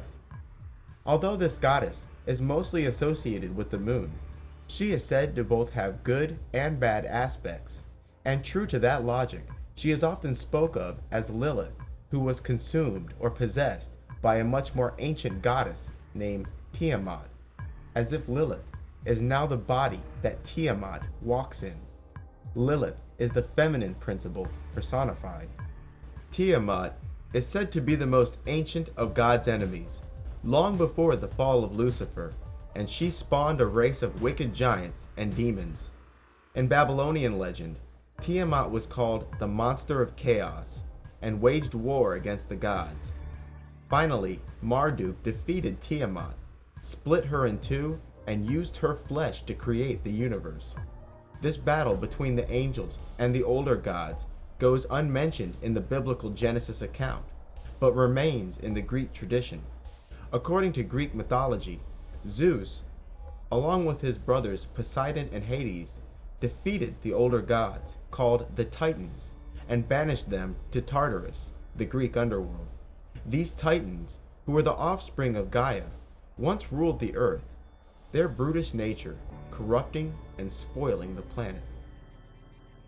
This race of Titans even attempted to make slaves and sport out of the angelic race, but Jehovah and Satan cast down the Titans. It is also worth mentioning that Prometheus sided with Zeus and the other Olympians in the War of the Titans. Although the Greek mythology does not mention it, eventually a flaming rock was hurled to the earth from space, killing this race of terrible beasts and casting their souls into Tartarus. It is important to bear in mind that there were two wars or desertions in heaven. The first was between the angels and the spawn of Tiamat, and the second heavenly conflict was between Satan's angels and Jehovah's angels. The only trace of this event in the Genesis account is subtle and easily overlooked. In Genesis chapter 1, verse 28, we read, "And God blessed them, and God said unto them, Be fruitful, and multiply, and replenish the earth, and subdue it, and have dominion over the fish of the sea, and over the fowl of the air, and over every living thing that moveth upon the earth." Replenish the earth is certainly interesting wording for a universe that was supposedly only a week old. I'm inclined to believe that these 7 quote-unquote days of creation were instead phases as opposed to literal 24-hour periods. There are more scientific traces of a beastly race who were destroyed by a large falling rock, and this race we call the dinosaurs. Perhaps these monsters of the past aren't the bumbling creatures we take them for, but an intelligent and powerful race that once ruled and desecrated the earth. One of the best retellings of this story can be found in the literary works of H.P. Lovecraft, who used the terms Ancient Ones and Elder Gods to refer to the Titans and the angels, respectively. A fact related in his novels and echoed by a few in the occult is that the Ancient Ones are chained in darkness, and that there is a certain celestial radiation arriving from space that is utterly toxic to these Titans. There is a day coming, however, when the rays of the stars will no longer be toxic to the old ones, and this day will be marked by some kind of rare astronomical event. After this event in the sky, the wicked god Azagthoth, also called Hades and Pluto, will free and lead the Titans out of their prison. Black magicians also have a long list of titles for Lilith, and have much reverence for her because she is among those who give them the dark gift of transformation. Among these titles are Queen of the Qliphoth, Queen of the Underworld, Queen of the Dead, Queen of the Vampires, Queen of the Sabbat, Queen of Hell, Queen of the Witches, Queen of the Shells and Shades, Mother Earth, and the Mother Goddess. She is the bride of Satan and the mother of all demons, also called Lilitu. Lilith is often associated with the Red Sea, which is said to be a place where she spawned and instructed demons. The screech owl and dove are Lilith's sacred animals. The US dollar bill contains a small tiny image of what is commonly thought to be a spider, but is in fact an owl. At Bohemian Grove, members of the elite perform rituals and mock sacrifices before a 35-foot stone owl. This owl, which was long suspected to be symbolic of the Canaanite god Moloch, is in fact symbolic of Lilith, who is Babylon the Great, and the bride of Lucifer. Tiamat may also be symbolized by a red dragon and is known as a devouring goddess. In the Bible, Lilith goes by the titles Whore of Babylon, Mother of Harlots, and Babylon the Great. This woman is depicted holding a golden cup and wearing many precious stones while robed in the colors purple and scarlet. Scarlet is just plain red with a slight hint of orange. The imagery commonly relates her as riding a scarlet beast. This woman is described as drunk from the blood of the saints. Lilith, being the mother of vampires, this is fitting. The Whore of Babylon is also related to a city or location. This city has had relations with all the rich men of the earth and is a haven for demons. It is understood that this character or city currently rules the world and uses sorcery to do so. Hecate, also equated with Lilith, is the Greek triple goddess. She is the goddess of the crossroads, who is frequently depicted with 3 heads, one of a dog, one of a snake, and one of a horse. This goddess is often associated with witchcraft and childbirth, and was accompanied by an owl during her travels. She is known as the Virgin Goddess, and is also reported to have a quote-unquote following of ghosts, and lives in the underworld with Hades, lord of the underworld. Another goddess related to Lilith is the Egyptian goddess Isis. Isis was the wife of Osiris and was responsible for Osiris's first resurrection. Isis is skilled at magic and especially intelligent. Isis, like Hecate, is a goddess of childbirth. It appears Isis, the widow of noble Osiris, is now the harlot, bride of Satan.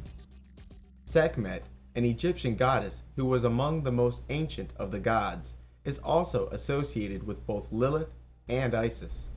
Sekhmet is spoke of as being just as much a weapon as a goddess. At the behest of the god Ra, Sekhmet almost destroyed all of humanity. She was unable to halt her bloodlust and had to be tricked into desisting. She is symbolized by a lion-headed woman wearing red. She even has titles like the Scarlet Lady. In Rome, Lilith was known as Diana. Diana is a goddess of the hunt, the moon, and childbirth. She was also known as the Virgin Goddess.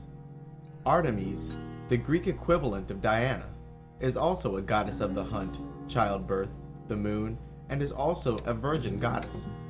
Artemis is also closely related to Selene, yet another moon goddess.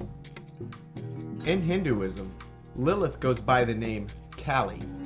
Kali is a goddess identified with death, carnage, and the feminine principle.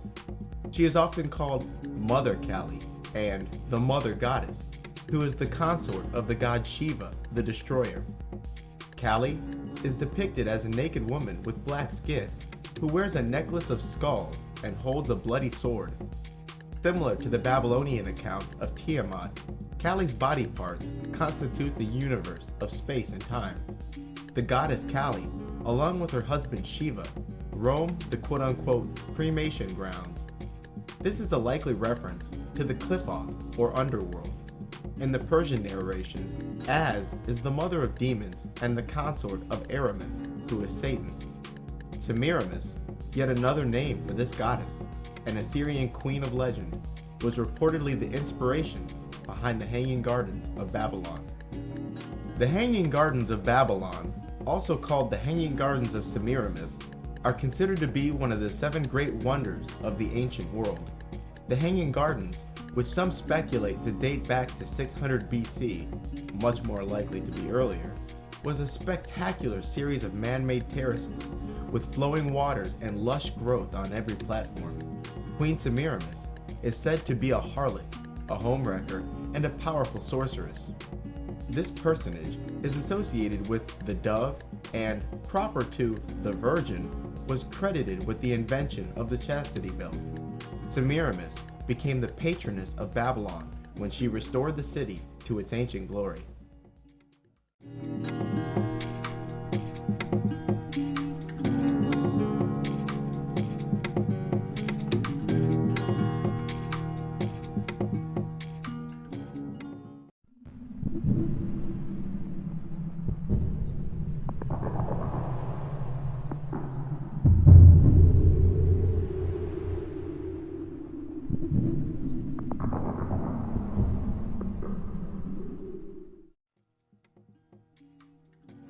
Hades is the lord of the underworld.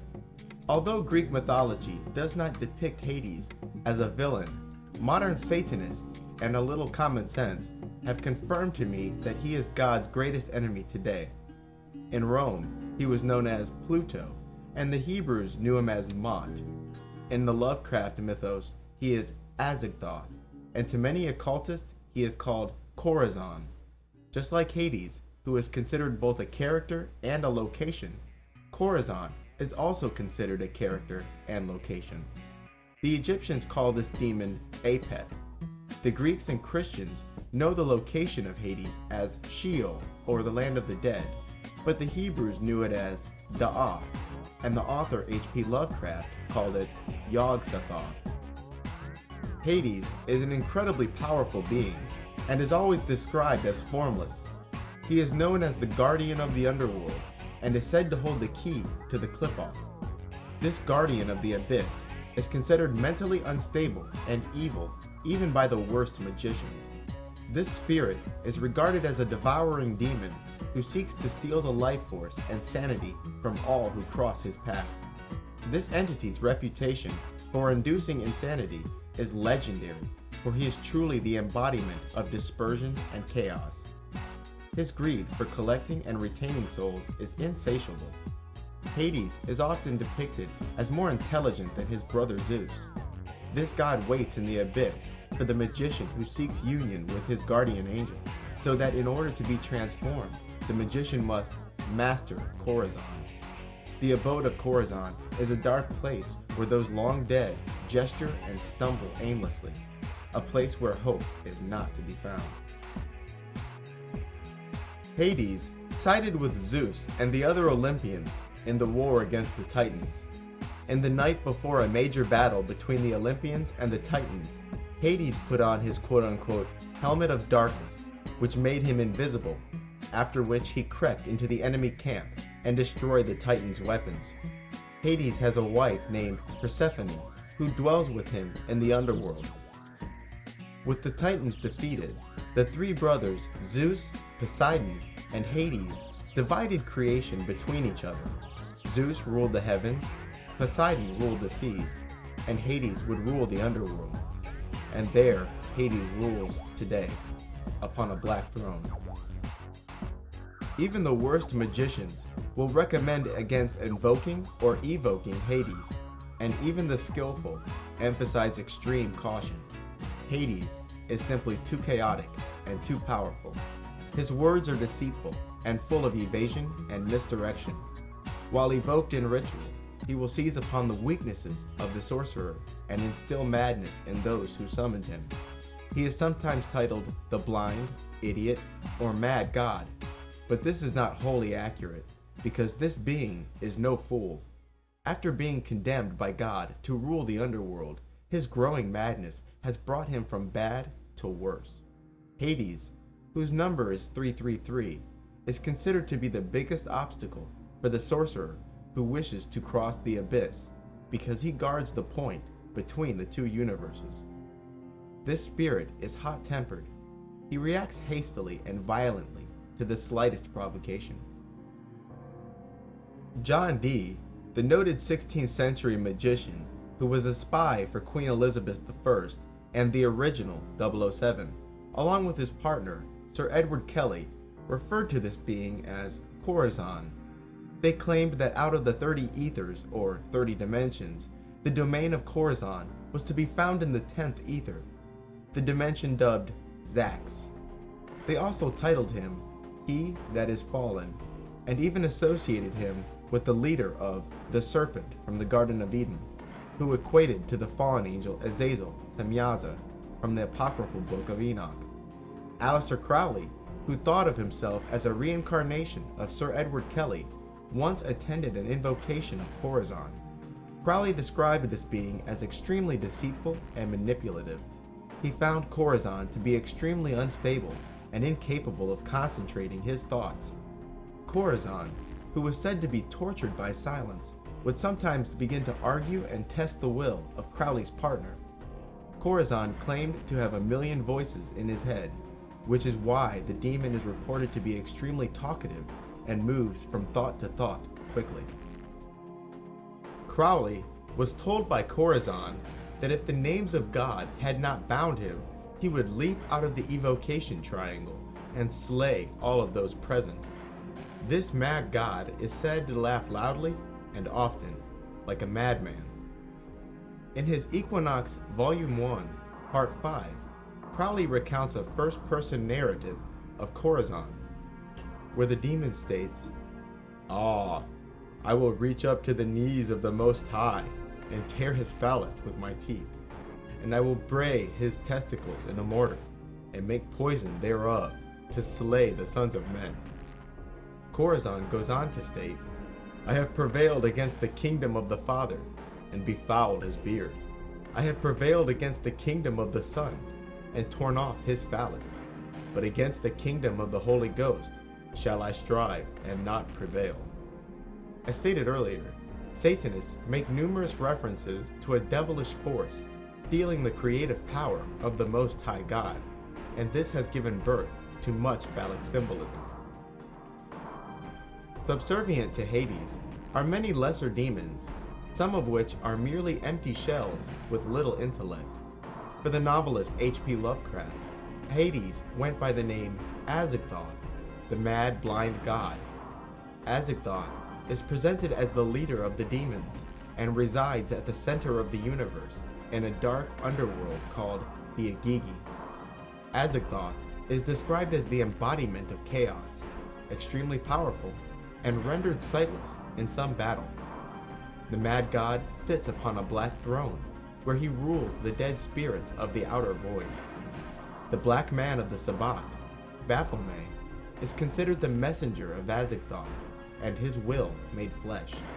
When the stars assume the correct positions, and the rays that come from them are no longer poisonous, Azagthoth will lead the Titans out of the abyss and into the world of man. The old ones intend on ruling the earth as they once did. In this new age, the human race will of course be reduced to slaves and food. In Egyptian mythology, Apep, called the Chaos Serpent, lurked in the Tuat, which is the Egyptian underworld. The Tuat was considered a dark, alter universe. Every night the sun god Ra would descend into the underworld, and there he would find Apep lying in ambush. Reminiscent of Corazon and his 10th ether, Apep's domain was called the 10th region of night. This serpent, also symbolized by a crocodile or dragon, is purported to have a hypnotic gaze. In Greece, this monster of chaos was known as Apophis. As the story goes, Set, who is also a god of darkness and chaos, and once the defender of Ra, did battle with Apep and defeated him. It is said that total victory over the Chaos Serpent is impossible, as the wicked demon can regenerate and return to life. Many Satanists make mention that Set did not destroy Apep, but instead absorbed the essence of Apep into his own being. Set became the master of Apep and gained new powers from being merged with this mighty demon. This probably contributed to further corrupting Set and driving him from the light. Apep, whose number is 333, is therefore half of the essence of Lucifer, whose number is 666, and therefore complete. Apep, who became the shadow aspect of Set, has titles like the Great Rebel and the Evil One. This guardian of the abyss is sometimes spoken of as a female character, and is frequently associated with a single, lidless eye. This being is also closely associated with the triangle, being a three-sided shape, and his seal has often been depicted as 3 triangles in an arrangement that resembles a nuclear or radiation symbol. Leviathan appears to be another name for the demon Corazon, and is associated with the West, and is called the guardian of the gate to the abyss. Leviathan is commonly described as a writhing mass of demons bound in a single body. Leviathan is also closely related to the primal goddess Tiamat, because it is said that she had been at war with the angel race before the fall of Azazel. Imagery of water is frequently related to the abyss, and so Leviathan is called the serpent or dragon of the depths. I have also heard it remarked that it was another fallen angel, Dagon, who bound Leviathan in Tartarus.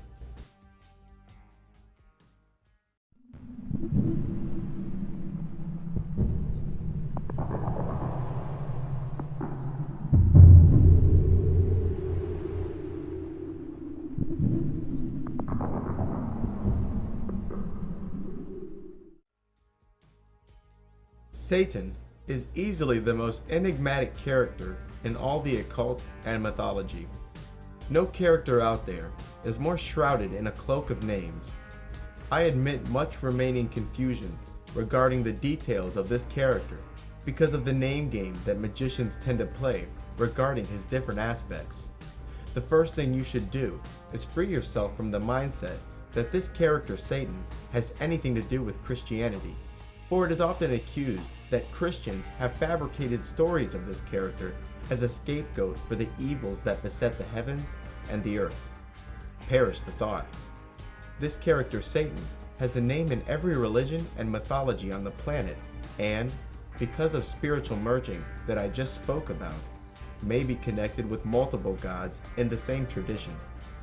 Satan is spoke of as he who was instrumental in the war against the Titans, and once sat beside the throne of God, but desired it so much that he was cast out of heaven.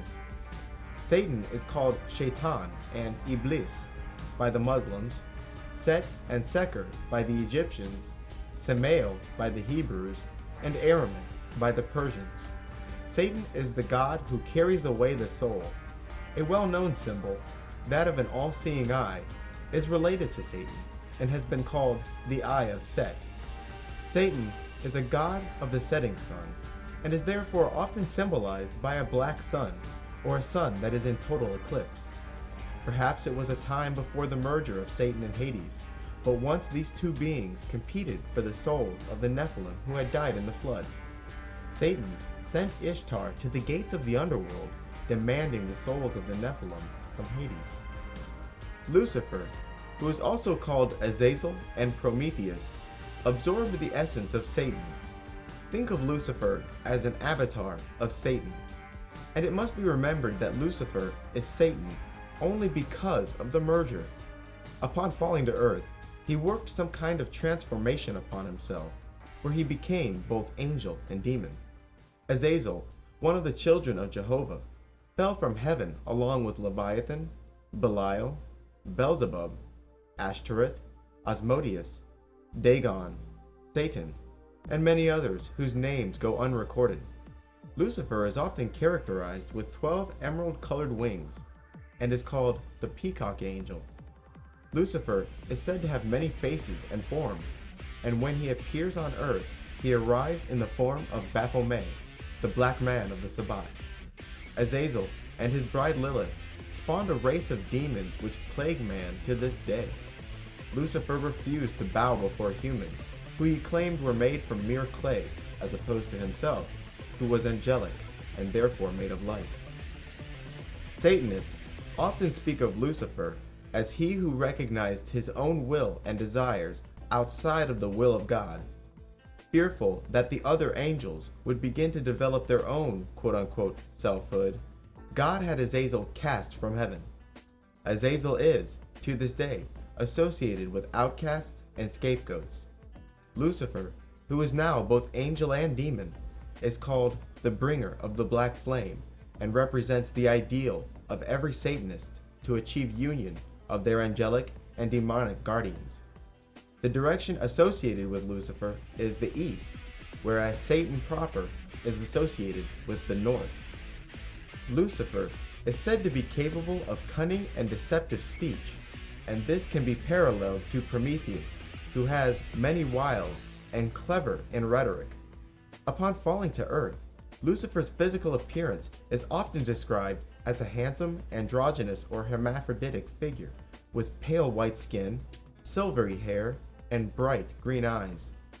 Those of the Nephilim race, who were the children of the fallen angels, were also said to have pale skin, silver hair, and bright eyes.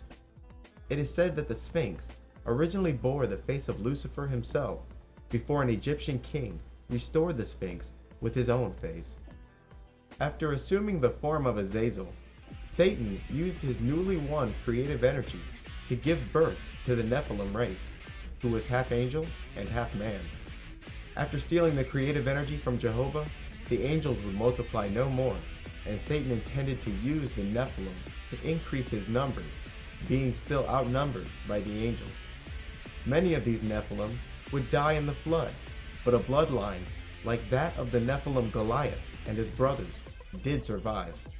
These giants were warlike, brutal, and ruled over humanity. They also contended a lot with each other, and there was much infighting. Upon dying a mortal death, these Nephilim roam the earth in spirit and cause strife among mankind to this day. It is important to keep in mind that there were two separate races of giants that once ruled the earth. The first race of giants was that of the Titans, who were not of the angelic race, and the second was the Nephilim, who were the offspring of the fallen angels with mortal women. Many of these Nephilim that were born to human women were brought forth by cesarean section, and would often kill the women who bore them. The fall of Azazel is a parallel of the Prometheus story. If you recall, Prometheus defied Zeus and stole fire from the gods. Azazel taught man the sciences and sorcery. And of course, you have the aforementioned Pemba, who was expelled from heaven after stealing male seeds from the gods and spread those corrupted seeds upon the earth. Prometheus stole fire, which is symbolic for the male creative principle, whereas Pemba stole quote-unquote male seeds. It was Satan, speaking through the mouth of Azazel, that deceived Eve in the Garden of Eden. After his fall from the throne of heaven, Lucifer led the other angels to the black void of the universe and declared this chaotic dimension their new home. This chaotic universe that these fallen angels inhabited, a place called hell by most, was ever changing. The things contemplated on in the minds of the angels came instantly into being. This chaotic realm became a reflection of the collective consciousness of the fallen angels, so objects would appear and disappear at random, and there was no order. Although members of the occult have been tight-lipped regarding the matter of aliens, I have managed to deduce that the UFOs are the minions of Satan. These UFOs are coming from an extra dimension, but one that is apparently not totally chaotic. These aliens are obviously doing much research into genetics and breeding. Breeding what? I do not know. Horrors, no doubt. Satanists also chuckle about the artificially created New Age movement and claim Satan is behind its creation by controlling these aliens and using contactees and abductees to spread the messages which founded the New Age movement. No surprise there, since these messages from aliens always seem to support humanism and world government. As for these quote-unquote greys, they appear to be a mass-produced, genetically engineered servant.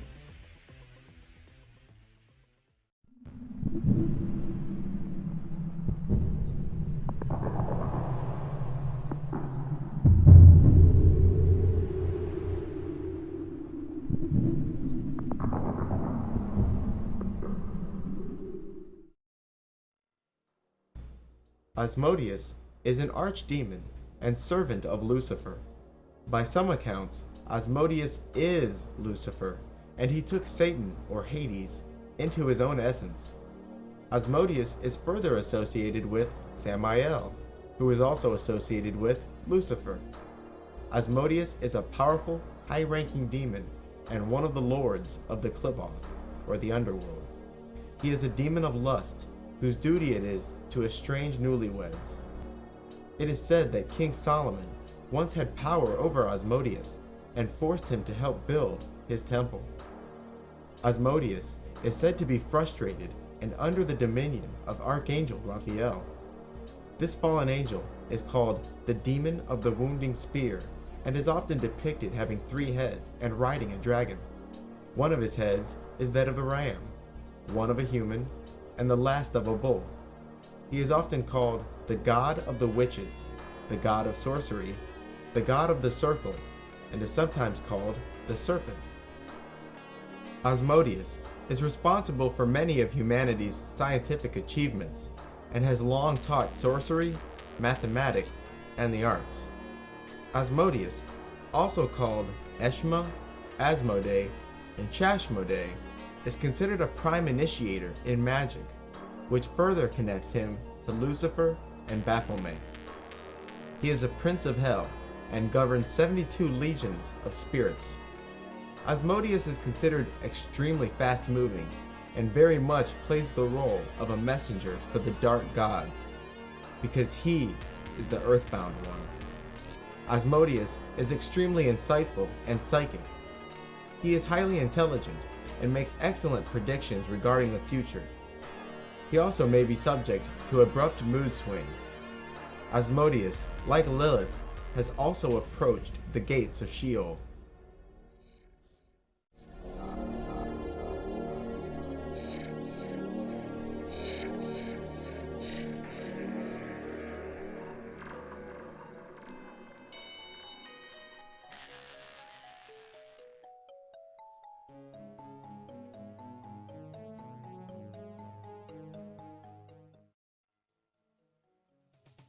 Ashtaroth is one of the angels that fell from heaven with Azazel. This demon, who is one of the princes of hell, inspires laziness and teaches the liberal arts. His description is that of a man pale as death, with jet black eyes without pupils, wearing a crown, holding a serpent, and riding an infernal dragon. Like Lucifer, he is also an angel-demon mix, and is considered an initiator, and can aid the magician with spiritual development. I have heard it remarked that Ashtaroth is simply a male emanation of the goddess Ishtar, who is Lilith. It has been reiterated that this spirit works closely with Asmodeus for quite a few magical operations, like fortune-telling. Cain, as the Christians know him, is the first son of Adam and Eve, and also the first murderer. Cain was jealous of his righteous brother Abel. So one day, while out in the field, Cain murdered Abel. The Lord, enraged at what Cain had done, drives Cain away from his parents and places a mark upon him, so that people who cross his path do not slay him. I have always thought that the standard Christian interpretation of this story was wrong. Just listen to the wording. Here's the Lord speaking to Cain after his crime. In Genesis chapter 4, verse 11, we read, "And now thou art cursed from the earth, which hath opened up her mouth to deliver thy brother's blood from thy hand. When thou tillest the ground, it shall not henceforth yield unto thee her strength. A fugitive and a vagabond shalt thou be in the earth." And Cain said unto the Lord, "My punishment is greater than I can bear. Behold, thou hast driven me away on this day from the face of the earth, and from thy face shall I be hid. And I shall be a fugitive and a vagabond in the earth. And it shall come to pass that everyone that findeth me shall slay me.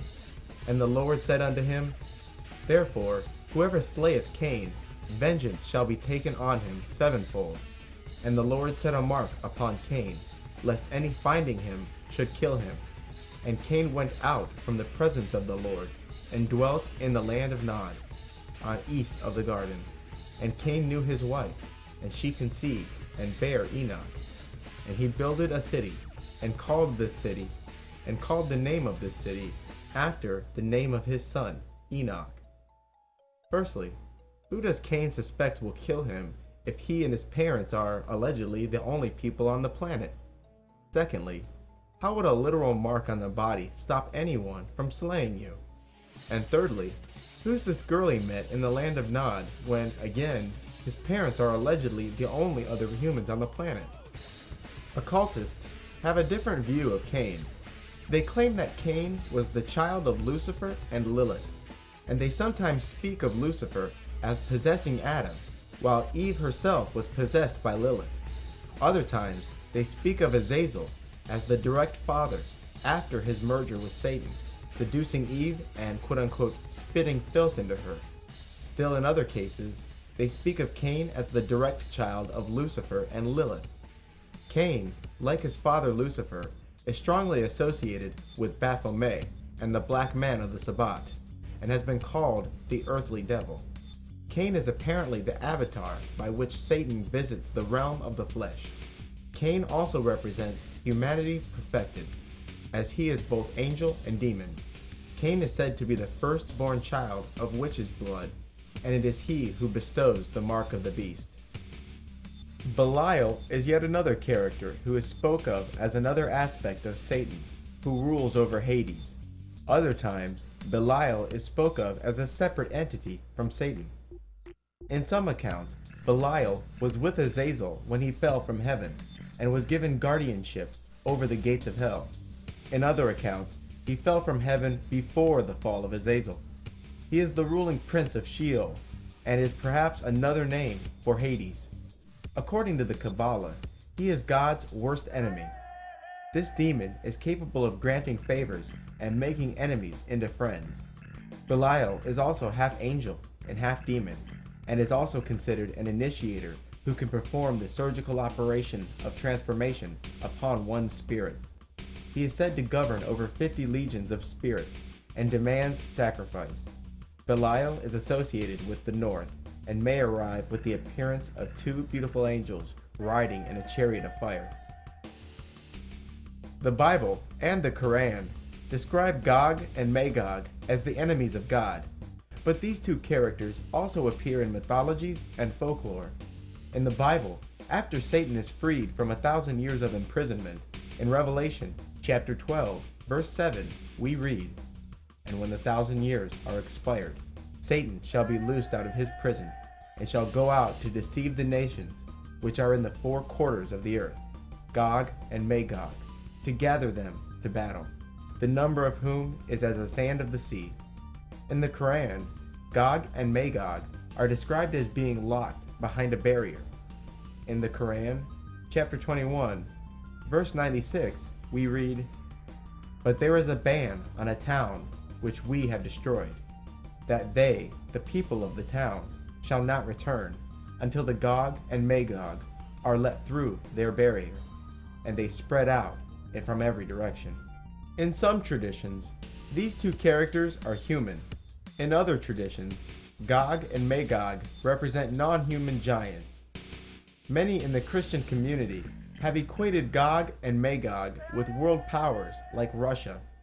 I'll spare you the details of their belief, because it's so stupid, and because it's not supported by mythologies and religions, who speak of these two characters as individual entities. The occult's perspective of Gog and Magog is by far the most colorful, and probably right. Magog is apparently the parent of Gog, and the race this duo spawned were the first giants. This race was always at war with the race of the angels, and, in some cases, was spoke of as triumphing over the angels and even making slaves of them. Gog was apparently the father and leader of this race, making Magog his mother and consort. This race of giants, which desecrated the earth, was eventually defeated by the heroics of Jehovah, Satan, and the other archangels. After a massive rock was hurled to earth, the Titans were destroyed, and the angels seized dominion over the earth. The souls of Magog, Gog, and the dead race of giants are said to be locked in the earth, waiting to be released when the rays of the stars are no longer poisonous to them.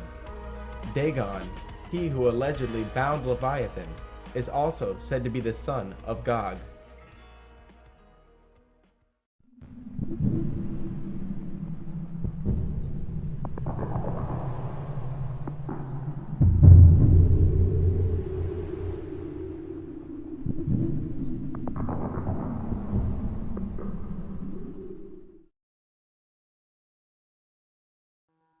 I'm just a guy from Florida who found out about 9/11 in the spring of 2006. As my research began to expand, I felt like someone who was plunged into a fog and yet never saw things more clearly. All those times my grandmother explained to me the things my generation would see, and all the times I was told the meaning of the eye on the dollar bill, and all the times I inwardly chuckled at her stories, seemed to echo from the past and chuckle back. I started to suspect that quote-unquote conspiracy land already had all the answers, and that the most I would have to do is find and study the work of the right researchers. Never was I so big-headed as to think that I would play any part in the unveiling that is happening in our time, nor discover anything new, and I was perfectly content with being a mouthpiece for other people's messages. But I also saw much flaw in conspiracy land, which came in the form of disinformation, misinformation, and everyday hair-splitting. I was also slowly growing aware of a repeating theme in mythologies and movies. Over a period of 2 years, I would make 6 or so documentaries regarding Illuminati symbolism and mythology in Hollywood movies. But there was indeed something lacking from the conclusions of most occult researchers, and even the conclusions made in my own documentaries and research. Why does the Illuminati use occult symbols? Where do they stand to gain by practicing the occult? And if the occult is nothing but magic, why do these researchers never explain the details of sorcery and how the Illuminati use it? The more I learned, the more frustrated I became with the unanswered questions. I decided that the time had come for me to start reading satanic books and skip the middleman, because typing satanic occult symbolism into YouTube had apparently expended itself. Those occult authors revealed to me a world unlike anything I encountered in any documentary out there. For as many people who claim to have studied the occult, none have ever reported to me these reoccurring themes in satanic books. Either these researchers did not research what they said they did, or they simply scan-read satanic literature looking for vague statements that support their pre-existing theory. Anything these researchers found in those satanic books that they did not believe in personally was obviously not reported to us. I have tried to report on the matter without the filter of any pre-existing beliefs. I should not have been the one to inform you that the Illuminati believe in permanent spiritual transformation through ritual. It is difficult, if not impossible, to do any respectable amount of research into Satanism without stumbling across this fact. I can honestly say that I wish you hadn't heard it here first, because it only means you learned too late. This book is a distillation of knowledge from many occult and satanic sources that are freely available. It will certainly prepare you to better understand the occult, and if you ever start doing your own research or practice of the occult, you will discover that I reported accurately in this book. I wrote this book with much haste, and whole chapters could be written on subjects I glazed over in a single paragraph, but, as I stated, I will waste no words here. I was aiming for brevity, and did not feel that this book should become a place where I document every little thing I know, lest I be forced to speculate more often and turn this text into something of a manifesto. I hope you found this book entertaining and enlightening. I hope this book changed the way you think about the world. I hope I spoke in a fashion that was plain and clear, and I hope that this is what I was supposed to do relative to the eyes of God. Much love, labor, and light to you all. Michael Wynn.